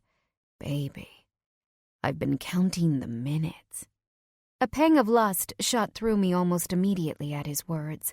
Ending right in that spot I knew I couldn't let him reach. I closed my eyes and hissed a breath out between my teeth. "But I'll wait," Brandon continued as he started massaging my hand as if nothing had happened. "If you need some time." He stopped and gave me a sharkish grin. "And you can actually be that patient, of course. I'll wait. I'm not losing you again, Red." Before I could reply that he would never lose me, not if I could help it, the door to the apartment opened and Eric stomped in. He was clearly a little worse for wear, fitted gray t-shirt wrinkled in places, likely from being left on the floor for too long. Light blonde hair tousled past the point of looking good. He stopped short when he realized I was on the couch with company. "Oh, hey, Cross, I didn't realize you had a date." "Oh, shit!" Eric almost tripped over his large feet when he got an eyeful of who was sitting next to me. One long arm stretched carefully around the back of the sofa, the other familiar hand on my knee. I looked down and tried to brush it off. Brandon's fingers took a stronger grip. "Hey, this is Brandon Sterling," I said weakly as I stood up, forcing Brandon to release my knee. Brandon immediately stood too and took the few steps across the room. "Hi there," he said with an outstretched hand to Eric. Eric stared at the hand for a moment, then seemed to come to his senses about who exactly was standing in the middle of his apartment. "Mr. Sterling, of course," he said in a hurry as he returned the firm handshake. "I'm Eric DeVries, your, newest junior associate," Brandon finished kindly. "Pending your bar exam results, of course. We're happy to have you on board, Eric. Nice to meet you in person. "Thanks, I'm very excited about starting up after I take the bar," Eric said before catching my get-out-of-here look over Brandon's shoulder. He turned back to Brandon and flashed his best interview smile, despite looking like he had picked all of his clothes out of a laundry hamper. "Anyways, sorry. I can see you and Skylar are in the middle of something. I'll just be in my room." He gave me and Brandon one last awkward glance before scuttling to his bedroom. Brandon turned back to me with an amused look, then slung an arm over my shoulder as I came to stand next to him. "I should probably go," he said regretfully. "I can't stay here, not with a new employee." Then leaning down so his mouth was right next to my ear, "Not with the noises you make." I shivered, and not because I was cold. It was for the best. I couldn't go home with him yet since his ex-wife might be watching, and we had to wait regardless until I could really spend the night anyway. The pang of guilt blossomed again in my gut. "Tell him," I thought. "It's okay," I murmured as I tipped my head up. "I'll see you tomorrow?" Brandon asked in between kisses that were steadily turning into something more. I laughed. "Tomorrow," I said, then gently pushed him away. As he grabbed his jacket off the rungs, he gave me that 1,000-watt grin that blinded me to just about everything else.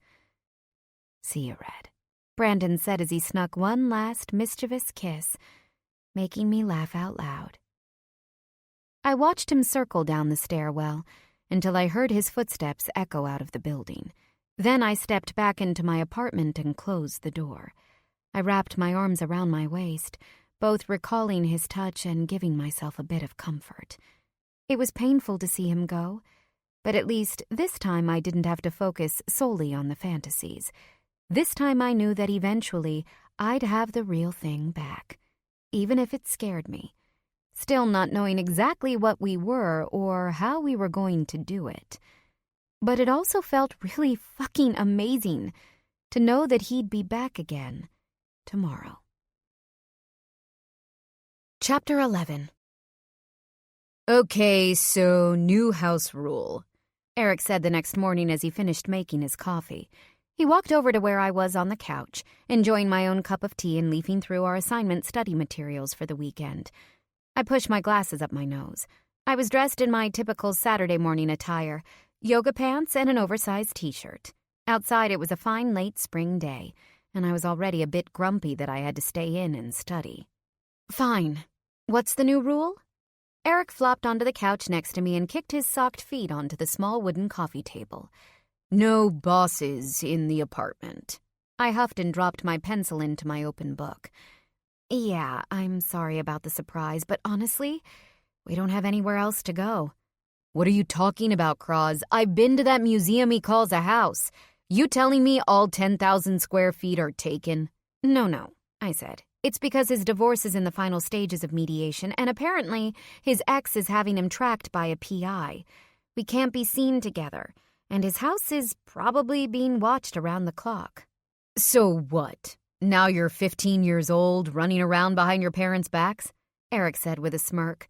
"Do we need to take shifts with a sock on the door? Your boyfriend owns the earth, Croz. Tell him to book a damn hotel." I cringed. "Ew. Because that wouldn't make me feel more like a creepy mistress. It's bad enough he's still technically married." I turned to Eric with my best pleading face. "Come on. We can't go to his place for another 3 weeks. Then the papers are signed, and that's the end." Eric slurped on his coffee. "It's a good line. I'll give him that. I should use it the next time a girl wants to come home with me. Sorry, babe, but my ex has my place watched by a private eye." I slugged him half-heartedly on the shoulder. "Stop. It's true." Eric raised a light blonde brow and scratched his chin. "You sure about that? Some guys will say a lot of things to keep women away from their places. I should know." I knew his heart was in the right place. A New Yorker like me, Eric was a cynic, convinced that everyone was a con artist. And it was true that Brandon wasn't always the most forthcoming of people. Some of his secrets had nearly destroyed us, and we weren't exactly out of the woods yet. But then I thought about how warmly he had invited me into his home before, even asked me to move in with him. No, it wasn't in him to make up tales just to keep me at arm's length. If anything, he had a tendency to go overboard bringing me close. It's the truth, I said confidently. I'm sure of it. Eric sighed but nodded sympathetically. Okay, but can you at least send me a text first when he's here and maybe keep it to your bedroom? I don't really want to walk in on the two of you macking on the couch again, and I'd prefer if he didn't see me when I still smell like lubricant and my date's perfume. Ew! I cried as I whacked him with a throw pillow. Too much information! Eric laughed but tucked the pillow safely behind him. I just need him to like me. Got it? I squeezed his shoulder. I'll talk you up. Don't worry. I'll be your biggest fan. I knew you were going to say that, Eric said, but his face quickly screwed up in horror. Not too much, Crosby. The last thing I need is my boss thinking his girlfriend has a thing for his new associate. Eric's eyes grew wide as he obviously imagined a jealous Brandon. I couldn't help but giggle, which earned me a brown-eyed glare. Sorry, I said. I'll keep it tame. Eric shook his head. So, what's up with the reunion anyway? I thought the two of you had broken up. Before I could answer, there was a curt knock at the door. I looked to Eric, who just frowned, confused. I stood. I guess I'll get that. I opened the door to the last person I expected to be standing on my doorstep. Jane, my best friend and former roommate, tapped a combat-booted toe impatiently on our mat, multi-ringed fingers clenched and raised to knock again.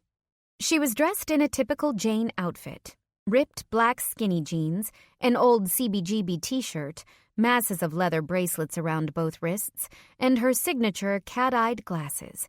The only discernible difference was that her short black bob was no longer spiky and asymmetrical, but had been cut to one uniform length. More office-appropriate, I guessed. Ah! I screamed. Jane immediately grinned and screamed back, causing Eric to plug his ears while my best friend and I attacked each other with hugs. You're here! I cried. I'm here, Jane echoed, and we hopped around in a circle while hugging tightly. What are you doing here? I demanded as I let her go. Jane reached behind her and wheeled a small suitcase into the apartment, kicking our door shut. Clearly, I am here to help you sort out the mess of your life. By the way, the lock on your building entrance is broken. She glanced at Eric, who still sat on the couch, staring at her with hilarious bewilderment. What's up, man-whore? Eric immediately recovered his blasé expression. Hey, good to see you too, Jane. He picked up one of the study packets on the coffee table and continued to sip his drink, as if Jane's sudden appearance was completely run-of-the-mill.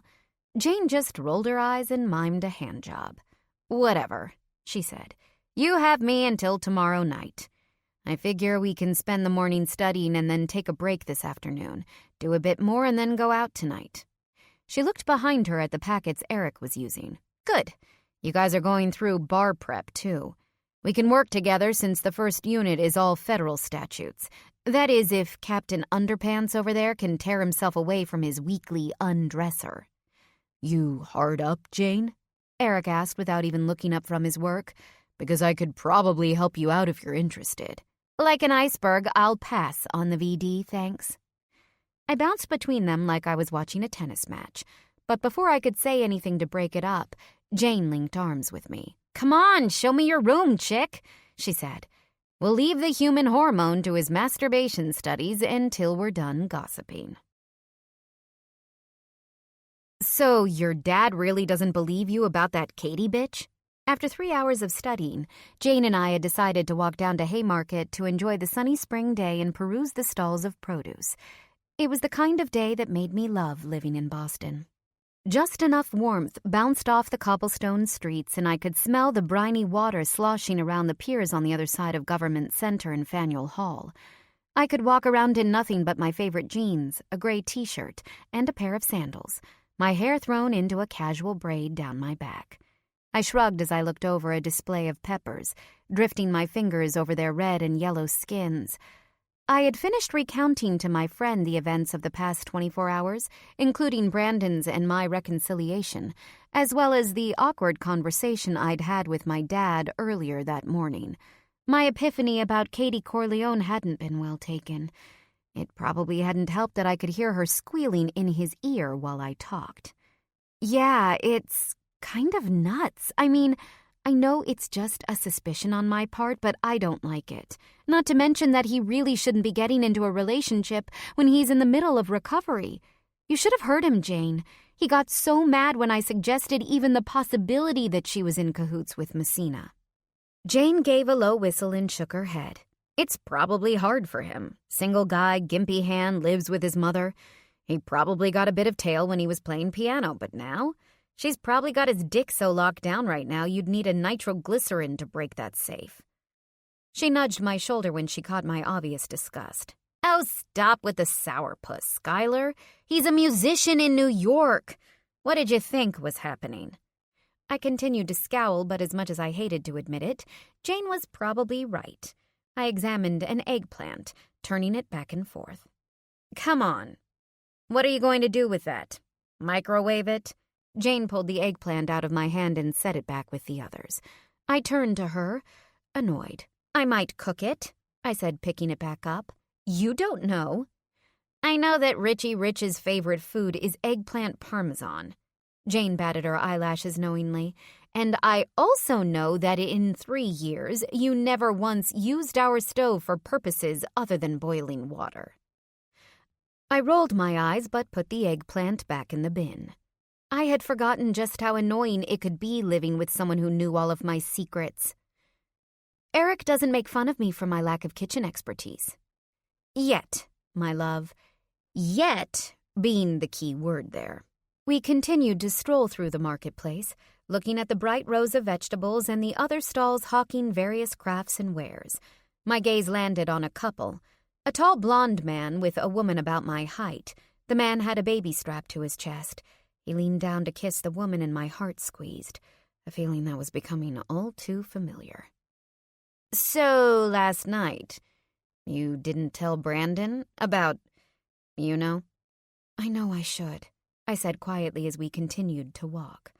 It's your choice, Sky, Jane said. I'm not judging, really. I sighed and continued to weave through the crowd listlessly, no longer interested in taking in the sights. Jane followed, and eventually we were making our way through the downtown area and into the commons, with the public garden just up ahead. She said nothing while we waited with other pedestrians to cross into the park, just walked next to me, sipping the iced coffee she'd picked up at the market, until we wandered around the duck pond and took a bench not far from the bronze "Make Way for Ducklings" statues. I stared at the baby ducks and glanced around the park. There seemed to be kids everywhere today. Look, Jane said, breaking the silence. I'm not saying it was the wrong choice. No one is saying that. I'm just saying if what you said is true, if you guys are trying to start again with a fresh slate, then honesty is going to be key. You're so mad at him for holding all that stuff back, Sky? How do you think he'll feel if he finds out you hid this from him? Yeah, but it's not really his business, is it? I said, although the pit in my stomach was telling me otherwise. It's my body, not his. Yeah, but it would have been his kid. Jane shrugged and spread her thin arms out on the bench back behind us. She wore a massive pair of purple sunglasses and leaned back to face the sunshine. Real talk? If this were just some dude you were messing around with, or even worse, a piece of shit like Patrick, I'd say fuck no and good riddance. It wouldn't matter because he wouldn't matter. But this is Brandon we're talking about. She turned to me. He matters, right? I nodded, looking at the ducks on the water, some of them trailed by clusters of ducklings. Of course he matters. He matters more than anyone. Well, then you have to tell him, Jane said simply as she leaned back again. I slouched in my seat and covered my face with my hands, then pushed them back into my hair. My braid was falling out, and I wound the loose hair around my fist and tugged meditatively. He might not forgive me for it, I said. It was the first time I had said it out loud, and even just the words made me feel like my body was iced over. It was petrifying. I've seen the way that man looks at you, Sky. He would forgive you for state treason. He'll think I did it to hurt him, I said, sitting up again. That's ridiculous. You weren't even talking to him at the time. How would something he wasn't going to know hurt him? I toed a loose rock on the ground. You don't get it, Brandon. He wants kids. Like, a lot. Enough to stay married to someone like Miranda for years, hoping they would conceive. It broke his heart that they couldn't have children, and if he knew what I did— Stop. Jane put a gentle hand on my shoulder. I looked at her with glassy eyes. I wasn't quite as cry-happy as a few weeks ago, but the tears were still always just below the surface, especially when I thought about hurting Brandon. "You did what was best for you in that moment," she said, pushing up her glasses so I could see her face. I was touched. Jane couldn't see anything without her prescriptions, especially if he's the kind of man who expects you to sacrifice your entire life. And let's be real, it would have been your life that was sacrificed, not his. It would have been your body on the line if you'd stayed as sick as you were. Your career you would have had to put on hold indefinitely, not to mention the whole process of actually having the baby and healing from that. She shuddered. 2 words, my friend. Vaginal tearing.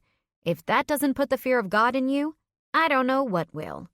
Apparently living with her OBGYN cousin had enlightened Jane to some of the more visceral parts of giving birth. "I would have managed," I said. "Plus, he wasn't going to stop working at his big job to stay home with the baby, and meanwhile you would have had to jump out of the race before you even got started?" Jane wrapped her thin arm around my shoulder and squeezed. "You'll get your chance together now, a real one, where you can build the foundation you both need so badly, if—" She paused, looking meaningfully at me. "If you can stop being a chicken shit and just be upfront with him." I stared down at my hands, now clasped in my lap. We were so close to his house, just across the park and a block north. I could do it now. Walk up, ring his bell, and continue the catharsis we'd started last night. We could begin anew, with total honesty. A flash caught my eye. Someone was taking a photo of their kids splashing in the water. I shook my head. No, I definitely couldn't just walk up to the house, not with someone potentially watching. I couldn't lay this kind of burden on Brandon when he had so many other stresses with Miranda. And I wasn't going to force it on him just to alleviate my own guilt. It was my burden to bear until I knew he could handle it. Until I knew we both could. Together. "I'll tell him," I said finally. "When it's the right time, I will." Jane pursed her lips. She opened her mouth as if she wanted to say something, but then thought better of it. Before she could formulate her reply, my phone buzzed in my purse. I pulled it out. There was a text from Brandon. "Mr. Monopoly?" Jane asked, not even looking to see who it was. She flipped her shades back down to look out at the pond again. I flipped through the text. "He wants to know if I'm free tonight." Jane jerked her head at me. "Sky, you better not say yes." I chuckled. "Of course not. My best friend is paying me a visit. I'm not about to bail on that." I was rewarded by a very cat-who-ate-the-cream smile from Jane. "As it should be," she said haughtily. I tapped a quick reply to Brandon, letting him know I was busy. A second later, I received another text. "He says to tell you he's going to crash the party," I said, somewhat annoyed. Talk about a rock in a hard place. "Give me that," Jane said, snatching my phone out of my hand. "Someone needs a lesson in the laws of female friendship." Before I could stop her, she dialed Brandon's number. He, of course, picked up right away. I watched, half horrified, half delighted, as my best friend eviscerated my boyfriend. "Hey, moneybags," she said. "How's it hanging? Hey, a bit of a PSA for you. Boyfriends don't get to cut in on girl time, especially not when said girls now live 1,000 miles apart. Haven't you heard of chicks before dicks? Yes, it was last minute. Yes, we are going out tonight. It's Saturday night, and I'm not a shut-in. Yes, I plan to get some Wait. That is none of your business, Sterling." Jane looked to where I was watching, utterly transfixed. "Uh-huh," she continued. "Uh-huh. All right, fine. But if he's a dud, I'm kicking you out. Only one of us gets to sleep in Skylar's bed tonight, and if she has to choose, she's choosing me. Great Scott. Starts at 10. And before you try to butt in there too, no, you can't come for dinner." With that, she held the phone out to me with a somewhat dazed look on her face. "I think your boyfriend just cross-examined me into inviting him out with us and Eric tonight," she said. Then an evil smile spread across her face. "Oh, please let me tell Captain Chlamydia that he gets to party with his boss tonight." I took the phone and put it to my ear with a grin. "Hey, sorry about that. What are you up to?" "No apologies needed." Brandon's voice was low and warm over the phone. You just provided a welcome interruption of a golf game. You play golf? I made a face at Jane, who immediately started fake snoring. Brandon chuckled. Only sometimes, I promise. Usually when I have deals with old men to close. Is something important happening today? I can neither confirm nor deny that statement, he said good-humoredly, which meant yes, and also that it was likely related to the upcoming IPO of Sterling Ventures. What did you say to Jane? I asked. I think you broke her. On the other end of the line, Brandon laughed, a deep, throaty sound that made me thrill from top to bottom. I can be very persuasive when I want to, was all he said. So you're going to come to the show with us tonight? Do you have time for that sort of thing? Brandon was one of the busiest people I knew. His calendar would rival the president's. I've barely seen you for 2 months, Brandon said. I'll make time. I'll meet you there around 10. Sounds good, I said, even though the reminder that we couldn't be seen around together dampened my enthusiasm a bit. Bye, beautiful. I put my phone back in my purse. Jane stood up and stretched her tall frame to the sky, muttering "motherfucker" under her breath. Then she turned to me. He must be an absolute terror in court, she said. Shall we head back? I'd like to get a bit more studying in before we go out tonight. Secured transactions is kicking my ass. Now a bit more energized, I was ready to get my work out of the way so I could enjoy myself. But I still glanced behind me as we left, thinking of the big, gray stone house that stood beyond the trees and the man inside who was waiting for me to come back to him completely. Chapter 12. Red or black? I stood in front of my closet, mentally debating which shoes to wear. The show we were going to see after dinner was Jane's choice, an all-girl band that covered late 70s punk. I didn't mind the Clash, so I was game, although Eric had been bitching all afternoon. If I wanted to listen to a high-pitched version of London Calling, I'd teach it to my 4-year-old niece, he said as he strode into my bedroom. He looked his usual dapper self, if slightly more casual than normal in light-washed jeans, a dark gray t-shirt, and a pair of multicolored Asics. He sat at my desk, crossed one leg elegantly over the other, and started playing with my Eiffel Tower paperweight. Jane looked up from where she sat at the head of my bed, flipping through some flashcards. She had barely changed her outfit, only switching to slightly more torn skinny jeans and a shirt that was sleeveless.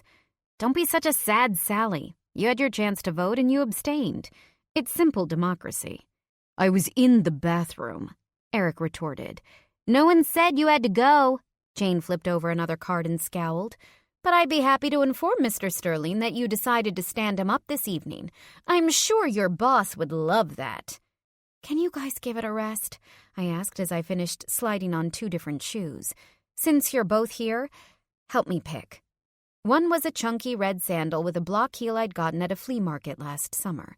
The other was one of my favorite black ankle boots with the silver toe. I wore high-waisted, dark-wash skinny jeans, rolled up slightly at the ankle, and a crop top with wide black and white horizontal stripes. My hair, tossed into a messy ponytail, revealed the 2 sets of studs in my ears, and I had Brandon's thick silver cuff on my wrist. It was a more retro look than I would normally go for, but more importantly, it was comfortable and cool. It was going to be hot inside the club, so I wasn't interested in wearing anything too binding or suffocating. Jane pursed her lips and looked at both, nodding. I see what you're doing there. Sort of a Debbie Reynolds versus Debbie Harry kind of choice, isn't it? Don't you have anything less clunky? Eric asked with a nonplussed shrug. Stilettos would be hot. With a withering glance at Eric, Jane said, Pay no attention to Justin Bieber. He liked his women teetering so they are easily immobilized. Eric scowled. I resent that. Jane tipped her head toward my right foot. Obviously the red. They go with the whole Betty Page vibe you've got going on. Nicely done, by the way. Then she opened my nightstand drawer and threw a handful of condoms at Eric. 2 hit him in the face. Jane! I yelped. What the hell? Jane smirked at Eric, who just glowered while he gathered up the multicolored packages. I thought he needed some help with his accessories, too, she said sweetly. That's so thoughtful, Jane, Eric said as he dropped the condoms on my desk. So kind of you to help a guy stay safe. "Oh, they're not for your safety," Jane retorted. "They're for whatever godforsaken girl you convince to let up her skirt. Just remember, Eric, no means no." I rolled my eyes. "You guys are impossible." I pulled the boot off and grabbed the other sandal, opting for height, since my date stood nearly a foot taller than me. "Come here, Ms. Pinup," Jane said. She pulled her lanky limbs up from the bed and went to my desk, where I kept the small box containing my spare selection of cosmetics. She pushed Eric out of the seat and shoved me down in his place. Eric just scoffed and stalked out to wait in the living room, but I did catch his quick brown eyes flicker back to Jane for a second before leaving. "Mascara and lips," Jane dictated as she squatted down to fix my makeup. I obediently looked up while she touched on mascara. Jane was a whiz with cosmetics. She'd been fixing my face since we met. "Thanks," I said. "I can't go out anymore, you know, now that I don't have you to do this for me."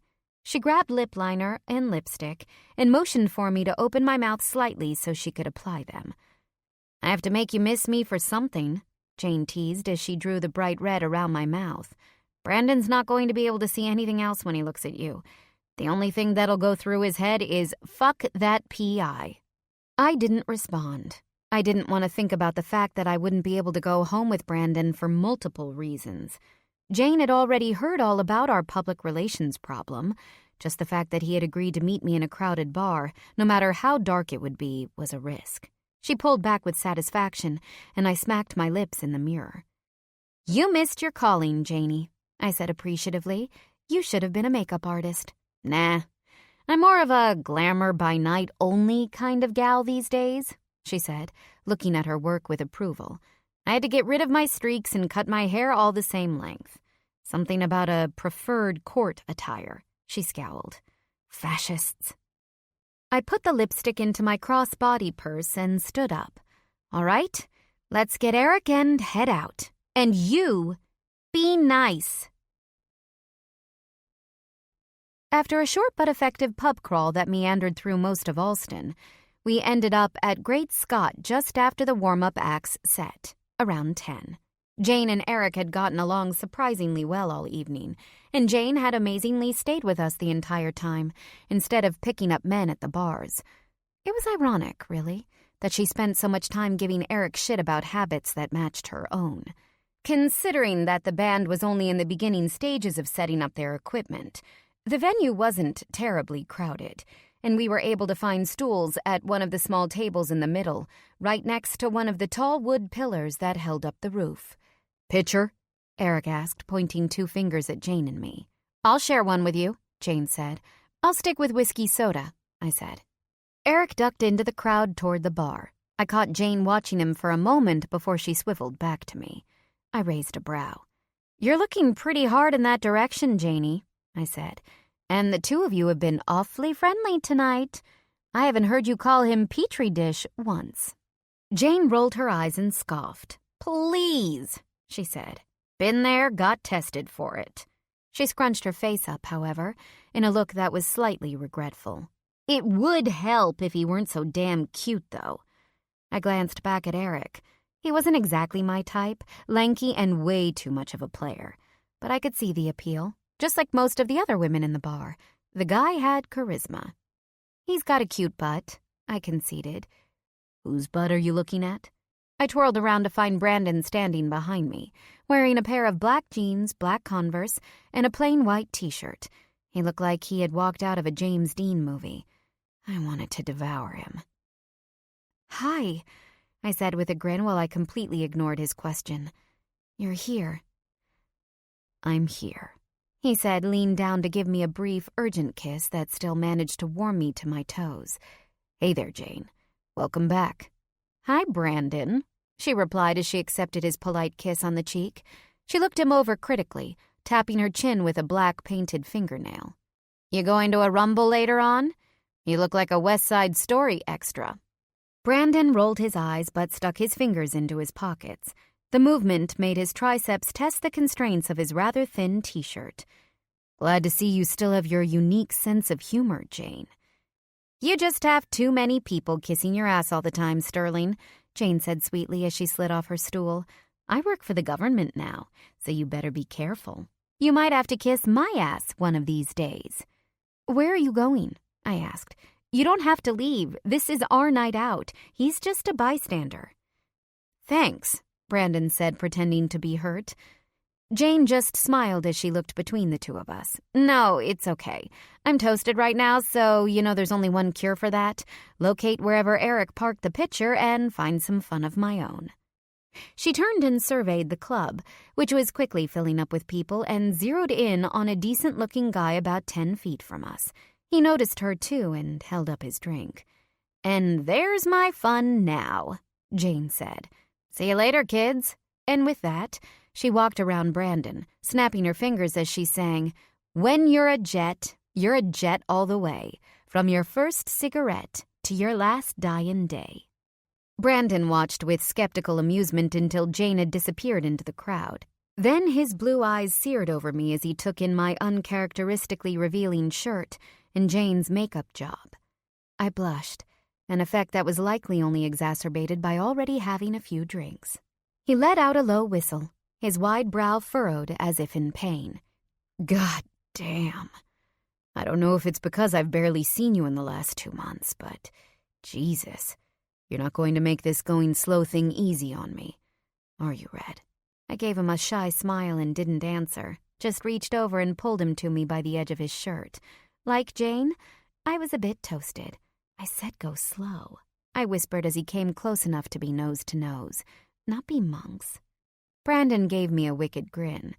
"Sounds good to me," he said and lowered his lips to mine. "Ahem." We broke apart somewhat irritably to find Eric standing next to us with a full pitcher, 2 pint glasses, and my whiskey soda, looking obviously uncomfortable with catching his boss and his roommate making out for the second time in 24 hours. Brandon stepped away and I gratefully accepted the drink. "Thanks," I said. "Next round's on me." "Uh-huh," Eric said. "Where did Jane go?" He scanned the growing crowd. "She went exploring," I said. For some reason, it felt odd to tell Eric that Jane was chasing tail. I knew he was under no pretense about Jane's nocturnal habits, but there was something about the way he'd been looking at her all night that made me hold back. Eric looked awkwardly back at Brandon and me, then gave Brandon a fake interview smile. "Mr. Sterling," he said, "it's nice to see you again." "Nice to see you too, Eric." Brandon shook his outstretched hand, then sat down on the stool behind me and scooted my seat backwards so I was cradled between his legs. I settled against him, practically purring at the feel of his warm skin through his thin T-shirt. I leaned onto his shoulder, and Brandon wrapped an arm around my waist, tugging me even closer so he could gently kiss my neck. "Right," said Eric with thinly veiled discomfort. "I'm going to go bring Jane her beer." I couldn't blame him.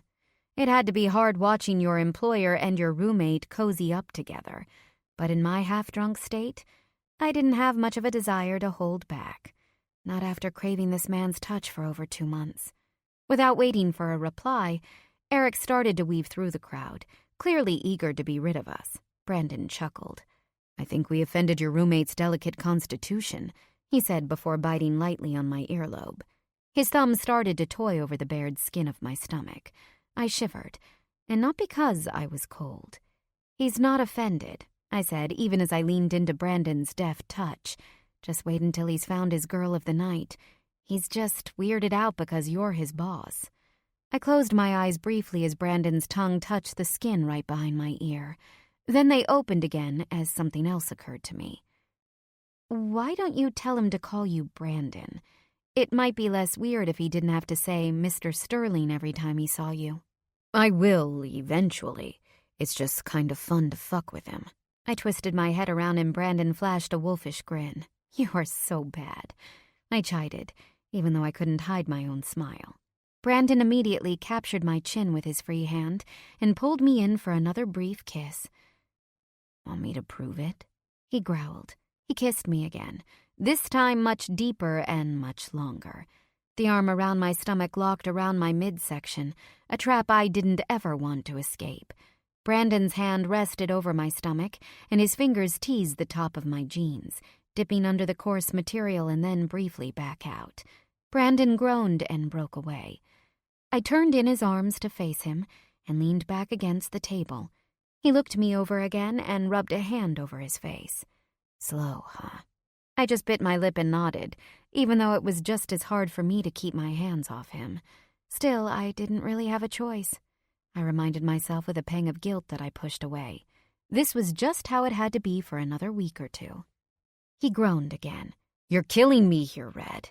You couldn't have just worn a burlap sack or something? I giggled and took a sip of whiskey. I'll wrap a bedsheet around me like a toga next time. Brandon squinted, like he was trying to imagine me in the get-up, then shook his head. Nope, it's no use. You'd be smoking hot in anything. With another brief kiss and a frustrated grunt, he pushed off the table. I'm going to get a drink. The lights in the club dimmed, and a cheer rose from the gathered crowd as the band took the small stage. I slid off my stool and stood as tall as I could, buoyed by the extra height of my sandals. The club was getting hotter by the minute, stoked by the crush of bodies and the hot stage lights.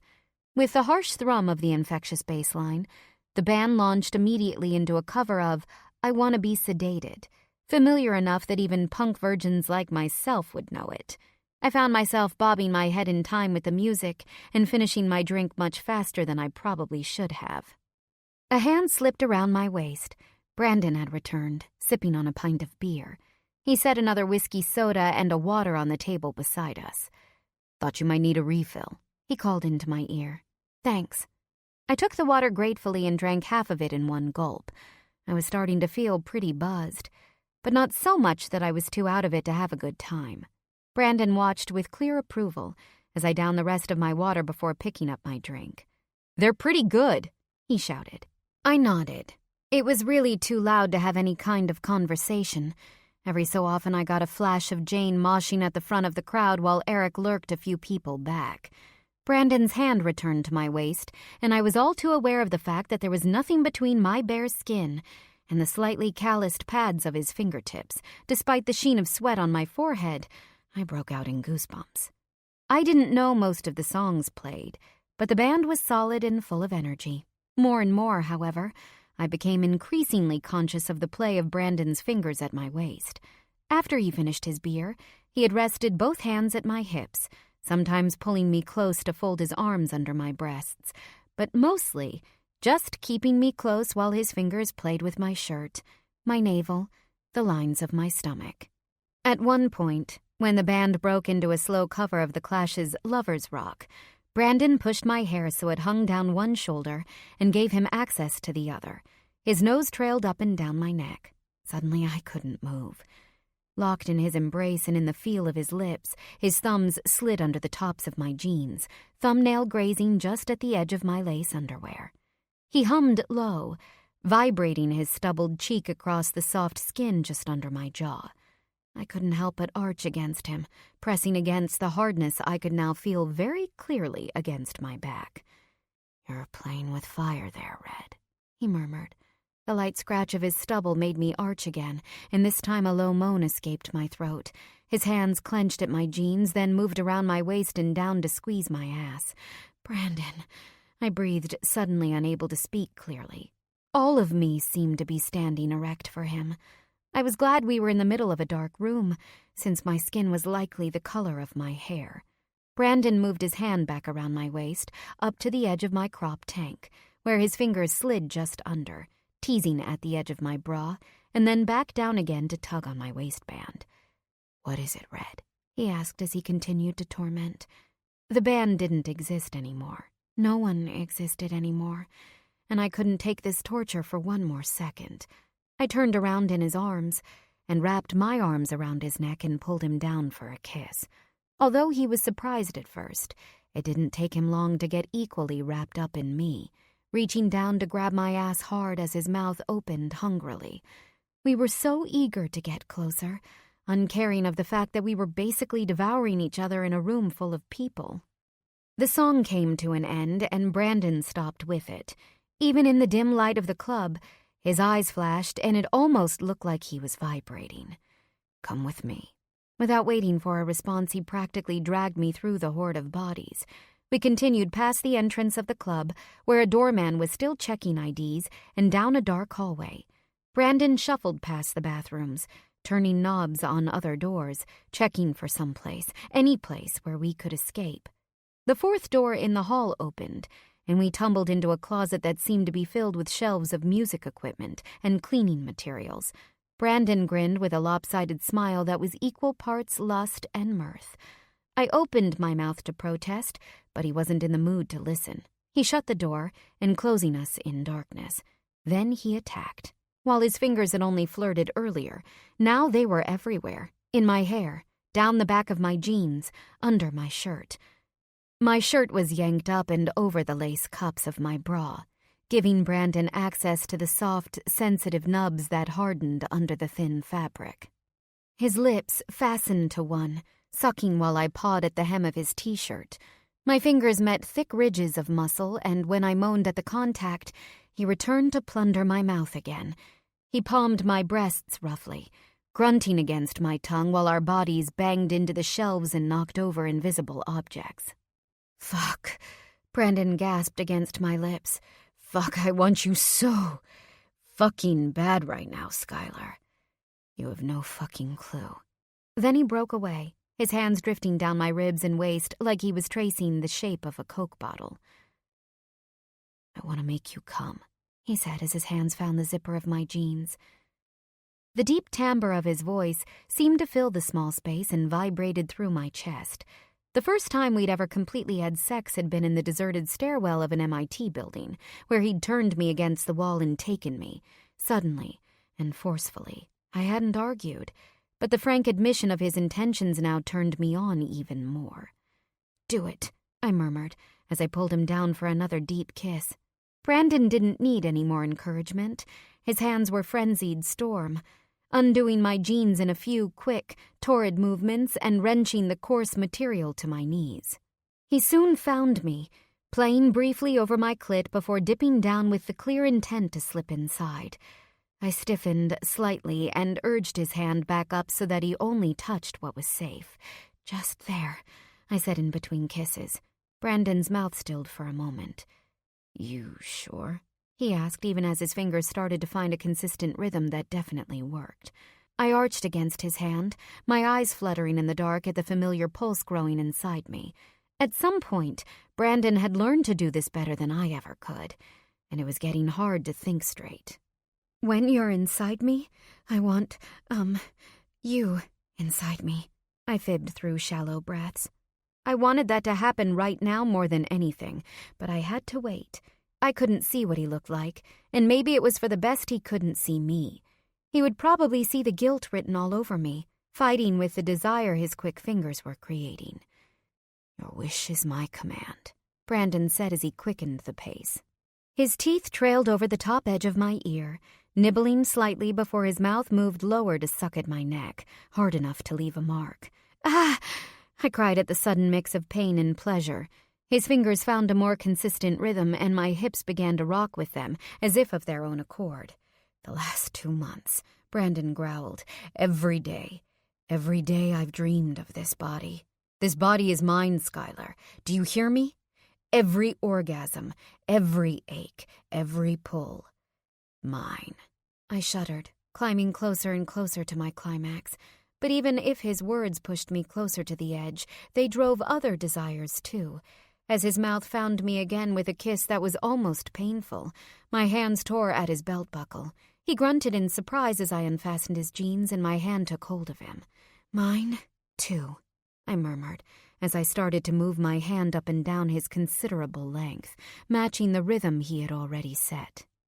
I could feel rather than see Brandon's mouth fall open, lips powerless as we worked each other's bodies. I could hear people moving in the hallway, could feel the vibrations of the band's insistent rhythms through the flimsy door. But here in this closet, his touch, my touch, we consumed each other. With each small caress, we brought each other closer to finishing, mouth to mouth, tongue to tongue, groan to groan. "Fuck!" Brandon finally let out a hoarse yelp. His head fell over my shoulder and pressed into the door at my back. "Are you close?" His thumb pressed slightly harder than he seized my clit between 2 fingers and squeezed. "Brandon!" I cried out.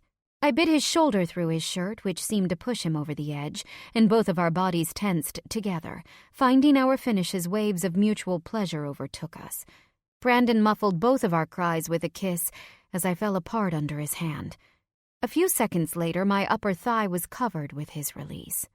After we had managed to catch our breaths, the jiggling of the doorknob snapped us both out of our post-orgasmic dazes. It appeared to be a drunk concert-goer looking for a bathroom. Whoever it was soon tromped away, but suddenly, I was very aware of the fact that I was standing in a custodial closet, shirt above my tits, pants at my knees, and thighs smeared with the sticky residue of Brandon's pleasure. Brandon swallowed as he refastened his jeans, then pulled out his phone to shine a light around the dark, humid space. "Aha!" he exclaimed when he found a stack of spare paper towels. I cleaned myself off, then awkwardly reassembled my clothes, while Brandon rubbed nervously at the back of his neck. It wasn't until I looked up again to find him watching me adjust my bra with lust written all over his features again that I realized I had no need to feel uncomfortable. When he caught me looking, his mouth twitched. "Slow, huh?" he whispered with a half-smile. I bit my lip. "Slow for us?" We could never seem to keep our hands off each other, even in those moments when I hated his guts. That had never been the problem. "Can we get out of here?" Brandon asked as he leaned in for another kiss. "I don't want to be arrested for public lewdness." "We're not having sex tonight," I said, as he nibbled on my neck. I'd have said the man was insatiable, but I was feeling the same way. With a reluctant groan, Brandon stood up straight. "Can I at least stay over?" he asked. At my expression, he held his hands up in mock submission. "No funny business, I promise." He blinked, his eyes wide. "I just want to be with you, Red. I miss you." I leaned into him. We needed to take things slow, physically, but that didn't mean I didn't want to be around him just as much. "Okay," I relented. "You can come over." "Great. You leave first and get a cab back to your apartment. I'll follow in my car." Checking first to see if I was completely redressed, Brandon opened the door and guided me out. There were a few other people in the hall looking for bathrooms, but no one seemed to care that we had just emerged from a closet together. "Got everything?" Brandon asked. I checked for my purse, making sure nothing had fallen out. "Yep." "Good. Here's for the cab." Before I could stop him, Brandon pressed a crisp 50 into my hand. With the effects of 2 whiskeys running through me, I was too slow to summon a rebuke before Brandon guided me to the club entrance and asked the doorman to hail me a cab. "I'll see you there, Red," he said, with a brief stamp before nudging me out the door. A car was waiting for me when I reached the curb. I glanced back to where Brandon was peering from the interior shadows, likely checking for signs of a tail. I waved at him, and he waved back with a rueful smile. Then I was shut into the cab, alone, and on my way home. Chapter 13. Hot. I was hot. Every part of me felt like a ripe, sweating peach. I opened my eyes. Thin streams of sunshine escaped through the blinds of my one small window. In my cloudy, hungover state, they felt like needles piercing my eyeballs. I looked down my body to find myself thoroughly and completely wrapped up in man. Well, that explained the suffocating heat. Brandon stirred. The arm across my chest and the leg over my hip just wound tighter, and he buried his face further into my hair. Part of me relished his touch, enjoyed the warmth of his skin, the familiar scent of him. The other part of me just wanted his giant, sticky limbs off. That part won out. As slowly as I could, I slid from under his embrace, doing what I could to replace my body with a few of the pillows. It had been an interesting night. When we had come back from the show, Brandon was fully primed to do more of what had happened in the broom closet. He had watched me move around the apartment with the focus of a jungle predator. After being tossed onto my bed not once, but twice, I had elected to change into my pajama shorts and an old New York Giants t-shirt in the bathroom, much to Brandon's obvious disappointment. Unfortunately, he didn't play fair. When I returned, he had stripped completely down to his boxer briefs, looking more like an underwear model than a CEO as he splayed his long, tanned body across my bed. "You keep looking at me like that. I'm not going to be able to keep my hands to myself, Red," Brandon had said with a leer. I bit my lip. "You're not exactly making it easy for me either. No one asked you to hop in my bed looking like David Beckham in an underwear ad." For that, I got another 1,000-watt grin. "I never said I'd make it easy. Get over here. I'll let you keep those cute little shorts on. I swear." He stayed true to his word, taking things as slow as I wanted. It was like spending the night together as if we were 16 and our parents were in the next room. Frustrating, but also completely a turn-on. And now it was a little awkward. Brandon stirred again as an old wood floorboard creaked under my feet. I froze. He raised an arm over his head and blinked, lazily awake. "Morning," he said slowly as he caught sight of me. He propped his head up on one ridiculously defined arm and smiled. My insides tightened. Anyone who looked like that first thing in the morning should be locked up. "Hey," I said, raising a shy hand to my face, which probably had pillow crease marks across one cheek. "Good morning." I slumped into my desk chair, feeling unaccountably shy. Unlike the days when we used to spend weekends together, our conversation was stunted. Brandon was guarded, and I was too. The fact was, we had hurt each other badly, and there was going to be a certain amount of time needed to heal those wounds, which seemed a lot fresher at the moment. Brandon sat up completely, and I flushed as the sheet fell down, revealing the cut lines of his torso. He smiled wider at my reaction. Seriously, it was really unfair that I couldn't hide a damn thing I was thinking. "What are you doing over there?" A long arm beckoned me. "Come back to bed." I obeyed.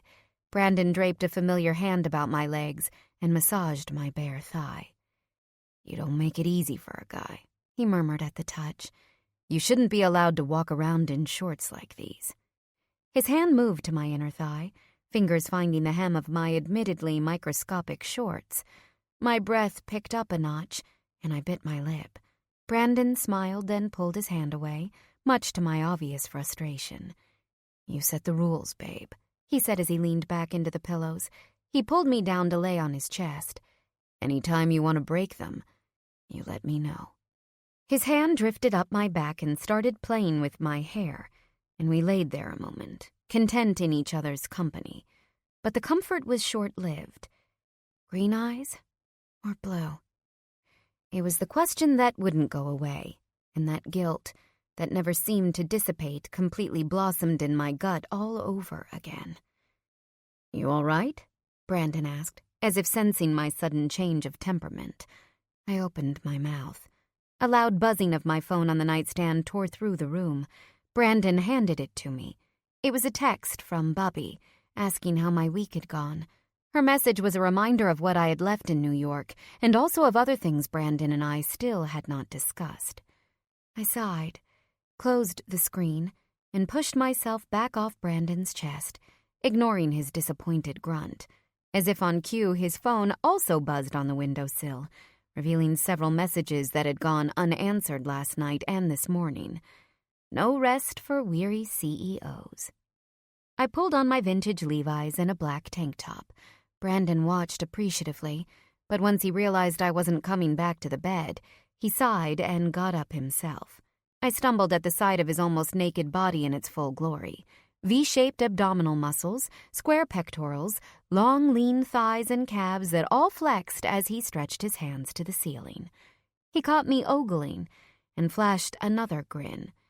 "We could still break some rules, Red." He clearly wanted to, if the tent in his briefs was any indication. I licked my suddenly dry lips, then shook my head and finished hooking on an earring. "Not yet," was all I could manage, as I turned away to hide my intense blush. Instead, I focused on taming my bedhead into a bun. The man really did things to me I couldn't control. Brandon chuckled, but I could hear him putting on the clothes he'd draped over the end of the bedpost the night before.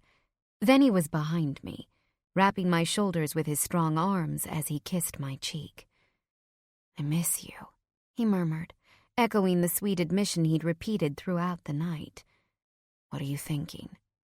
He watched me through the mirror, his eyes looking impossibly blue in the early morning light.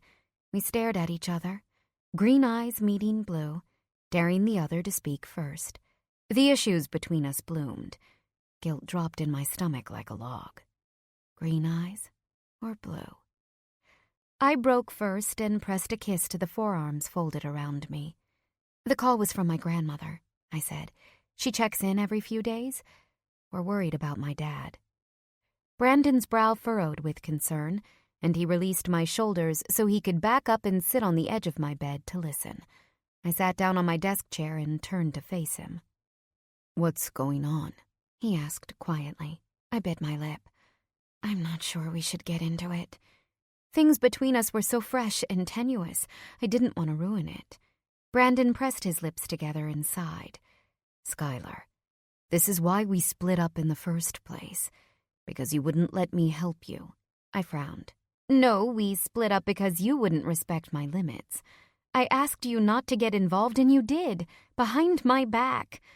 My entire family is paying for it now. Every time I see a call from Bubby or my dad, I'm afraid that it's going to be another notice that Dad's in the hospital again, or something even worse. You put those extra big targets on our backs, Brandon. Skylar, I'm pretty sure your dad got into gambling without my help." Brandon replied quietly, although he had the decency to look contrite right after the words left his mouth. I crossed my arms and glared. "I'm aware that my dad has a problem, thanks. You forget that I've been here before. And see, when my dad was just a poor sanitation worker with a kid in college, these assholes let us alone once he paid his debts. They had bigger fish to fry. But now they found the biggest fish, which means they're not going to let up. And my family is just a bunch of sitting ducks waiting there to be picked off." My hands shook at the thought, and I couldn't help my voice cracking at the end. Brandon opened his mouth as if to argue back, then closed it firmly. "You're right," he said finally, surprising me completely. "I'm sorry." "You are?" This wasn't usually how these discussions went for us. Usually they ended with us acting like stubborn mules, unable to compromise and spouting off at each other. I'd actually smacked Brandon more than once. I know, not my finest moments. "Yeah," Brandon conceded. He pushed a hand through his hair, gripping a moment at the crown of his head. "But Skylar, believe me when I say this. I would never let anything happen to your family. The Messinas aren't the ones with the real power here. They might want my money for what? Some fancy cars to pay off some dirty cops? I guarantee they have no idea what that money can really do." My skin prickled at his words. What is that supposed to mean? Brandon suddenly found a non-existent piece of lint on his jeans extremely interesting. "Brandon!" I protested. "This is exactly what I'm talking about. I want this to work, but you can't hide things from me. We have to be honest with each other no matter what, and I have to have the final say about what happens with my family." He sighed. "Fine. To start, you should know that I removed the trust in Messina's name from the divorce agreement. Miranda started asking questions anyway, so it was better that I paid your family's debt in bulk instead. So yes, I gave Messina a larger payment to stay away from your family, but that's it. And I did take pains to route it in a way that he might just think it came from your dad instead of me." I rubbed my forehead. Suddenly, I had a massive headache. "Brandon, I know you don't really think that worked. Victor Messina probably started sniffing you out the second you produced a paper bag full of cash like a damn magician." "Probably," Brandon admitted. "But it was a start." He looked up with big eyes. "You should probably know that after you told me about your dad's, new friend, I arranged for a security detail to watch the house in Brooklyn, and, you too." I gaped around my room as if Inspector Gadget was about to pop out of my closet. "What?" He had the decency to look ashamed, but I recognized the set of his jaw when Brandon wasn't going to change his mind. "I did it during dinner on Friday," he said. "Listen, you just finished telling me how scared you are that someone is going to hurt your family again. I'm just doing what needs to be done to make sure it doesn't happen." "I don't need a security detail. Talk about a breach of privacy, Brandon." I turned back to my desk in a huff. I pulled the hairband out of my hair and started brushing violently. It only made it bush up, but I didn't care. I needed something to do. Brandon continued to watch me in the mirror. "Skylar, come on," he said. "This is me, a guy who is currently being followed everywhere by a private investigator hired by my crazy ex-wife. Do you think I want to invade your privacy?" "She's not your ex yet," I countered petulantly as I attacked the left side of my head. "You say you know how these kinds of people work. I do too, Red, and probably better than you. I used to run with thugs like him when I was younger, and when they want something, they don't go after the guy with the money. They go after the people he cares about. Messina would go after the people I care about, and that's you, more than anyone else." Behind me, Brandon sighed. "Will you turn around and look at me, please?" I stilled, but set my brush down on the desktop and did as he asked. I started braiding my hair into a thick rope. Brandon leaned over and braced his hands on his knees so he could look directly at me. "They don't report to me unless something bad happens," he said plainly.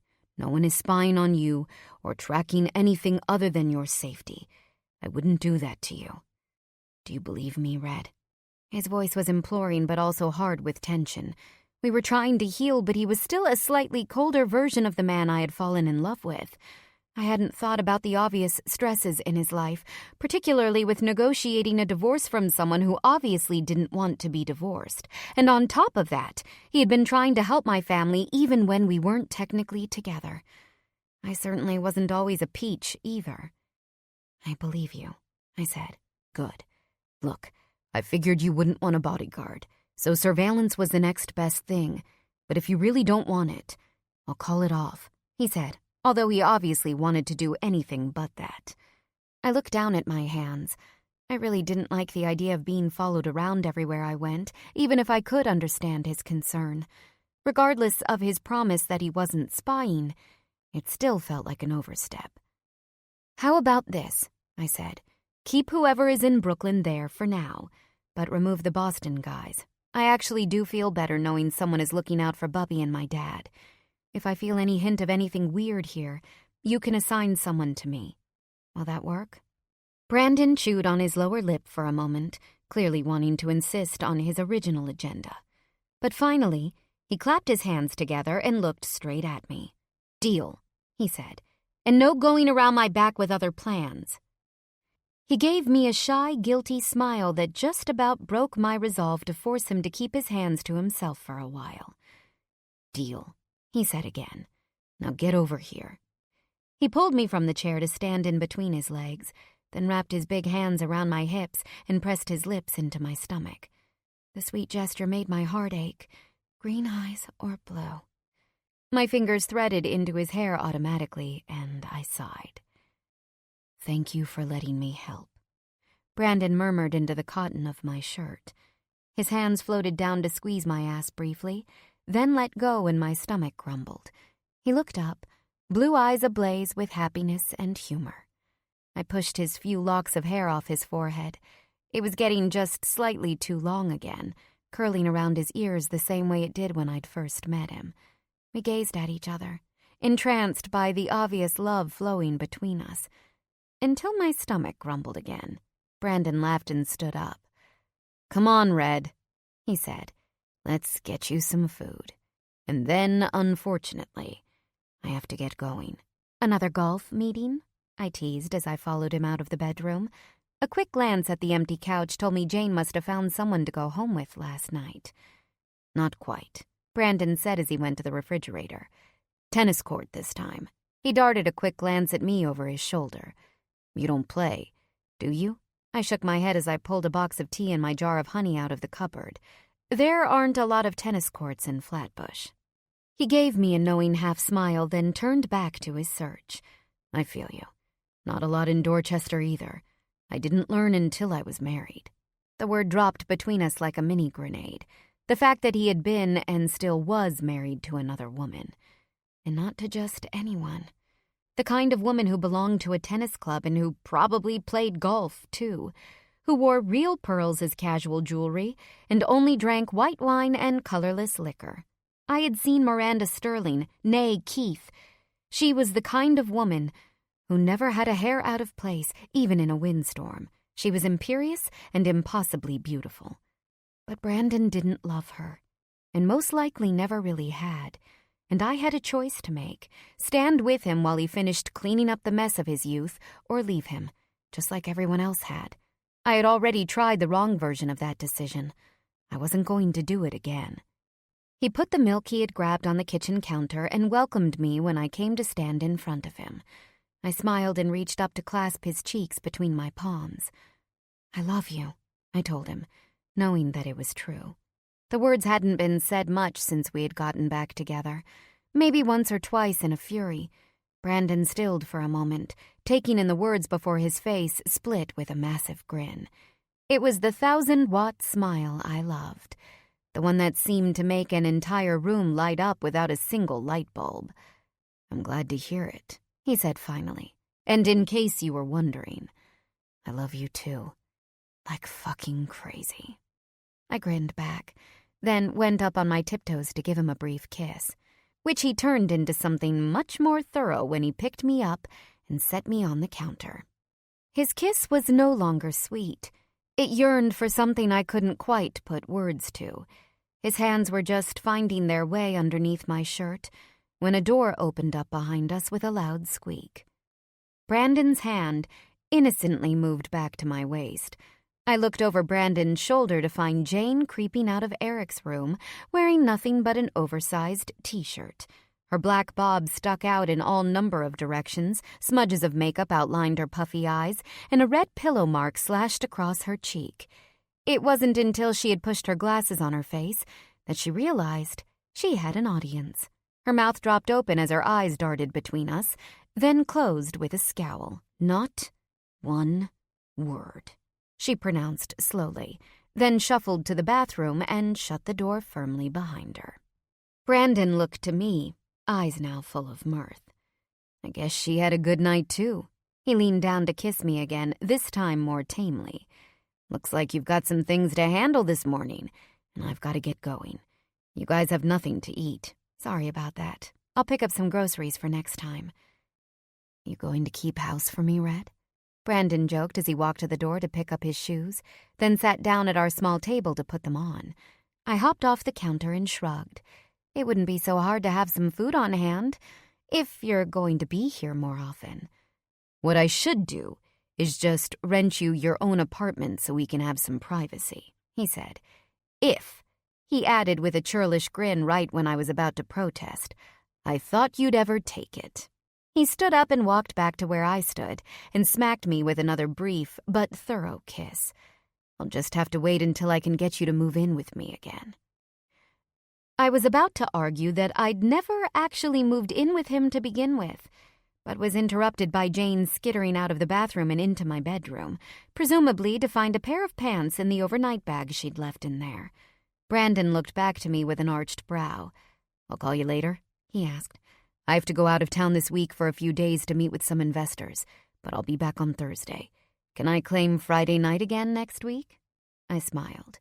"Sounds good." "Perfect." He grabbed his keys, wallet, and phone from the table. With a quick, panty-dropping grin from the door, he was gone. Chapter 14. On Wednesday afternoon, I left my doctor's office in Cambridge with an extra spring in my step. After getting a checkup, I had been cleared for pretty much any physical activity again, including the kind that Brandon was clearly dying for, if his texts were any indication. On top of that, the IUD that the doctor in New York had inserted was good to go. There would be no more scares or decisions like this again in my immediate future, and for the first time, I felt like I could begin to move on from the black hole of the last month.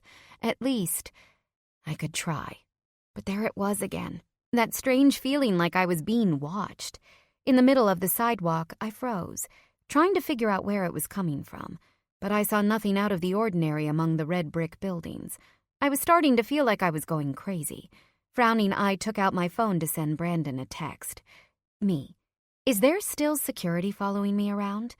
There are benefits to dating someone who is basically married to his phone. One of them is near instantaneous communication. Brandon."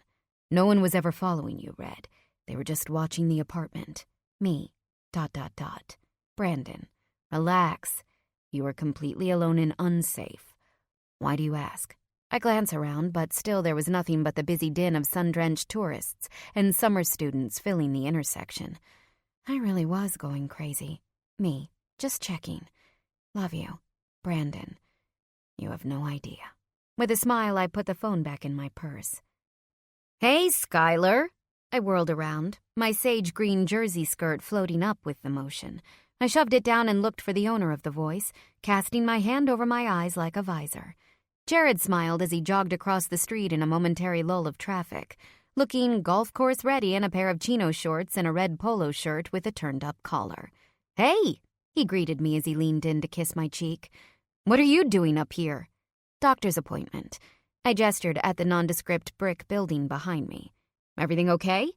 Jared looked me up and down as if trying to determine for himself of what I might be hiding. His eyes flickered to the brass sign that clearly stated, Cambridge Obstetrics and Gynecology.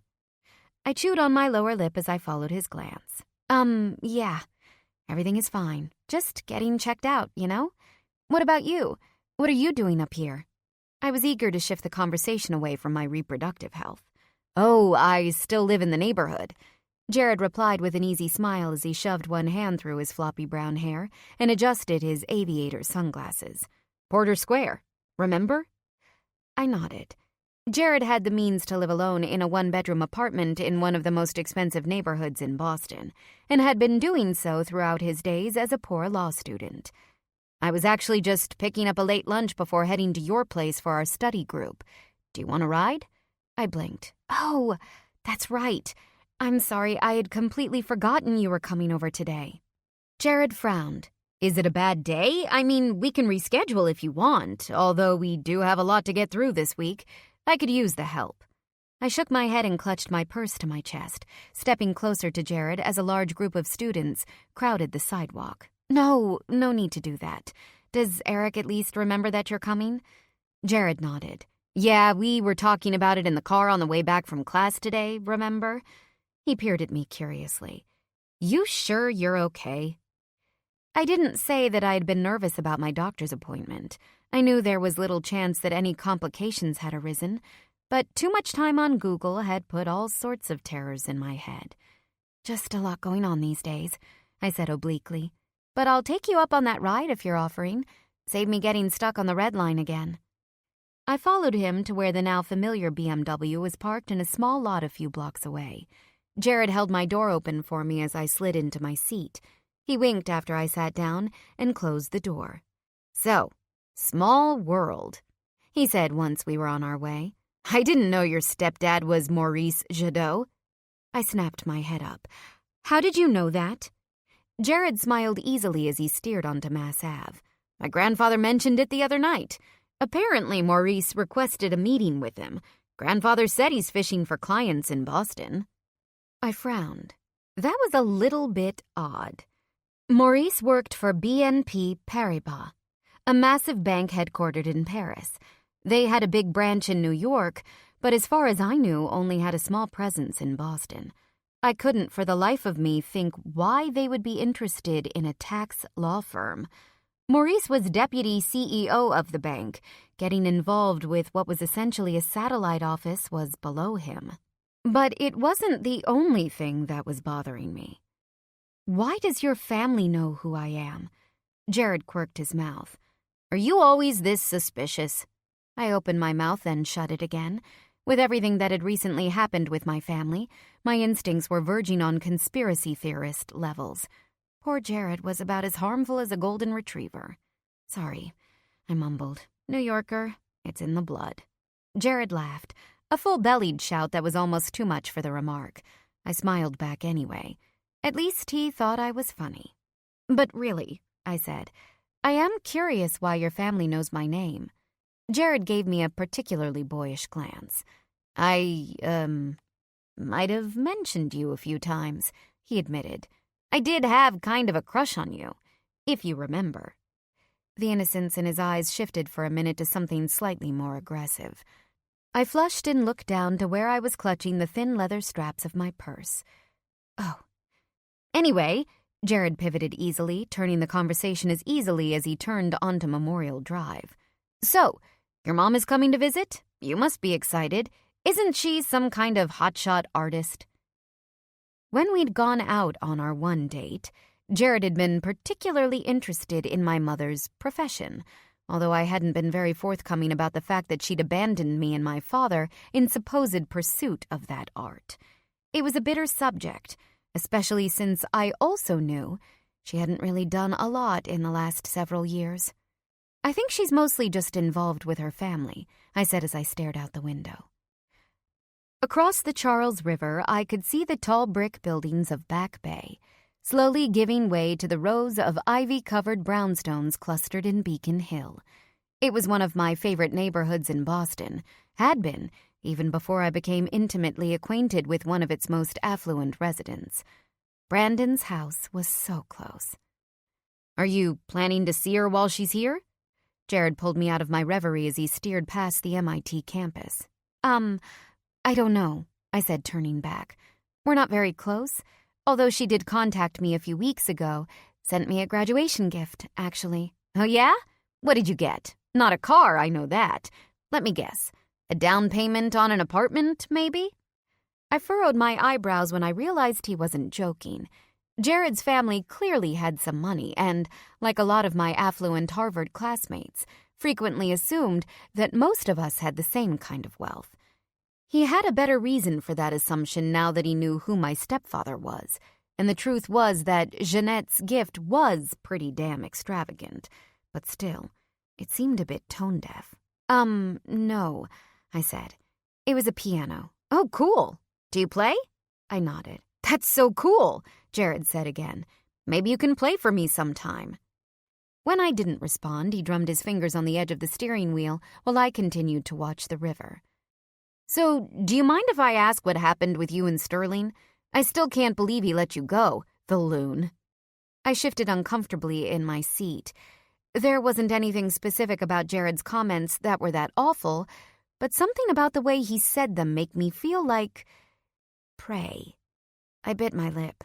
Brandon and I were supposed to be keeping things on the down low, but at the same time, Jared was a friend, and I'd already blown him off once before about Brandon. There was just something about the way he looked at me. It made me afraid of how he'd react if I did it again. It's complicated, was all I said. I don't know that he did. Really? Jared pushed his sunglasses on top of his head. The movement made his hair stick out like floppy, light brown ears, so that he resembled a golden retriever even more. What does that mean? He asked. I shrugged. I don't know. You probably know that he's married, right? Jared nodded. My grandfather was actually really good friends with Stan Keith, Miranda's father. Our families have known each other for years. I was actually really surprised when I saw you and Sterling together, to tell you the truth, because she's always talking about him. I cringed. Jared was on a first-name basis with Brandon's wife. And yeah, that night at the symphony had probably looked suspect to a lot of people who had known about Brandon's marital status. Everyone, it turned out, but me. Right. Well, then you probably know that they're in the process of getting a divorce. We're taking a pause until it's finished. It seemed safe enough to say. Let him know I wasn't really available without blowing Brandon's cover. I know what most people know, Jared replied as he turned off the highway, that he filed a few years ago and hasn't done much since to move it along. That's because his wife wants to contest it, I countered. She's nuts and won't let him go. Jared just gave a skeptical shrug. Is that what he said? Allow the music to steady your thoughts and soften your emotions as we prepare to return to the narrative.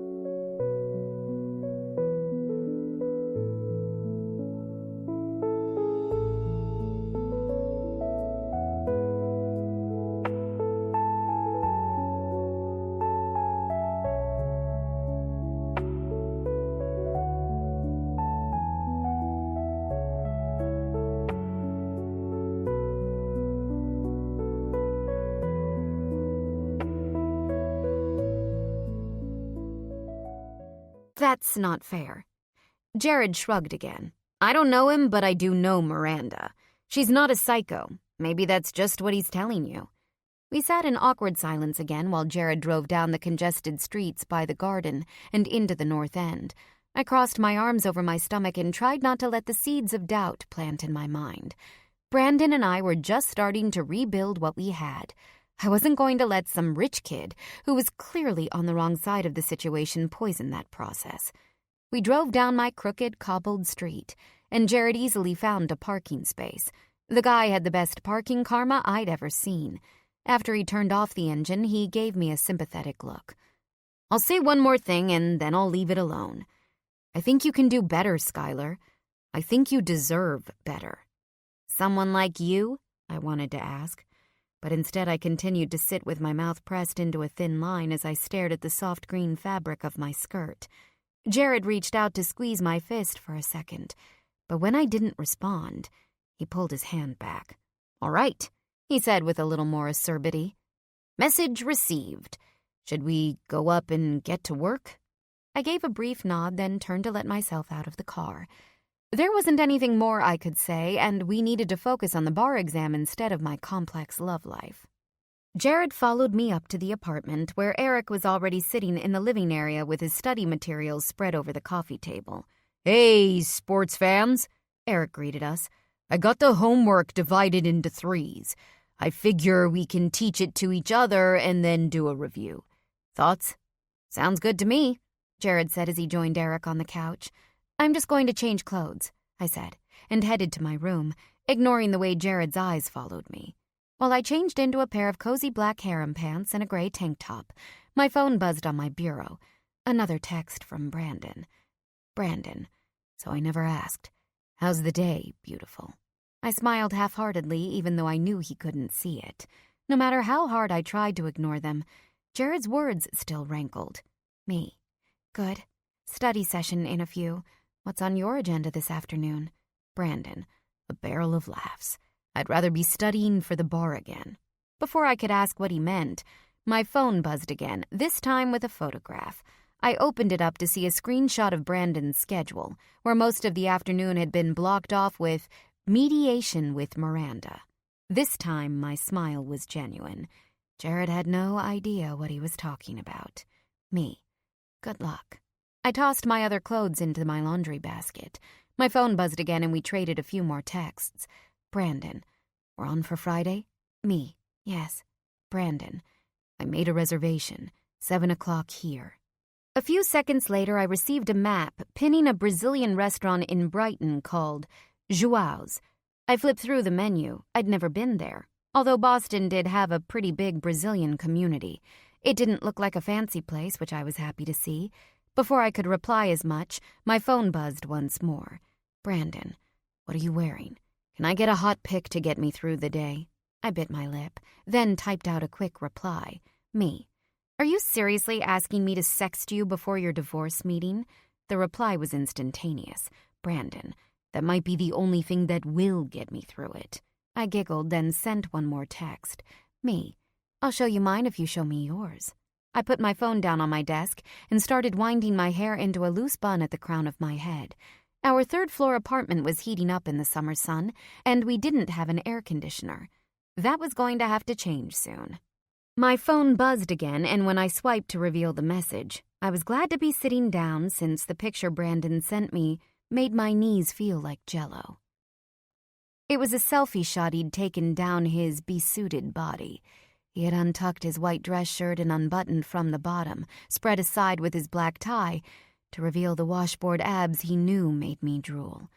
Below, one big hand rested on the front of his pants, grabbing an obvious erection. I bit my lip and squirmed, suddenly very aware of the fact that I had just been cleared for sex. My phone vibrated again in my hand. Brandon, your turn, Red. I pushed up from my seat and stood in front of the mirror mounted over the vanity desk. I decided to go for a similar look. I'd show him mine, as I said. I pulled up the bottom of my tank, revealing my own flat stomach and the cut of my hip bones set off by my low-slung pants. For good measure, I pulled the shirt high enough to reveal the underside of one breast, since I'd foregone a bra for comfort. Then, just because I knew it would torture Brandon, I put my glasses on, bit my bottom lip, and took the picture. "Crosby!" Eric yelled from the living room. "You coming?" After checking that I didn't look like a complete alien in my photo, I fixed my shirt and pressed send. "Keep your pants on," I said as I walked back to the living room. I'm coming. I set my phone on the table and picked up the study packet Eric had prepared for me. "Ready?" My phone buzzed, and Jared's gaze flickered down to the message clearly displayed on the front. Brandon. Damn. You know how to tease a guy. I flushed and snatched the phone off the table. "Come on, boys," I said, unable to meet Jared's sharp glance. "Let's get to work. This exam isn't going to pass itself." The rest of the afternoon passed easily, and when dinner time rolled around, Jared happily volunteered to order pizza while we plowed through the rest of the assignments for the week and got a few days ahead on the course readings. I didn't miss the way Jared occasionally peeked curiously every time my phone buzzed, but he didn't say anything more about Brandon, and I had to admit that studying together as a group worked well. At this rate, we'd all pass easily. Sometime past 9, Jared left with a smile and "See you tomorrow." "You're going to have to be careful with that one, Crosby," Eric remarked from the couch as I shut the door. I turned around with a frown. "What? Why?" Eric stretched his long arms out across the back of the sofa and gave me a look that basically said, "Seriously?" I rolled my eyes. "We're just friends." Eric snorted. You're his friend. I just carpool. But that guy is definitely looking for something more, and as nice as he seems, he's not the kind of guy who likes to hear no. He looked like he wanted to kill me when I pointed out his mistake on the statute of limitations question. "He knows about Brandon," I said as I picked up the empty pizza boxes and started breaking them down. "He knows I'm not interested that way." "Does he?" I set the flattened boxes on our small kitchen table, then came back to take a seat on the couch next to Eric. "He does," I said as I shuffled together the notes I'd taken. Eric did the same, but sent me a considerable side-eye while doing it. "He does," I insisted when I stood up with my books and notes. "Whatever you say, Cross," Eric said with his usual practiced nonchalance. "That's rich, considering the studied denial in your love life at the moment." It hadn't escaped me that since last week, Eric had been in his room every night by 10 o'clock, and there had been distinct radio silence from my friend in Chicago. "I don't know what you're talking about," he said with a sly grin. I just shook my head and brought my notes into my room. When I came out, Eric was flipping channels on the TV. "I think we deserve some mind-numbing television," he said. "Westworld or the Sox game?" My phone buzzed in my hand as I sat down. A text from Brandon. Another semi-dirty picture of him lying in bed in nothing but his boxer briefs, giving me a look that should have melted my phone. "A bit of advice," Eric said without even looking at me. "Maybe next week you can hold off on sexting with my boss until after a study session is over. Might make Jared a little less, aware of you." I frowned. "What do you mean?" Eric turned to me, lolling his blonde head against the back of the couch. "Everything shows on your face, Cross. And I do mean everything." Almost immediately I turned bright red. Eric chuckled and gave me a friendly pat on the knee as he turned back to the TV. "Don't worry," he said. "It was actually kind of funny watching Jared look like he wanted to vomit every time you got a dirty text." "You could tell?" I screeched. "Am I really that bad?" Eric flipped the channel back to the Sox game, and the blare of Fenway filled the room. "That last message must have been a doozy," he confirmed with another cheeky grin. I groaned into my hands. I normally wasn't quite so awful about masking my emotions, but when it came to Brandon, it was looking more and more like a lost cause. Chapter 15. Joao's wasn't a restaurant I knew, and I ended up getting lost on my way there. I took the beeline to Alston, passing the club where I'd been just last week, but then had to continue walking down Alston Street for several blocks. All the streets became less and less crowded. That feeling came back again, the one like I was being followed. It was hard to shake. You don't grow up as a woman in a large city without knowing that feeling of a stranger on your tail. I wouldn't be able to count the number of times I'd been catcalled or even tracked for multiple blocks by men in New York. Losing a creepy stalker was a survival skill in an urban jungle. But these days that sense was clearly off. Twice I stopped suddenly and whirled around in the evening twilight, but each time there was no one there, just empty sidewalks disappearing into the dusk. "You're going crazy, Crosby," I muttered to myself as I turned down another quiet street and finally found the restaurant. I stood outside for a moment, looking at the place with some skepticism. It was barely discernible as a restaurant, marked only by a small sign in the window and the glass door that had a menu taped to it. I double-checked the address Brandon had texted me. This was definitely the place.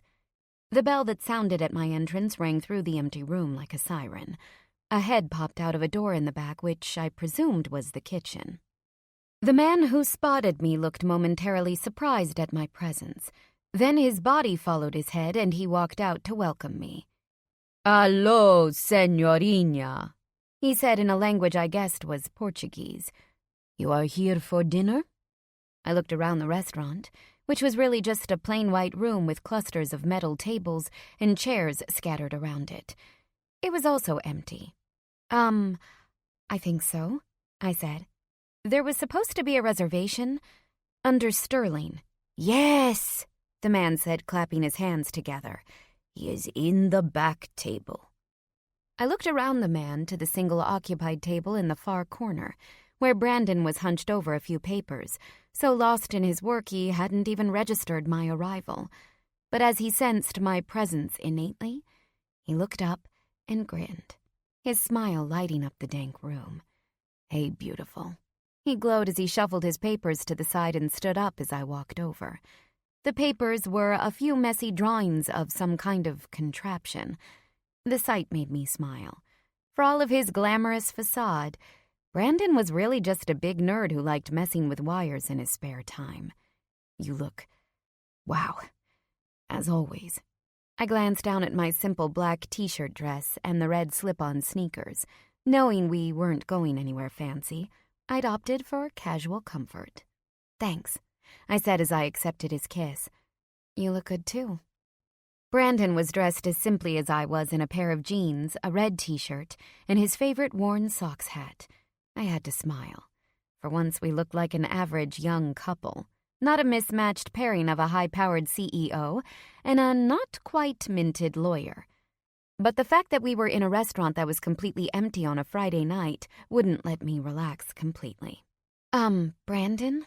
I asked as we sat down. You did call off the security, didn't you?" Brandon frowned, clearly confused. "Yeah, of course. Why do you keep asking me that?" I shrugged and held my arms around my middle. "No reason. You know me, suspicious New Yorker." If he got a whiff that I was worried, I'd definitely have a security detail following my every move. I really didn't want that. Instead, I looked around the restaurant. This place is weird.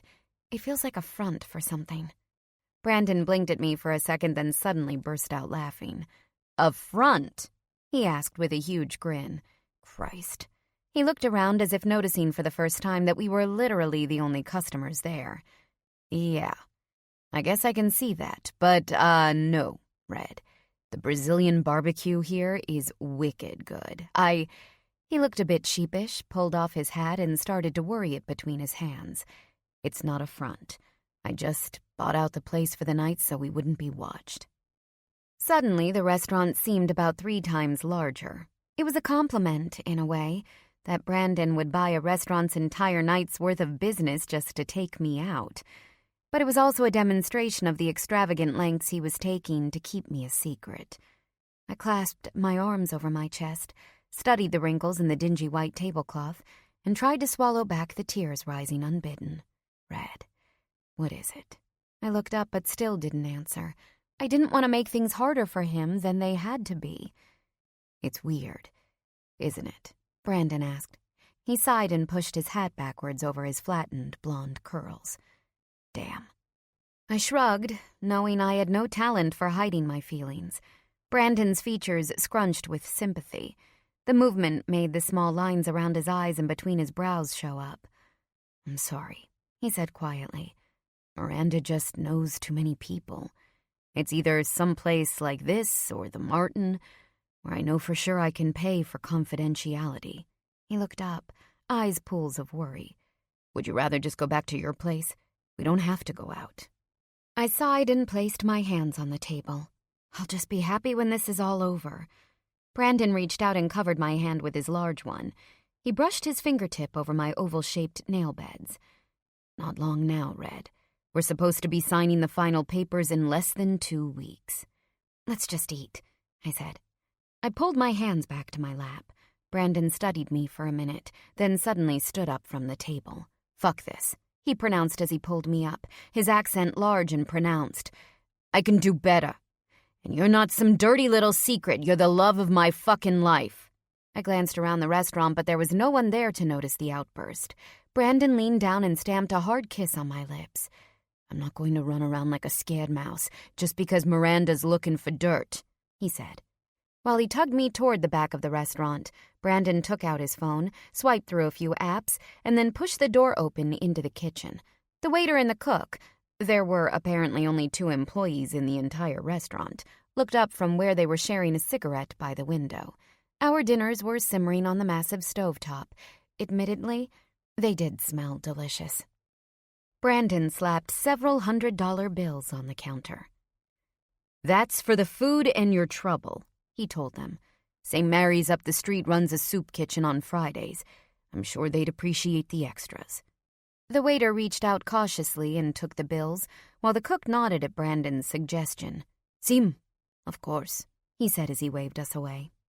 I gave them a grim smile while Brandon opened the back door into an alley. Like a spy, he glanced down both ends of the street before pulling me out to follow toward Alston Street. An unfamiliar Prius pulled up at the curb, and immediately we hopped in. Whose car is this? I asked once we were on our way. I had no idea what was happening, but Brandon seemed to be in charge. In return, I received a massive Cheshire grin. What? He said. You've never heard of Uber? I couldn't help but laugh despite the stoic expression of the driver. So, what subpar restaurant are we going to instead? I joked. Brandon gave me a grim smile back. Well, the food will be good. I promise you that. 20 minutes later, after a stop at the grocery store to pick up some flowers and a pre-made pie, we pulled up in front of a small blue colonial on a quiet street in Somerville. It was the kind of street that reminded me of Flatbush, the neighborhood in Brooklyn where I'd grown up. Close to the city, yet still a street dominated by single-family houses, most of them barred from the sidewalk by chain-linked fences and even a few trees. A couple of lights shone brightly through the windows of the house, which, though small, had obviously been carefully kept up over the years. The Prius drove off, leaving us standing in front of the small wood fence that bordered the house and a tiny yard that had been planted with rose bushes and azaleas. Brandon took my hand so that I could face him. You up for a family dinner? He asked shyly. Friday is usually chicken. I glanced back at the house full of epiphany. Of course. This was the house where Brandon had lived with his foster parents between the ages of 12 and 20 or so. I had once met Ray Peterson, the crotchety old MIT professor who seemed to view Brandon more as a lost intellectual commodity than a son. I had heard better things about Susan, Brandon's foster mother, but had never had the pleasure of meeting her. The chicken? Brandon had once told me a story about Susan's special roasted chicken, and how the way Ray, normally a taciturn, emotionless man, looked at her when she made it, helped Brandon realize just what he was missing in his own marriage. It was a funny thing to say, but Susan's chicken meant love to Brandon Sterling, so of course I couldn't wait to taste it. Brandon just grinned. If we're lucky. But I'm warning you, Susan isn't going to let up with the questions. I faced the house with determination, eager to be among people, especially the people who knew Brandon better than anyone else. Bring on the cross-examination. Brandon let me up the short walk through a dimly lit yard that was lined with flower beds and hanging baskets on the front porch. One of the Petersons definitely had a green thumb, I noted, as velvety purple petunias brushed my shoulder. Brandon knocked on the white front door and we waited. It was a marked difference from the way I would enter my family's house. If I ever knocked on the front door, Bubby would probably start wondering if I had been hit in the head. "I'm getting it." A muffled, gruff voice sounded from within, and we heard the obvious stomps of Brandon's foster father, Ray. Beside me, Brandon's tall form stiffened. The door swung open. "What is it?" "Oh, Bran." We were met by the clearly confused face of Ray, who was dressed nearly the same as the night I met him, nearly 4 months before, in a pair of practical khaki pants and a plaid, slightly threadbare button-down shirt with the sleeves rolled up. He pushed his frameless glasses up his straight nose and surveyed both Brandon and me as if we were potentially here to burn his house down. "Hi, Ray," Brandon said in a tone I recognized from the last time we saw his foster father, resigned and hopeful all at the same time. Ray glanced at me. "Who's this?" I reached out a hand. "Skylar Crosby, sir. We met a few months ago in your office." Ray screwed up his ungroomed white eyebrows, but clearly had no recollection of the event. Brandon took my extended hand and squeezed. I squeezed back, hoping he'd understand that I didn't take offense. Ray Peterson's opinion of me wasn't really the one that counted anyway. "We were hoping to crash dinner," Brandon said. "We brought dessert, and some beer if you can hide it from Susan." Ray screwed his face up again in disapproving glare, but stepped aside and took the paper bag containing the 6-pack of PBR Brandon had selected. Brandon set the dessert, a chocolate cream pie, on the small entry table next to the door, and turned to help me remove my denim jacket after we entered the house. The room opened into a homely living room lined with bookshelves. A small television set was in one corner, and a burgundy couch faced an unlit fireplace. "Ray, who is it?" A woman's voice floated down a hallway, out of which shone a few lights that, if the smell was any indication, clearly led to a kitchen. A few other darkened doors on the right likely led to bathrooms, closets, maybe an office. The woman appeared in the hallway, short and compact, with a navy blue apron tied around her waist. She caught sight of who had just entered her house and threw her hands up. "Brandon!" she cried and raced down the hallway. Close up, Susan Peterson looked a lot younger than her husband, although some of it might have just been their personalities. With his bright white hair, stodgy glasses, and stooped posture, Ray looked to be well over 70, maybe even 75. Susan, on the other hand, had an appearance of youth that couldn't just be erased by time alone. Her skin, a tawny color that belied years in the garden, and shoulder-length wavy hair that was still more light brown than gray, made her look no more than her mid to late 50s. She would have strongly resembled a sparrow, chirping down the hall and around her family, had it not been for the clear blue eyes that matched her foster son's. Ray Peterson might have held his foster son at arm's length, but Brandon was clearly the apple of Susan's eye. I was thrilled to see it. "You!" she said fondly as she grabbed Brandon around the middle with a warm embrace. Brandon smiled and pressed a kiss into Susan's mussed hair, but I could see the mirth in his eyes as he hugged his foster mother. That is, until he looked to Ray, who was staring grimly at the two of them. "Are you finished?" Ray asked. I frowned. What a grump. Susan stepped back but continued to pat Brandon over the arms and shoulders, even reaching up on her tiptoes to fix his hair where it stuck out from under his backwards bill. "What are you doing here?" she asked. "This is such a surprise." Then her warm yet sharp glance turned to me, as if she had just realized I was there. "And who do we have here, Bran?" Brandon turned to me with a grin and pulled me in front of him. "Susan," he said as he set his hands on my shoulders, "I want you to meet someone really special. This is Skylar Crosby, my girlfriend." Susan quirked her eyebrows at Brandon, then looked at me with open curiosity. Girlfriend? She repeated with obvious awe. Her infectious grin transformed her face. Well, well, well. It's very nice to meet you, Skylar. My, you are a lovely little thing, aren't you? Look at all that beautiful hair. Ray, could you imagine if these two had kids? Beautiful. Just beautiful. Blue eyes or green? I pushed the guilt away and focused on the situation at hand. It's lovely to meet you as well, Mrs. Peterson, I said. I reached out to shake her hand, but she pulled me in for a tight hug instead. Does your wife know you've got a girlfriend? Ray asked behind us. Brandon jerked his head to his foster father. Really? Ray crossed his arms. Does this one know about the mess you're in right now, Bran? Trying to divorce a woman who won't have it? I blinked between them and noticed immediately the way that Susan's sprightly demeanor shuddered when her husband spoke. Ray, she hissed, no need to throw that wet blanket on the evening. She knows everything, Brandon said evenly, and she also knows that it's almost over. I've heard that before. Ray grumbled before turning down the hall. Well, come on then. He called to the three of us. Chicken's on the table and getting cold. Hopefully we'll have enough. Oh, hush, Susan said as she shepherded Brandon and me to follow Ray. There's plenty, she assured me as we turned into the kitchen. She wasn't lying. Along with a massive roasted chicken, there was a large bowl of buttery mashed potatoes and a salad that would have obviously fed a lot more than just her and Ray. If I hadn't known better, I would have thought that Susan was expecting us. But when I saw her beaming at Brandon, I realized that his tendency to prepare for visitors who might stop by wasn't unique. It was a learned trait from the woman who helped raise him.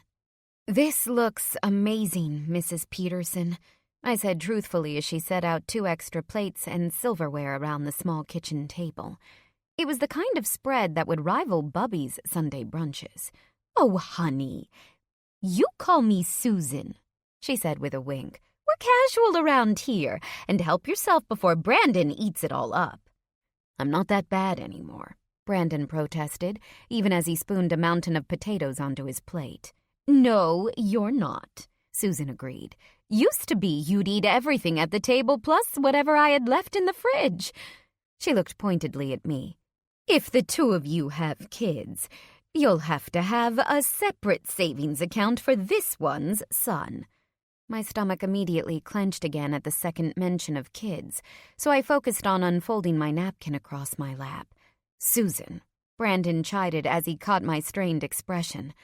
I'd appreciate it if you didn't scare Skylar off. Brandon, you've met my grandmother, I said. This is nothing. Brandon conceded the fact and started serving everyone chicken. So, you've met Skylar's family too? Susan asked innocently, although she didn't bother to mask her clear interest. Are you from Boston too, dear? I shook my head as I accepted a chicken wing onto my plate. No, New York. Brooklyn, actually. And what brought you up here? Skylar just finished law school at Harvard, Brandon said proudly. And is that how the two of you met? Susan asked, blinking between the two of us. At a Harvard event? Brandon glanced at me and grinned. No, we met by chance one snowy night. Skylar got trapped in my house in a storm. It was kismet. The heat in his eyes caused my heart to jump just a bit louder. Susan blinked cheerily between the two of us, the dimples in her cheeks growing deeper. Ray just took a bite of his chicken and looked bored until Susan elbowed him in the ribs. Ow! He cried, rubbing his side irritably. Do you remember what it was like to be in love like this? Susan asked, still beaming at us. Just look at them. Ray did, but his look was more of a glower. Brandon caught it and set his fork down on his plate. Why don't you just spit it out, Ray? He said. Ray mirrored his foster son by setting his fork down on the table, too. All right, then, I will. This is ridiculous. You're getting involved with this young woman when you've got a whole host of things to clean up in your own life, most of which I have to read about in the gossip columns. It's embarrassing. You read the gossip columns, Ray? Brandon teased with a raised brow. That is embarrassing.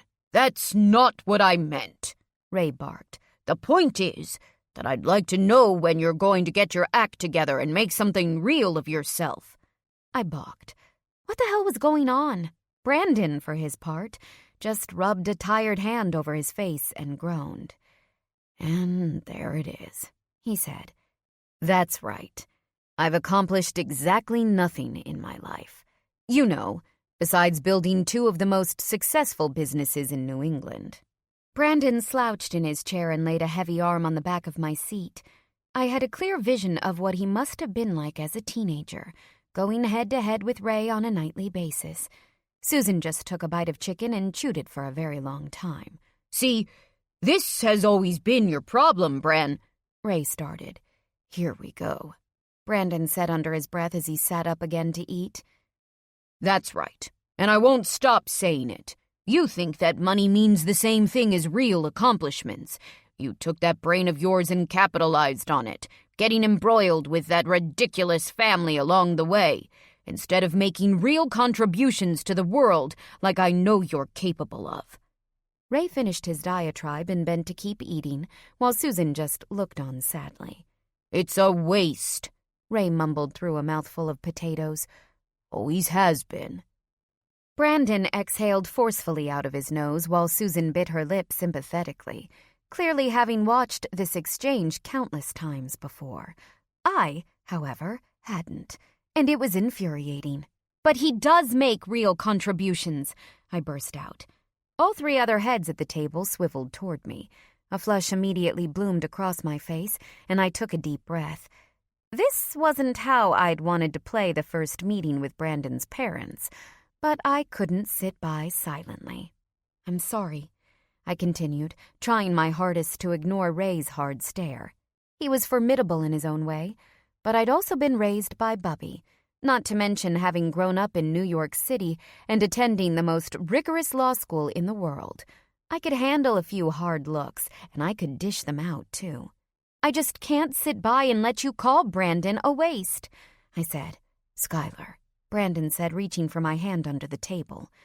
You don't have to do this. Yes, I do, I told him, and caught an approving glance from Susan. I turned back to Ray. Do you know what Brandon does for this city? He uses his money, his time, for so much good. His firm basically funds an entire pro bono center at Harvard for low-income families. He gives away millions of dollars every year to charities, including an outreach program that scouts gifted kids like him from disadvantaged neighborhoods and gives them access to the kind of educational experiences he got from you two. And then, of course, there's his lab. Ray frowned but perked up visibly. Lab? What lab? I turned to Brandon, who seemed to be trying his hardest to melt his large form into the floor. His features, tinged pink, were set in stone. I couldn't tell if he was pleased, embarrassed, or angry. Maybe a bit of all 3. He should know, I said to him. Brandon waved a hand around the table. You're on a roll, he said, refusing to meet my eyes like an embarrassed teenager. By all means, keep going. Brandon, you hush. You found someone who's proud of you, Susan said as she beamed at me. And I, for one, enjoy hearing all of this, since you don't tell me a thing about it. Continue, dear. So I did, with a grim glance at Brandon, whose expression I still couldn't read. Okay, well, he has this workshop on the top floor of his house. I turned back to Ray, who looked utterly confounded by this revelation. You'd probably love it, Dr. Peterson. He makes these, I don't even know what to call them, contraptions, inventions, amazing things he could sell but he doesn't, because he's just interested in building them for the sake of building. Brandon, you should show him those drawings in your bag. I took a deep breath. Brandon said nothing, but his hand squeezed mine tightly and didn't let go. Okay, that was a good sign.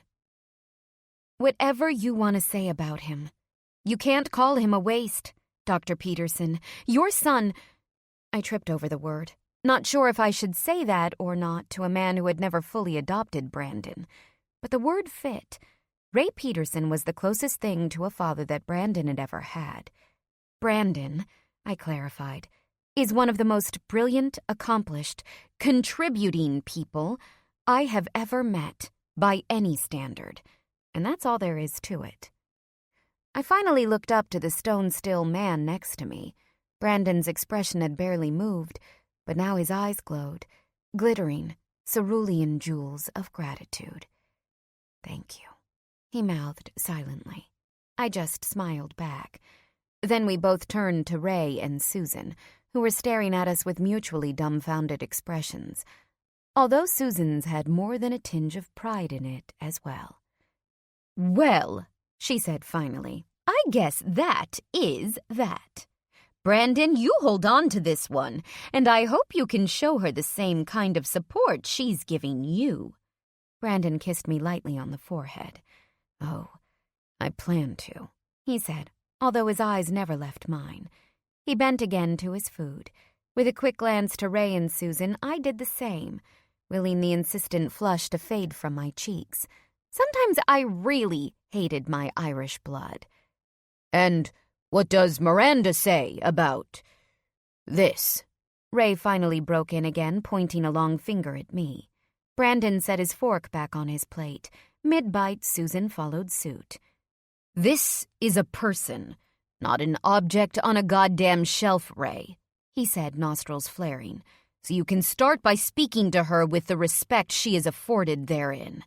Cut the lawyer speak, Bran. You know what I'm talking about. Well, to start, it's none of Miranda's damn business. We've been legally separated for over 3 years. She doesn't get to dictate my personal life anymore. Hasn't stopped her before," Ray put in. "Well, I'm stopping her now," Brandon snapped. "Besides, sometimes you can't control when you fall in love. Isn't that right, Ray?" I couldn't quite suppress the smile and the warm feeling his words caused in my chest. Ray opened his mouth, then shut it tightly while Susan gave him a sly smile. "I see," was all he said before taking a mouthful of potatoes. "Anyway, Skylar is only one of the reasons I wanted to come by tonight," Brandon said before another awkward lull hit the table. "I have some news, and I wanted to share it with the 3 people who are most important to me." All of us looked up curiously. This was new to me, too. Brandon took a deep breath. "I've been approached by some DNC representatives. They've asked me to run for office next year. For mayor of Boston." Susan raised both hands to her mouth in surprise, dropping her fork on her plate with a clink. Ray, of course, only had a hard stare as he processed the news. I, however, felt like I couldn't move. Mayor? Right now, Brandon looked more like an off-duty construction worker than one of the most influential people in Boston. "Oh," Susan said, eyes clearly gleaming with pride. "Oh, my Brandon? Mayor?" She looked to Ray, grabbing excitedly at his shirt sleeve. "You know what will happen, don't you? He'll win. Just look at those dimples, and soon it's going to be the White House." "What's driving this?" Ray asked pointedly. "Where is this coming from?" I turned to Brandon. These were questions I also had. Brandon swallowed his food and took a breath. "Well, it's like you said, Ray," he said. "I want to do more than just stockpile money. They asked, and the timing seems right." "How can the timing be right when you're in the middle of a divorce?" Ray demanded. "And what about your companies? Are you going to run them and the city at the same time? Or will you be one of those politicians who doesn't care about obvious conflicts of interest?" I raised an eyebrow. Also valid questions. Brandon exhaled again through his nose. "Well, to start, I haven't actually decided to do it. And if I do, I won't be announcing anything immediately. And as for the businesses, well, I'd step away from the firm if I decided to run. And I'm in the process of divesting from ventures anyway, just to settle things with Miranda." "What?" I finally found my voice, clogged as it was in shock. Apparently, that's what he's been doing on the golf courses and tennis courts. But for someone worth as much as Brandon, divestiture was insane. It would require the liquidation of his shares in ventures, essentially selling his business to the highest bidder, depending on how long he took to do it, and he likely would not have long if he was trying to settle the divorce soon. He would take an enormous personal loss, hundreds of millions potentially. He squeezed my hand, then looked back to Ray and Susan. Look, I've been asked, but I haven't answered, because the truth is, this would affect all of you. The press will be interested in where I came from and who I spend my time with, so I won't do this without your support. All of you. The three of us blinked at him, unsure of what to say. Brandon, to his credit, sat like a statue, waiting patiently for our responses. Finally, Ray cleared his throat. If it's what you want, I suppose we support you. Is that right, Sue? Beside him, Susan broke into a wide smile. Of course, Bran. Oh, I'm so proud. Brandon grinned at her, then looked down at me carefully. What do you think? He asked quietly. For once, I wasn't blushing when the table's attention was on me. Instead, I felt numb, like my skin had lost all color. This was massive news, and I had no idea how to process it. We were just starting to find our footing again. What was I supposed to say? I don't know, I said softly. I need to think about it. Brandon nodded sympathetically. Okay, that's fair. Then he turned to Susan. All right then. I believe we brought some dessert, if anyone's ready. Of course, Susan said, bouncing up from her chair. It's time to celebrate. I offered a weak smile, but my insides felt like sawdust. Celebrate? Was this news worth the celebration? I didn't know. I hoped so. Chapter 16.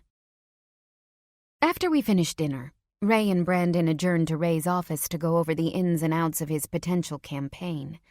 Ray was clearly not a man who liked changes or surprises, so when he demanded some extra time with Brandon, I wasn't surprised when Brandon gave me an apologetic smile and agreed.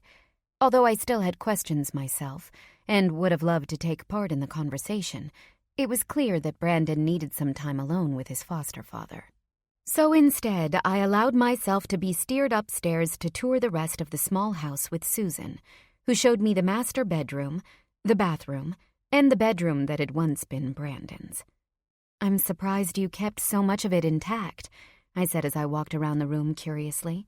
Half of the room had clearly been converted to a crafting space for Susan. A sewing table was set up next to several large shelving units filled with materials for assorted projects. I had glanced at them briefly, but that sort of thing was like a foreign language to me. Other than my musical abilities, I didn't really have a creative bone in my body. The other half of the room, however, still looked like the bedroom of a broody teenage boy. The extra-long single bed still had the faded blue and white plaid bedding and Star Wars-themed sheets. There was a desk, which Brandon had told me before used to be Ray's in his grad school days, which was piled with the clutter of Brandon's youth. Stacks of comic books, sci-fi novels, an old boombox, and a shelf full of CDs and cassette tapes. Old Red Sox posters hung over the bed, as well as a few pictures of a teenage Brandon in various baseball uniforms. I smiled as I drifted my fingers over the tapes, lingering on several different Springsteen albums. Brandon had told me the story about how Susan bought it for him when he'd come to live with them. If there was a soundtrack to Brandon's life, it was these tapes. I turned to Susan. I feel like I just dropped back in time. Like if I closed my eyes, little Brandon would be right here. Susan chuckled and touched one of the pictures lovingly. Well, he wasn't ever little. Already 6 feet tall when he came to live with us. This was taken that day. She ran a finger over the edge of a brass-framed photo of the three of them in front of their house. A tall, gangly preteen standing between a much younger Ray and Susan. I leaned in to examine the picture. Brandon's hair was even longer then, reaching nearly to his collar. He looked overly thin, even for that age, all elbows and knees, newly grown shoulders hunched over. He didn't smile in the picture, instead looked at the photographer with a blank, almost desperate stare that was still, even with the lack of focus, penetratingly blue. "He came after his mother was incarcerated for the last time," Susan said as she traced his face. "Poor dear. He was so hot and cold. One moment he'd be the angriest thing you ever saw, and the next the absolute sweetest." She sighed. "You should have seen him when I took him to the comic shop for the first time. You would have thought I'd given him a winning lottery ticket, when it was only a few tapes and posters." "He told me about that trip to Newbury Comics," I said with a smile. Obviously it meant a lot to him. Susan nodded, still entranced with the picture. "Oh, well, he deserved it, the poor boy." She shuddered and looked at me. "Has he told you much about before he came here?" "A little. About his mom and dad some, and how she died." Brandon had told me about his mother during one of our first dates. She was a drug addict while his father was an abusive criminal. On more than one stint during his childhood, he'd been removed from her custody when she was deemed unfit to watch him. 3 years after he had come to live with the Petersons, she had tried to get back custody one last time. Since Brandon was 15 and his foster parents were willing to let him stay, the judge had given Brandon his say. He had chosen the Petersons. 2 days later, his mother had died of an overdose. Susan whistled and looked at me with a new appreciation. "Goodness, I didn't think anyone else knew about that except for us and Kieran. I'm not even sure Miranda really knows. Do you know Kieran?" "She was my mentor in law school. I'm actually starting at her firm after the bar." "Well, if she vouched for you, that means more to Brandon than just about anything. She's been a really good friend to him over the years. One of his only real ones." Susan pointed to another photo tacked onto the corkboard over the desk. I followed her finger to a picture of a teenage Brandon and Kieran that must have been taken close to 20 years ago. In this photo, their skinny arms were around each other's shoulders. It was a far sight from the polished, professional appearances both of them maintained in their jobs as two of Boston's best attorneys. Kieran was rocking a nearly shaved, Sinead O'Connor-looking haircut and wearing a pair of stonewashed jeans and a loose men's shirt. Brandon had filled out quite a bit from the first photo, but still with the long, lithe muscles of a teenager, evident even through his baseball uniform and backwards hat. Kieran was making a face at the camera while Brandon was flashing his trademark smile. Both of them, however, had eyes that were much older than your average 17-year-old's. Were they ever involved? I wondered. I had never noticed anything resembling romantic affection when they talked about each other, but Brandon and Kieran clearly cared about each other a great deal. Susan shook her head. "Oh, no. Only ever friends. Brandon always said Kieran was basically his sister. She didn't have it easy either, poor thing. Hers was a single working mom, so she basically raised herself from what I understand." Susan reached across the desk and picked up a picture of Brandon in a baseball uniform and smiled. "When he came to us, the social worker told us he had been abused, not just by the people who ran the homes he stayed in, but sometimes by the other boys who lived there. He was just getting big enough that he could defend himself against the worst of them." I shuddered at the thought of what she was alluding to. "Did he ever talk about it with anyone?" Susan smiled sweetly, but there was sadness in her eyes. "Not to us. Just a therapist. That was part of the requirements of allowing him to stay. He was very difficult in the beginning, and it was clear to both Ray and me that he could never meet any of his potential with all that anger in the way." Potential like becoming the youngest graduate ever of MIT? I was exaggerating a bit, but not by much. It was no secret that despite being angry, Brandon was also a bit of a wunderkind, which was part of why he had attracted Ray's attention in the first place. He'd graduated from high school at 16 and gone straight to MIT, where Ray taught. Yet for all of the academic support his foster father had provided for him, Brandon had never gotten what he truly needed from a parent. Love. Yes, well, Susan said, not without some bitterness. I had my reasons for wanting to keep Brandon here, and my husband had his. It seemed that she was somewhat critical of Ray's motives as well. Susan? She looked up at me with a kind expression that would have put anyone at ease. It was sad that she'd never been able to have children of her own. Susan was the definition of maternal. Yes, dear? Why didn't you and Ray formally adopt Brandon? After his mom passed, that is? She opened and closed her mouth and reached back to adjust the barrette holding her hair back. She sighed and gave me a look that screamed guilt. I wanted to. But by that point, Ray said it would have been a waste of time and money to petition the court. And Brandon, well, he still had a father out there, Skylar. You mean the father who used to beat him with household tools? I asked. Susan had the decency to look ashamed, and I immediately felt bad. I took a seat on the twin mattress, and she sat down beside me. It was different in those days, she said. If I could go back and change things, I would. But Skylar, dear, Brandon was a very different person at 16 than he is now. Very angry, very aloof. Most of the time, we barely saw him. There was a time when I was legitimately afraid that he was going to follow both of his family's footsteps. I looked at the photo of Brandon and Kieran. It was hard to imagine the smiling young man in the picture being angry. Susan followed my gaze and smiled. It was Kieran, you know, who put the bug in him to play baseball and keep going to school. He was so very smart, but he used to hang around with the worst kids, always getting into trouble. Luckily, he'd see Kieran there, too, and you know Kieran. She won't put up with anyone's nonsense, much less Brandon's. Susan smiled fondly. A lot like you, actually. Then she turned serious. Skylar, Brandon isn't someone who's had a lot of love in his life, even from that godforsaken wife of his. Her petite feature wrinkled momentarily with distaste, but then her eyes twinkled back at me.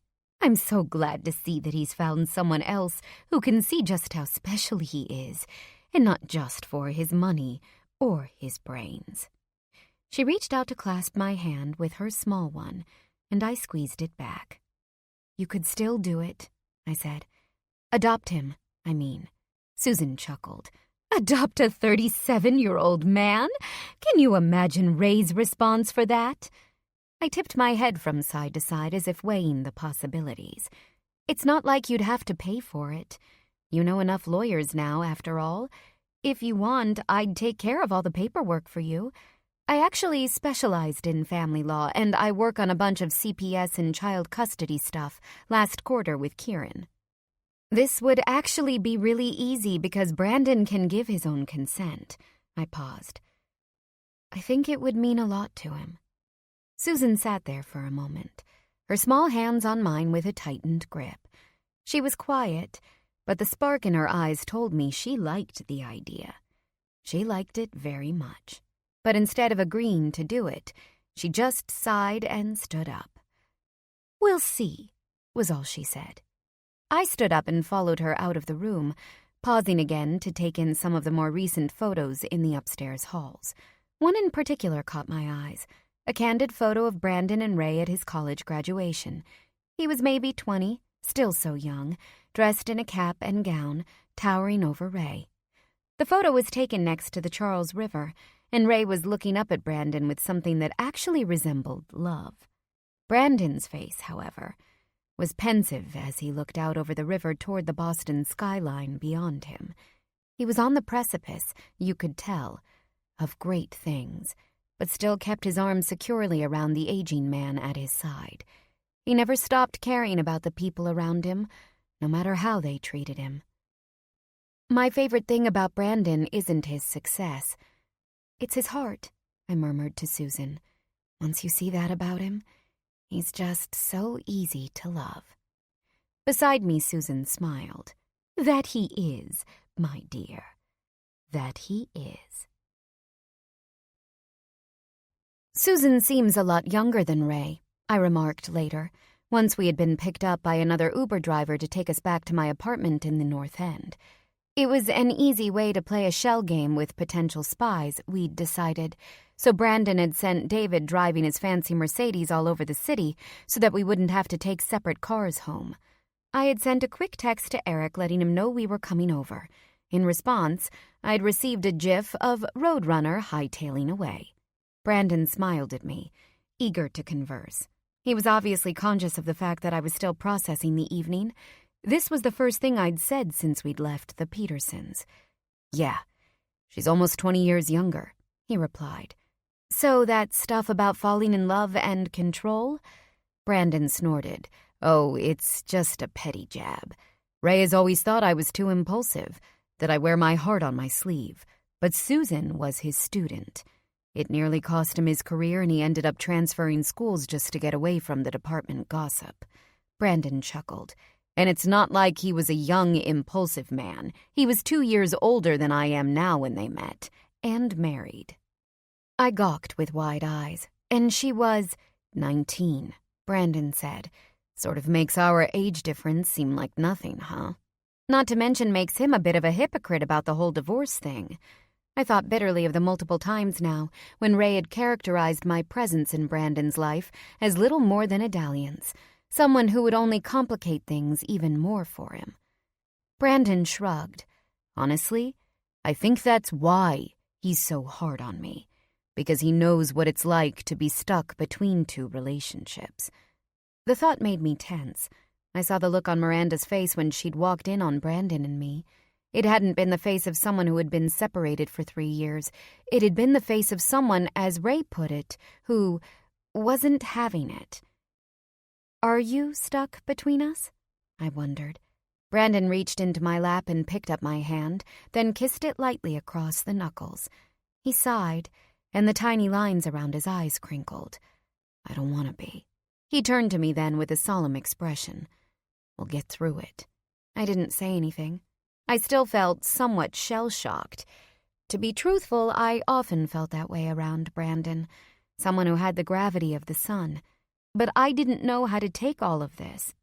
Increasingly, it was looking like our relationship was going to be more of an inconvenience than anything else. What kind of political candidate would run for office fresh off a divorce and with a 20-something girlfriend?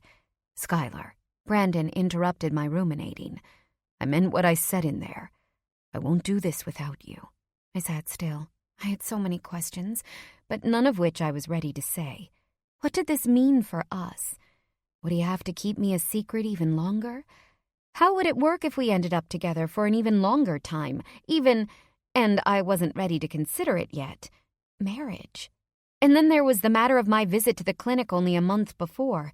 Would anyone find out? "Will I have to give up my career?" I asked finally. It seemed like the most important point. I had absolutely no desire to be a housewife-turned-politician's wife, dedicated to making babies in order to fulfill the average voter's fantasy of the American nuclear family. That wasn't why I went to law school. Brandon snorted. "Absolutely not. It's not like Michelle Obama stopped working when her husband ran for office. Hell, by most accounts, she was a better lawyer than he was." "She had to eventually," I pointed out. "She had to be mom-in-chief when he became president." The blood drained from my face as I imagined myself chasing kids around the White House, having to watch my speech all the time and constantly have my picture taken. Brandon tipped his head, then turned to face me. "Listen to me," he said. "I will not do this if you don't want me to, Red. Absolutely not." "But you want to do it." It wasn't a question. Brandon shrugged. "I'm intrigued. As much as I hate to admit it, I think Ray sometimes has a point. I could be using my life for something more important. Maybe this is it." I understood the feeling. I had left a burgeoning career on Wall Street to attend law school in the first place. I still wasn't 100% sure what I wanted to do with my new degree, but passing the bar and keeping my dad out of trouble was a first step. After that, well, I had some other decisions to make. I just need time to think about it some more, I said finally. I turned away and pressed my face against the cold glass of the window. Cambridge flew by as the car wound through the back streets to Boston proper. Beside me, Brandon kept hold of my hand, pressing his fingers into the pads of my palm meditatively. All I want is you, Red. I turned back to find Brandon watching me, blue eyes full of concern and full of love. The numbness in my heart that had been there since he'd made his massive announcement started to dissolve.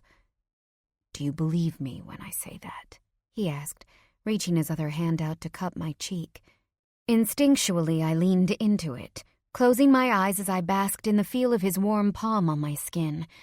This part was the easy part, when it was just us, skin to skin, face to face. He was so easy to love, and I was learning to accept the fact that he loved me, too. "Yes," I said without a doubt. "I do." It was just all the other stuff that was so difficult to figure out. Brandon relaxed and pulled me into his side, so he could cradle me into his chest and stroke my hair. "Good," he said. Then after a few more seconds, for the second time that night, "Fuck it." He pulled out his phone and opened the Uber app. He typed in a different address, then looked to the driver. "Change of plans, my friend. I've got a new address for you." Chapter 17. It wasn't until the driver steered right past the big house on Beacon Street that I realized Brandon hadn't given the driver his home address. My heart sank. For a minute, I'd thought he was going to take me home with him instead of sneaking into my building like a thief. But, of course, that would be too risky. If his ex-wife was watching him, someone was likely camped out by the house, waiting for Brandon to return. I had to give it up. Brandon interrupted my thoughts. I looked back at him. "What?" "It's part of the divorce agreement that she's supposed to sign." I pressed my lips together, surprised by the ambivalence I felt. On the one hand, I was sort of happy the place would be gone. It was a palace that had always made me a bit uncomfortable with its opulence, which I now realized more reflected Miranda's expensive taste than Brandon's. Plus, it was the house where he had lived with her, even if just intermittently, and where she had discovered us together. But it was also a house where I had fallen in love with Brandon. We had first met in its enormous living room, when I had been stranded in his basement during a snowstorm and wandered upstairs to find cell phone service. We had spent countless hours making love in almost every room, and just lounging together in various other spots as well. Just before Miranda had walked in on us, I had agreed to move in there with him. There was that feeling again, that feeling of being railroaded, blindsided by the pure force of Brandon Sterling in my life.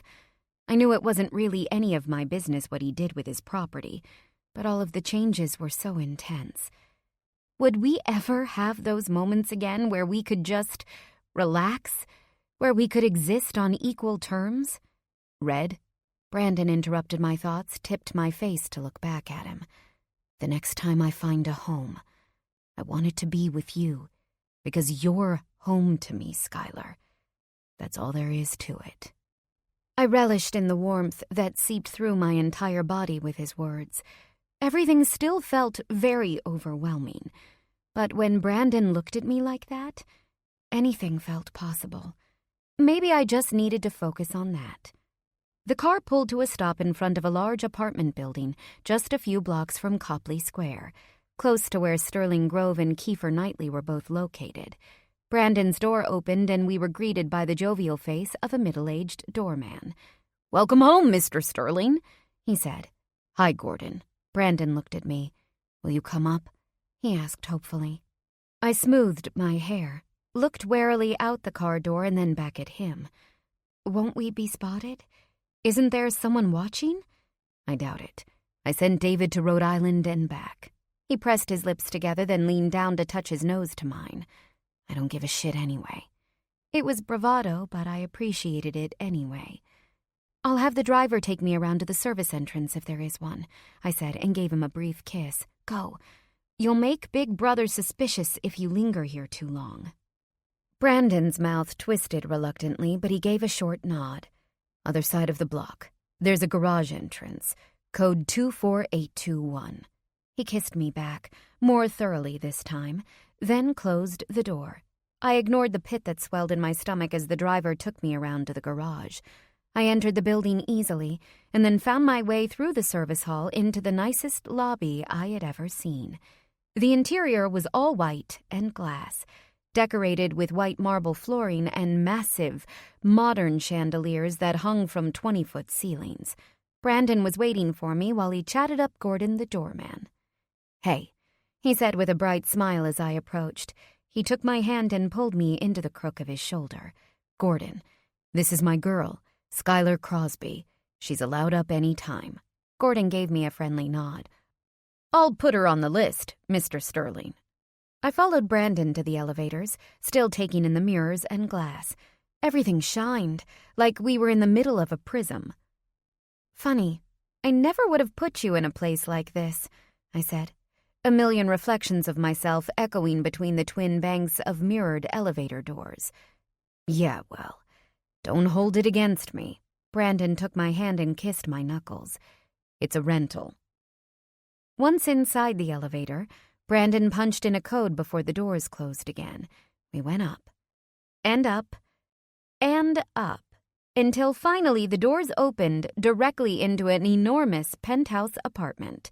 Brandon placed his keys, wallet, phone, and hat on a small table near the elevator doors. I stepped inside curiously. The apartment was basically one open room, a wide space that took up one corner of the building's top floor. 2 out of the 4 long walls consisted of floor-to-ceiling windows that showcased a panoramic view of Back Bay and the Charles River. Boston twinkled from 27 stories below. After Brandon flipped on the lights, I took in the rest of the apartment. A kitchen was built against one of the interior walls, complete with a spacious granite-covered island and breakfast bar. The other interior wall was hung with several pieces of modern art, split by a hallway entrance that likely led to bedrooms, bathrooms, guest rooms, or an office. The open living space was clearly designed around the view. Gleaming slate floors covered all of it, with a spare modern dining set taking over one corner and an angular steel-gray sectional couch oriented with 2 black leather armchairs in the other. A few other cloistered seating arrangements dotted the perimeter of the place, but mostly it was just spacious. And kind of a box. A beautiful glass box, but a box nonetheless. It was the opposite of where I ever would have expected Brandon Sterling to live. "What do you think?" Brandon asked behind me. I turned to him. "I kind of hate it." Brandon sighed, almost as if he were relieved to hear me admit it. "Me too," he shrugged, looking around. "Margie found it last minute. It's a place to live. It just doesn't feel like you. It's so cold." I glanced around at the hard metal fixtures and the gray and white color scheme. What happened to fireplaces in every room and big comfy couches? Brandon just gave me a rueful half-smile and walked into the kitchen. I took a seat at the bar as he found us something to drink. "Tea?" he asked, "or something stronger?" He held up a bottle of Lagavulin and 2 glasses. I nodded gleefully. "Ooh, you've got the good stuff." I was rewarded with a grin that immediately warmed up the entire chilly room. "I keep it around in case someone special stops by," Brandon said. So he still hadn't given up that habit. At the big house on Beacon Street, he had kept an entire room full of bachelor-style furniture and accessories for old friends who never came. He wasn't normally a Scotch drinker, generally preferring IPAs or maybe a bourbon or brandy. That Scotch was for me, a girl who, up until just a few weeks ago, wasn't supposed to be coming back. My heart twisted a little at the thought. Brandon poured us each a few fingers of the golden brown liquid, then added a splash of water. "Do you mind sitting here?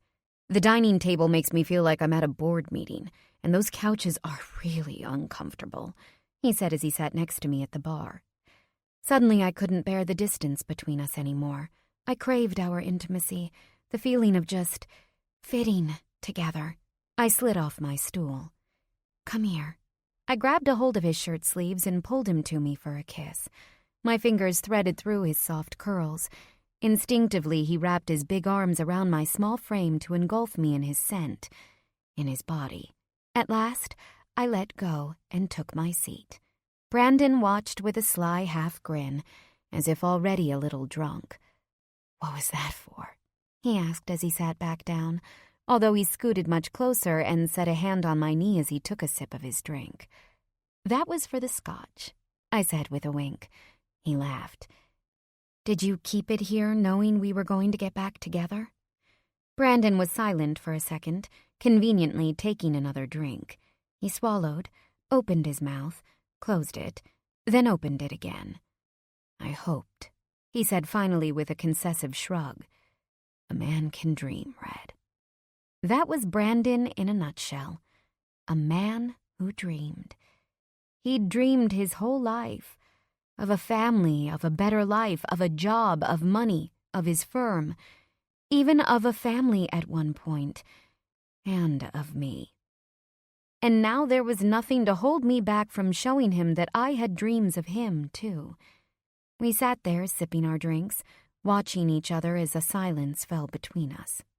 He's been to my apartment a few times in the last few weeks, but we hadn't been fully intimate yet, always because I had put on the brakes. But now there was nothing to hold me back. Blue eyes are green. Now was also the perfect time to tell him. I took a deep breath and opened my mouth. "I'm sorry," Brandon interrupted. "You're too far away." He dragged my stool even closer, so that I was basically wedged between his knees. He picked up my hands and kissed them, solemnly, one by one, then set them down in my lap so he could cup my face.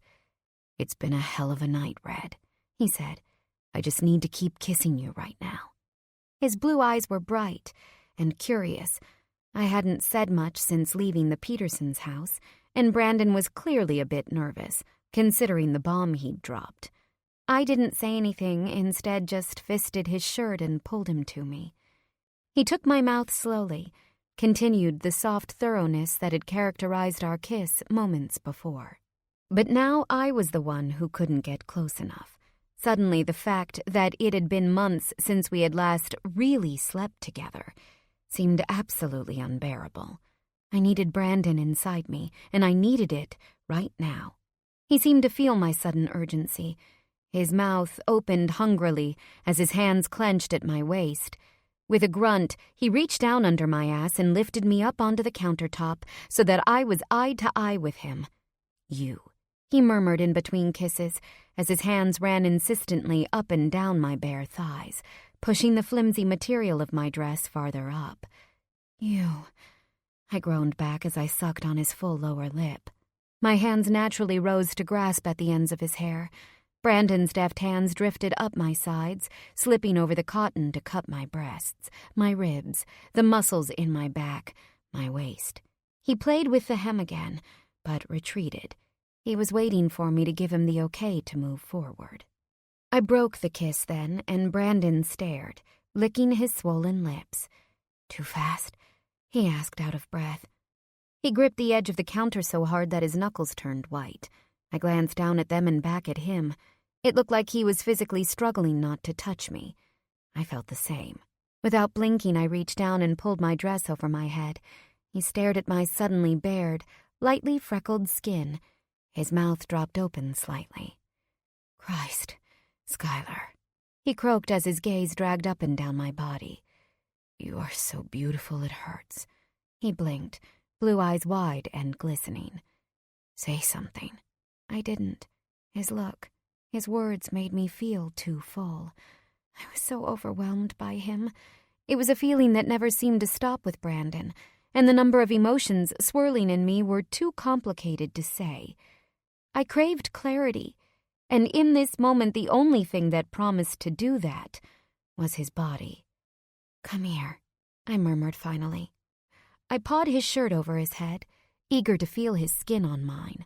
I groaned as I found my payload, the smooth muscles of his chest, the broad expanse that I drew my fingers across before shoving them over his shoulders to pull him closer, skin to skin. With a grunt, he grasped my thighs again, eliciting a moan through his kiss with every deep need of my flesh. God, he finally breathed as his mouth trailed down my neck, kissing, biting, licking until he could bury his face between my breasts. I never stop wanting you. He groaned into the soft skin there. He kissed me again. I reached behind to unsnap my bra. His muscles flexed all the way down his rigid stomach with tension as the bra fell to the floor. He stared hungrily where the tips of my hardened nipples grazed his chest, shuddered, then voraciously took them into his mouth, one at a time. As if acting of their own accord, my hips gyrated against his, eager to find some union there. Fuck, he breathed, as his stiff length pressed through his jeans and my underwear. The hands at my ass squeezed even harder. I need you, right fucking now. I don't want to wait, I said into a salty sheen of sweat on his shoulder. I licked it. He tasted delicious. A split second later, he had shredded the thin lace of my underwear and was busily shoving his pants down his legs. Shit, he muttered. Hold on. Condoms are in the other room. I wilted slightly at his words as he pulled out of my grasp. Brandon noticed the small movement and stood tall. What's wrong? He asked. I bit my lip. If he needed a condom, did that mean he had slept with other people? Did he think I had slept with someone else? You tried, I reminded myself. As if he could read my thoughts, Brandon returned to stand between my legs, eyes dark and searching. I haven't been with anyone else, he said quietly. I couldn't. I gulped, relief washing over me, although his muscles tensed even more. He was clearly wondering the same thing about me. Neither have I whispered. My hands trailed over the contours of his muscles, the elegant lines of his neck, over his deltoids, the curves of his defined biceps and triceps. He was so beautiful, with the grace of an athlete. He searched me for a moment, as if looking for something I might have to hide. The tension in his body released, though his hands on my thighs still gripped with urgency. Are you still on the pill? I shook my head. He started to step away, but I grasped his wrist. IUD, I said softly. A few weeks ago. His face turned feral. Thank Christ. Before I could respond, I was picked up from the counter and heaved over his large shoulder. Ah! I cried, but Brandon just laughed as he hoofed me down the hallway to a door he kicked open. I was dumped on a huge blue bed, sumptuous and soft. Brandon kneeled between my legs with a look that said all jokes were done. His fist wrapped around his erection, which he meditatively rubbed as he perused my body. When his eyes met mine again, they were dark and demanding. He leaned over and slid his palm between my breasts, over my belly and down my clit with just enough pressure to make my hips jump off the bed. Then he rubbed his length against the slick space between my legs, never entering, just teasing, causing my hips to arch even further, begging him to enter. Not yet. He stood up, still massaging himself. I watched the movements of his hand. He was teasing me, on purpose, but for what reason I didn't know. Brandon read my expression knowingly. Turn over, he ordered. Obediently, I flipped onto my belly, then looked back over my shoulder, just in time to see his eyes dilate at the change of view. He moved back between my legs, his free hand drifting up the interior of my limbs until he reached my ass, to which he then gave a quick slap. I jumped, and my breathing picked up. My hair flipped over one shoulder as I looked back at him. Really? I asked. It's going to be like that? Brandon just bent over my body, pressing himself against my skin as he gave me a quick, biting kiss. Really, he replied. Now, get up on your knees and touch yourself. I obeyed, my hand snaking under my hips to find my clit, while my face pressed into the soft dark blue of the duvet. The fabric muffled my moans, as the feel of him pushing just slightly into me from behind. Christ. Brandon muttered again as he pushed in further. Both of his hands took solid handfuls of my ass, pulling me toward him so he could sink in all the way. Fuck. You feel so fucking good, Skylar. I gasped at the feel of him, and my fingers, as if of their own accord, picked up the pace. Fuck, I whimpered into the cotton. Brandon, I need to... Not yet, he growled as he pulled out. No, I cried out at the sudden loss. We were just getting started. In response, all I got was another quick slap on the ass, hard enough to make me jump. I cried out, but just as much out of pleasure as anything else. You're going to come when I let you come, Brandon growled as he flipped me back over and knocked my hand away. Hands up. Now. Obediently, I raised my hands over the bed, feeling his gaze like fire. Clasp your hands together. Don't move. My skin prickled all over with anticipation as I followed his orders. I hadn't seen this side of Brandon before, and while normally I wouldn't have said I had a dominant fetish, I was so starved for him that I would have done just about anything he said. With firm hands, Brandon pushed my knees apart so he could stand between my legs and survey my body like some kind of conqueror. He pulled my legs up around his hips so that just the tip of him brushed against my entrance. I squirmed as my hips pressed forward to take him. His hand found my ass with another loud crack. I said, don't move. With every bit of self-control I could muster, my palms squeezed together over my head as I stilled the rest of my body. Everything pulsed. Brandon trailed a hand down my torso, over my breasts, belly, down to the sensitive spot that ached for him. Every muscle in my body tensed as I worked overtime not to rise into him. He looked on with satisfaction. You want me to touch you, don't you, baby? He asked with a wicked smile. His thumb flicked over my clit and my hips jerked slightly. Please, I whimpered, tortured by the way he lingered, teasing at my entrance, teasing at my clit. Please what? I hardly knew. They were gentle, but his ministrations were agony. Please, My words came out stunted, half-formed. Without warning, Brandon shoved himself fully inside. Fuck, he barked. Oh, I shouted. He pummeled into me with a few sharp, intense thrusts before pulling out just as suddenly. No, I yelped at the sudden absence. But then the thumb on my clit started to work and I melted back into the sheet. Please, I begged again as he brought my body closer to its edge. Seriously? The way the man used his fingers should have been illegal. My body tensed again, this time preparing to let go completely. He pulled his hand away. Hey! I shouted, slamming my hands on the mattress in frustration. I glared up at him and he chuckled. Although from the way the bricked muscles of his torso were flexed, he was having a difficult time maintaining his control too. He covered me with his body, silenced my cries with kisses. Do you have any idea how gorgeous you are right when you're about to come? He murmured into my ear. His long length slid into me again. I moaned and tried to tilt my hips to bring him even deeper. I craved those deep, punishing thrusts from before. My hands were no longer clasped, instead grabbing angrily at the sheets. But he kept his slow, steady pace, finding a rhythm with his body as he caged me with his warmth. Your whole body seizes up, he continued, his deep voice vibrating against my ear. Your eyes get so wide, I could get lost in them. Your mouth opens, a perfect, fuckable O. Sometimes I can't decide whether I want to fuck your mouth or your pussy. He paused over me, closing his eyes as if in pain.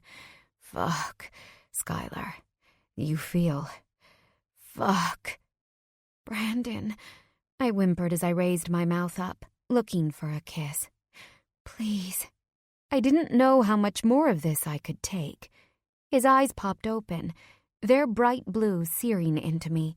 He pushed up to his knees and continued to move, somehow finding a way to sink deeper, to touch the darkest parts of me with every merciless drive of his hips. Yes, I hissed as he found a harsher rhythm that would undo me completely. Keep going. Don't stop. My hand drifted down my body to find my clit, but Brandon slapped it away. My eyes blinked open, confused. What? Not this time, Red, he said, his breath ragged and harsh with his effort, as his hips started to move even faster. Beneath his assault, my limbs began to shake, hips jerking involuntarily to meet his. I writhed, desperate for contact, every nerve in my body alight and yearning for the simple touch that would send me soaring. Brandon just pressed his hand, palm down firmly over my center, to still me against his onslaught.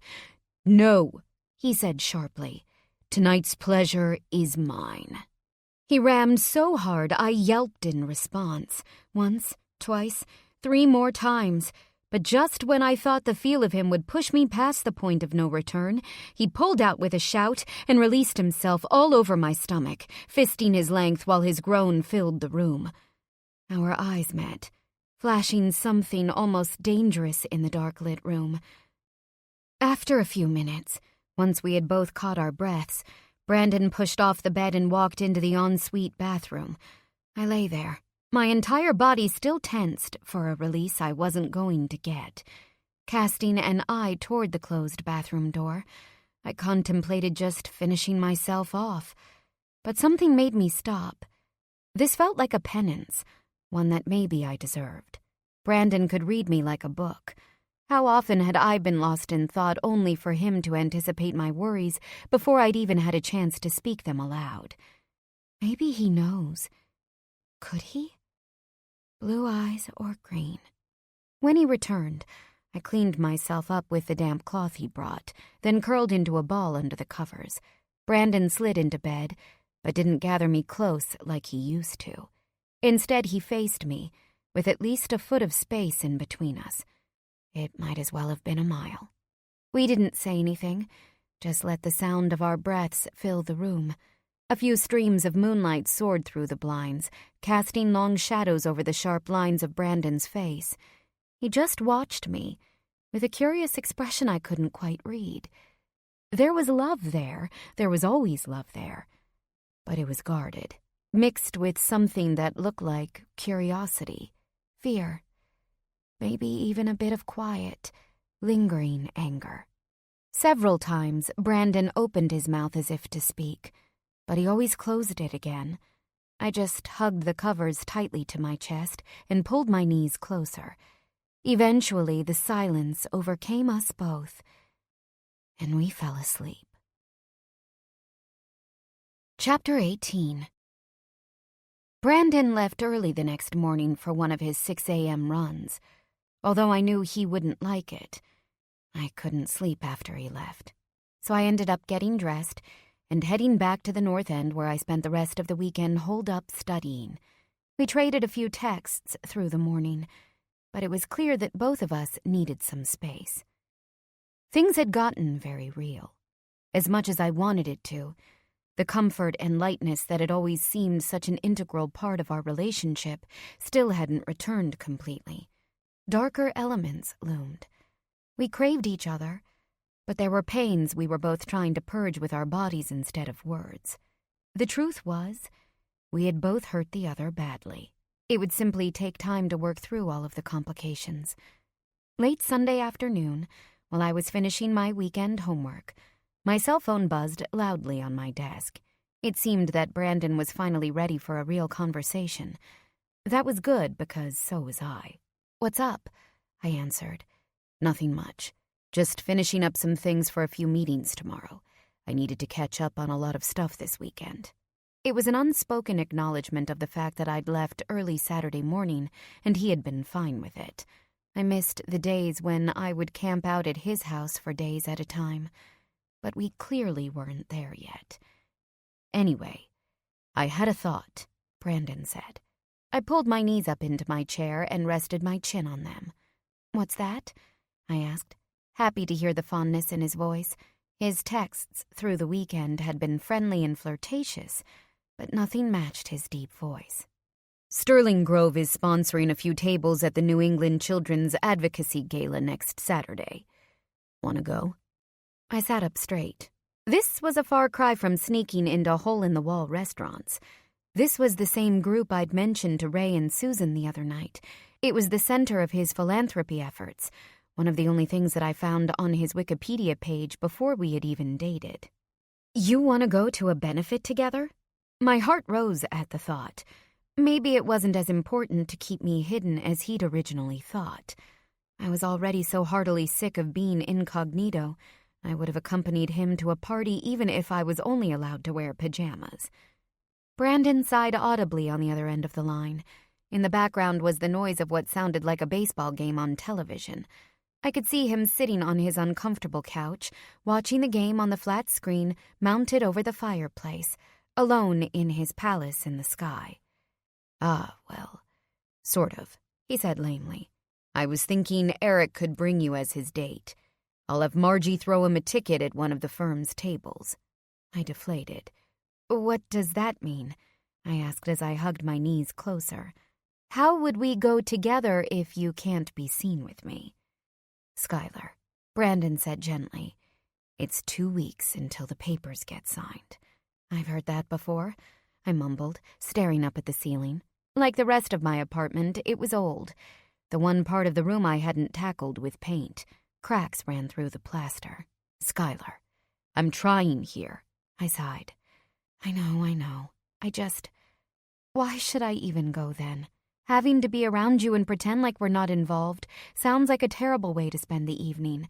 I see how women look at you, even when you're practically all over me. This will drive me nuts. It's not going to be like that, Brandon insisted. I know it's not ideal, but the NECA is a really important cause to me. I'm on the board of directors, and it's one of the top charities I support. I glanced at myself in the mirror curiously. Just how many charities do you support? 28, I think. I'd have to ask Margie to be sure. I'm only on the board of 5, though. I blew a long raspberry between my lips. How did I end up with a married saint? Not a saint, Red. Just a sinner trying to redeem himself. How very Catholic of you, I replied dryly. Half of Boston is Catholic, babe. Even if you're not in the church, you're still practically confirmed just by association. I snorted, but the joke fell flat. I'm not a perfect man, Skylar. Brandon said, his voice slightly sad. No one says you have to be. I doodled a heart on the margin of my textbook. I'm not perfect either. Maybe not, he said softly, but you might be perfect for me. My heart squeezed in my chest at his words, and I smiled a little bit, but one question still remained. Is Miranda going to be there? I hated even saying her name. Over the last 36 hours, I'd managed to push her out of my mind most of the time. When I did see her smirking, refined features, I'd usually just think of Brandon, whose face could always distract. This time, though, that wouldn't work. I'd be shocked, Brandon said. The NECA isn't really her thing, and everyone from Sterling Grove hates her guts. Mark will be there. He loves giving her shit and isn't afraid to do it to her face. I couldn't help but chuckle at that. I had only seen Mark Grove, the other name partner of Sterling Grove, in passing when I worked as an intern at Brandon's firm, but I already liked him. He was short, spry, and sharp-faced, a bulldog with an acute bite. I could easily imagine him cutting Miranda Sterling's stately entitlement down to size. Kiefer Knightley has a table, so Kieran will probably be there too, Brandon continued, as a cheering crowd sounded behind him. But more importantly, there are some people I'd like you to meet. Who people? I blinked with realization. DNC people? We hadn't talked any more about the bomb he'd dropped at the Petersons' house. I knew that Brandon had been waiting for me to broach the topic. He'd been dropping obvious lures, like random discussions of local political issues, all weekend via text. It's a way for you to see what it's all about. I could hear the longing in Brandon's voice. Please, Red. For me? How was I supposed to say no to that? All right, I mumbled. I'll go. He laughed, his relief palpable even through the phone. I couldn't help but grin into the mirror. I'll have Margie send a car for you and Eric, Brandon said in a much lighter tone. And babe, thank you. I couldn't help it. I grinned. It felt too good making him happy. Later that evening, I was video chatting with Jane while folding laundry. Like me, she had been deep in study mode through the weekend and was desperate for some best friend time. We had to make do with screen versions of each other while I decompressed from the weekend. From what I could see on the screen, Jane had turned her cousin's spare room into study central, with a mountain of notes splayed around her bed. Her mostly black, punk-inspired wardrobe was hanging on a rack behind her, and the menagerie of hair products she used was piled on a small dresser. It was actually pretty fun seeing her semi-goth paraphernalia scattered around a room that was otherwise decorated with pink roses and ruffles. My insides squeezed. Eric was a good roommate, but sometimes I really missed having my best friend around all the time. "Any more news about Princess Godfather?" Jane asked, popping her spiky-haired head into view again before ducking out of the frame to put away some clothes. It was laundry night for her, too. I blew a massive sigh while I folded another shirt. "Dad still thinks I'm nuts about Katie," I said. "She's got him stuck in her damn spider web. I'm going to have to go down there and confront them myself. I know it." "That sounds potentially dangerous," Jane replied from across her room, "especially if she really is involved with Messina and his henchmen. I know you're not going to like this, but what about asking Brandon? Didn't you say he already has security watching your family? Why not just have them check her out?" I paused, holding a black shirt up against my body and checking myself in the mirror. God damn it! I think that stupid dryer shrunk this shirt. I turned back to the computer, where Jane had framed her face with a filter that made her look like a unicorn. I laughed, and she gave me a cross-eyed grin, then took it off. "I've thought about that too," I admitted. "He would probably do it, but I don't want him to get more involved than he already is. What if this mess gets back to him? What if it costs him his bid for mayor?" The idea still twisted my stomach into knots. Between my father's drama, Miranda's potential vendetta, and my recent personal choices, I felt like one big skeleton in Brandon's closet, which already had enough skeletons by itself. He hadn't even brought up that he was also trying to negotiate the fact that Miranda had served as a false alibi for him when he was just a 20-year-old kid. That was the beginning of their relationship, and no doubt part of the divorce had to involve a non-disclosure agreement. Considering his goals for public office, her silence was paramount to his success. I couldn't get in the way of that. "I still think you should ask him," Jane interrupted my thoughts. "Just like I think you need to tell him about—" I know. I cut her off. "But now I'm wondering if it's a good time. Sky. Look at everything else we are having to deal with right now," I cried, tossing several pairs of unmatched socks up into the air in frustration. "We're trying to rebuild our relationship in the middle of all of this shit. If we were smart, we'd just wait until everything settles down. Until Miranda signs the papers, and I pass the bar, and he's done running for whatever office he wants to run for, and my dad is finally stable." And as if that weren't enough, I got a message today confirming that Jeanette is actually going to show up this week, kids in tow and everything. Jane whistled. Even Jane had never met my mother, whose presence in my life was so sporadic, she seemed more a product of my imagination than an actual family member. I flopped backward onto the bed, suddenly exhausted. I felt like I was trying to sprint through a marathon. "Sky," Jane said finally. "What?" "Sit up, will you? This is a nice view, but I have something to say to your face, not your hoo-ha." I scrambled back up and tipped the screen so it showed my face clearly. "Sorry. That better?" Jane smiled. "You have a nice mug. I like to see it when I drop pieces of life-altering wisdom." "And what wisdom would that be?" Jane took a dramatic pause, but then suddenly looked much more serious. "It's not ever going to get easier," she stated clearly. "You and Brandon are complicated people. That's just who you are."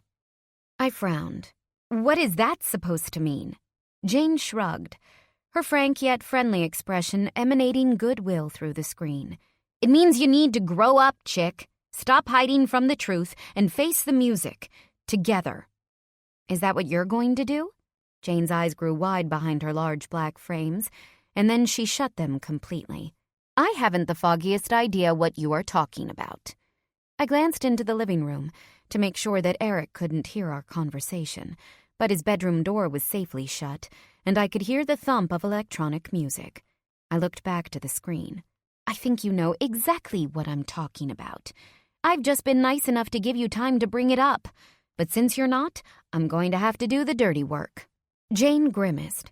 It was just one night. We've done it before. That was 3 years ago, and it was a month, not a night. Plus, the two of you were strangers then. That is clearly not the case now. The boy is a walking PSA against STIs, Jane replied as she ducked out of the frame. And yet, you slept with him. I held a sly finger to my lips and cocked an eyebrow. Methinks the lady doth protest too much. Stop doing that. You look like a James Bond villain. Jane popped up again and pulled her glasses off so she could squeeze the bridge of her nose. Look, it doesn't really matter, does it? I live in Chicago, he lives in Boston. We're all about to start the busiest years of our lives, and your roommate, bless his skanky ass, is good in the sack, but shit at intimacy. So exactly like you're saying? I said as I folded a pair of jeans. Oh, don't be so proud of yourself, Jane said. These emotional barriers are constructed by choice. When I'm ready, I'll take 'em down and dive right in. Eric isn't even aware he is walls up. He isn't aware of anything but his penis. I glanced back in the direction of Eric's room again, where the door still remained safely shut. The music, however, had gone down. He might have gone to bed, alone, same as the last 7 days. I think you're wrong about that, my friend, I said, but that's all I'm going to say. It's your business, the two of you. I'm just enjoying my front row seat. Don't get too excited, Jane said with a significant eye roll. It's not going to happen again. She shook her head, refusing to look directly into the camera. A tiger doesn't change its stripes, Sky. Once a slut, always a slut. I couldn't help but wonder if she wasn't just talking about Eric. Chapter 19. The week passed uneventfully, with class in the morning and afternoons spent studying. Brandon was traveling for most of it, and other than a few study sessions with Jared, Eric and I mostly kept to our rooms to focus on a particularly difficult section of our class. By the time the weekend rolled around, I was more than ready for a reprieve. Just as Eric and I walked through the door on Friday evening after spending the afternoon studying at Jared's apartment, my cell phone buzzed in my messenger bag. I pulled it out and frowned at an unfamiliar number. Hello? I answered. Eric walked into the kitchen to get a drink. Skylar? My goodness, darling, is that really you? The voice was friendly, female, and also made my skin crackle. Skylar? She asked again. It's Jeanette. Are you there, darling? The buzzer to the front door cut through the room. I turned to Eric, who was nursing a beer. I nodded my head at the door and covered the receiver end of the phone. It's Brandon. Can you let him in, please? I have to take this.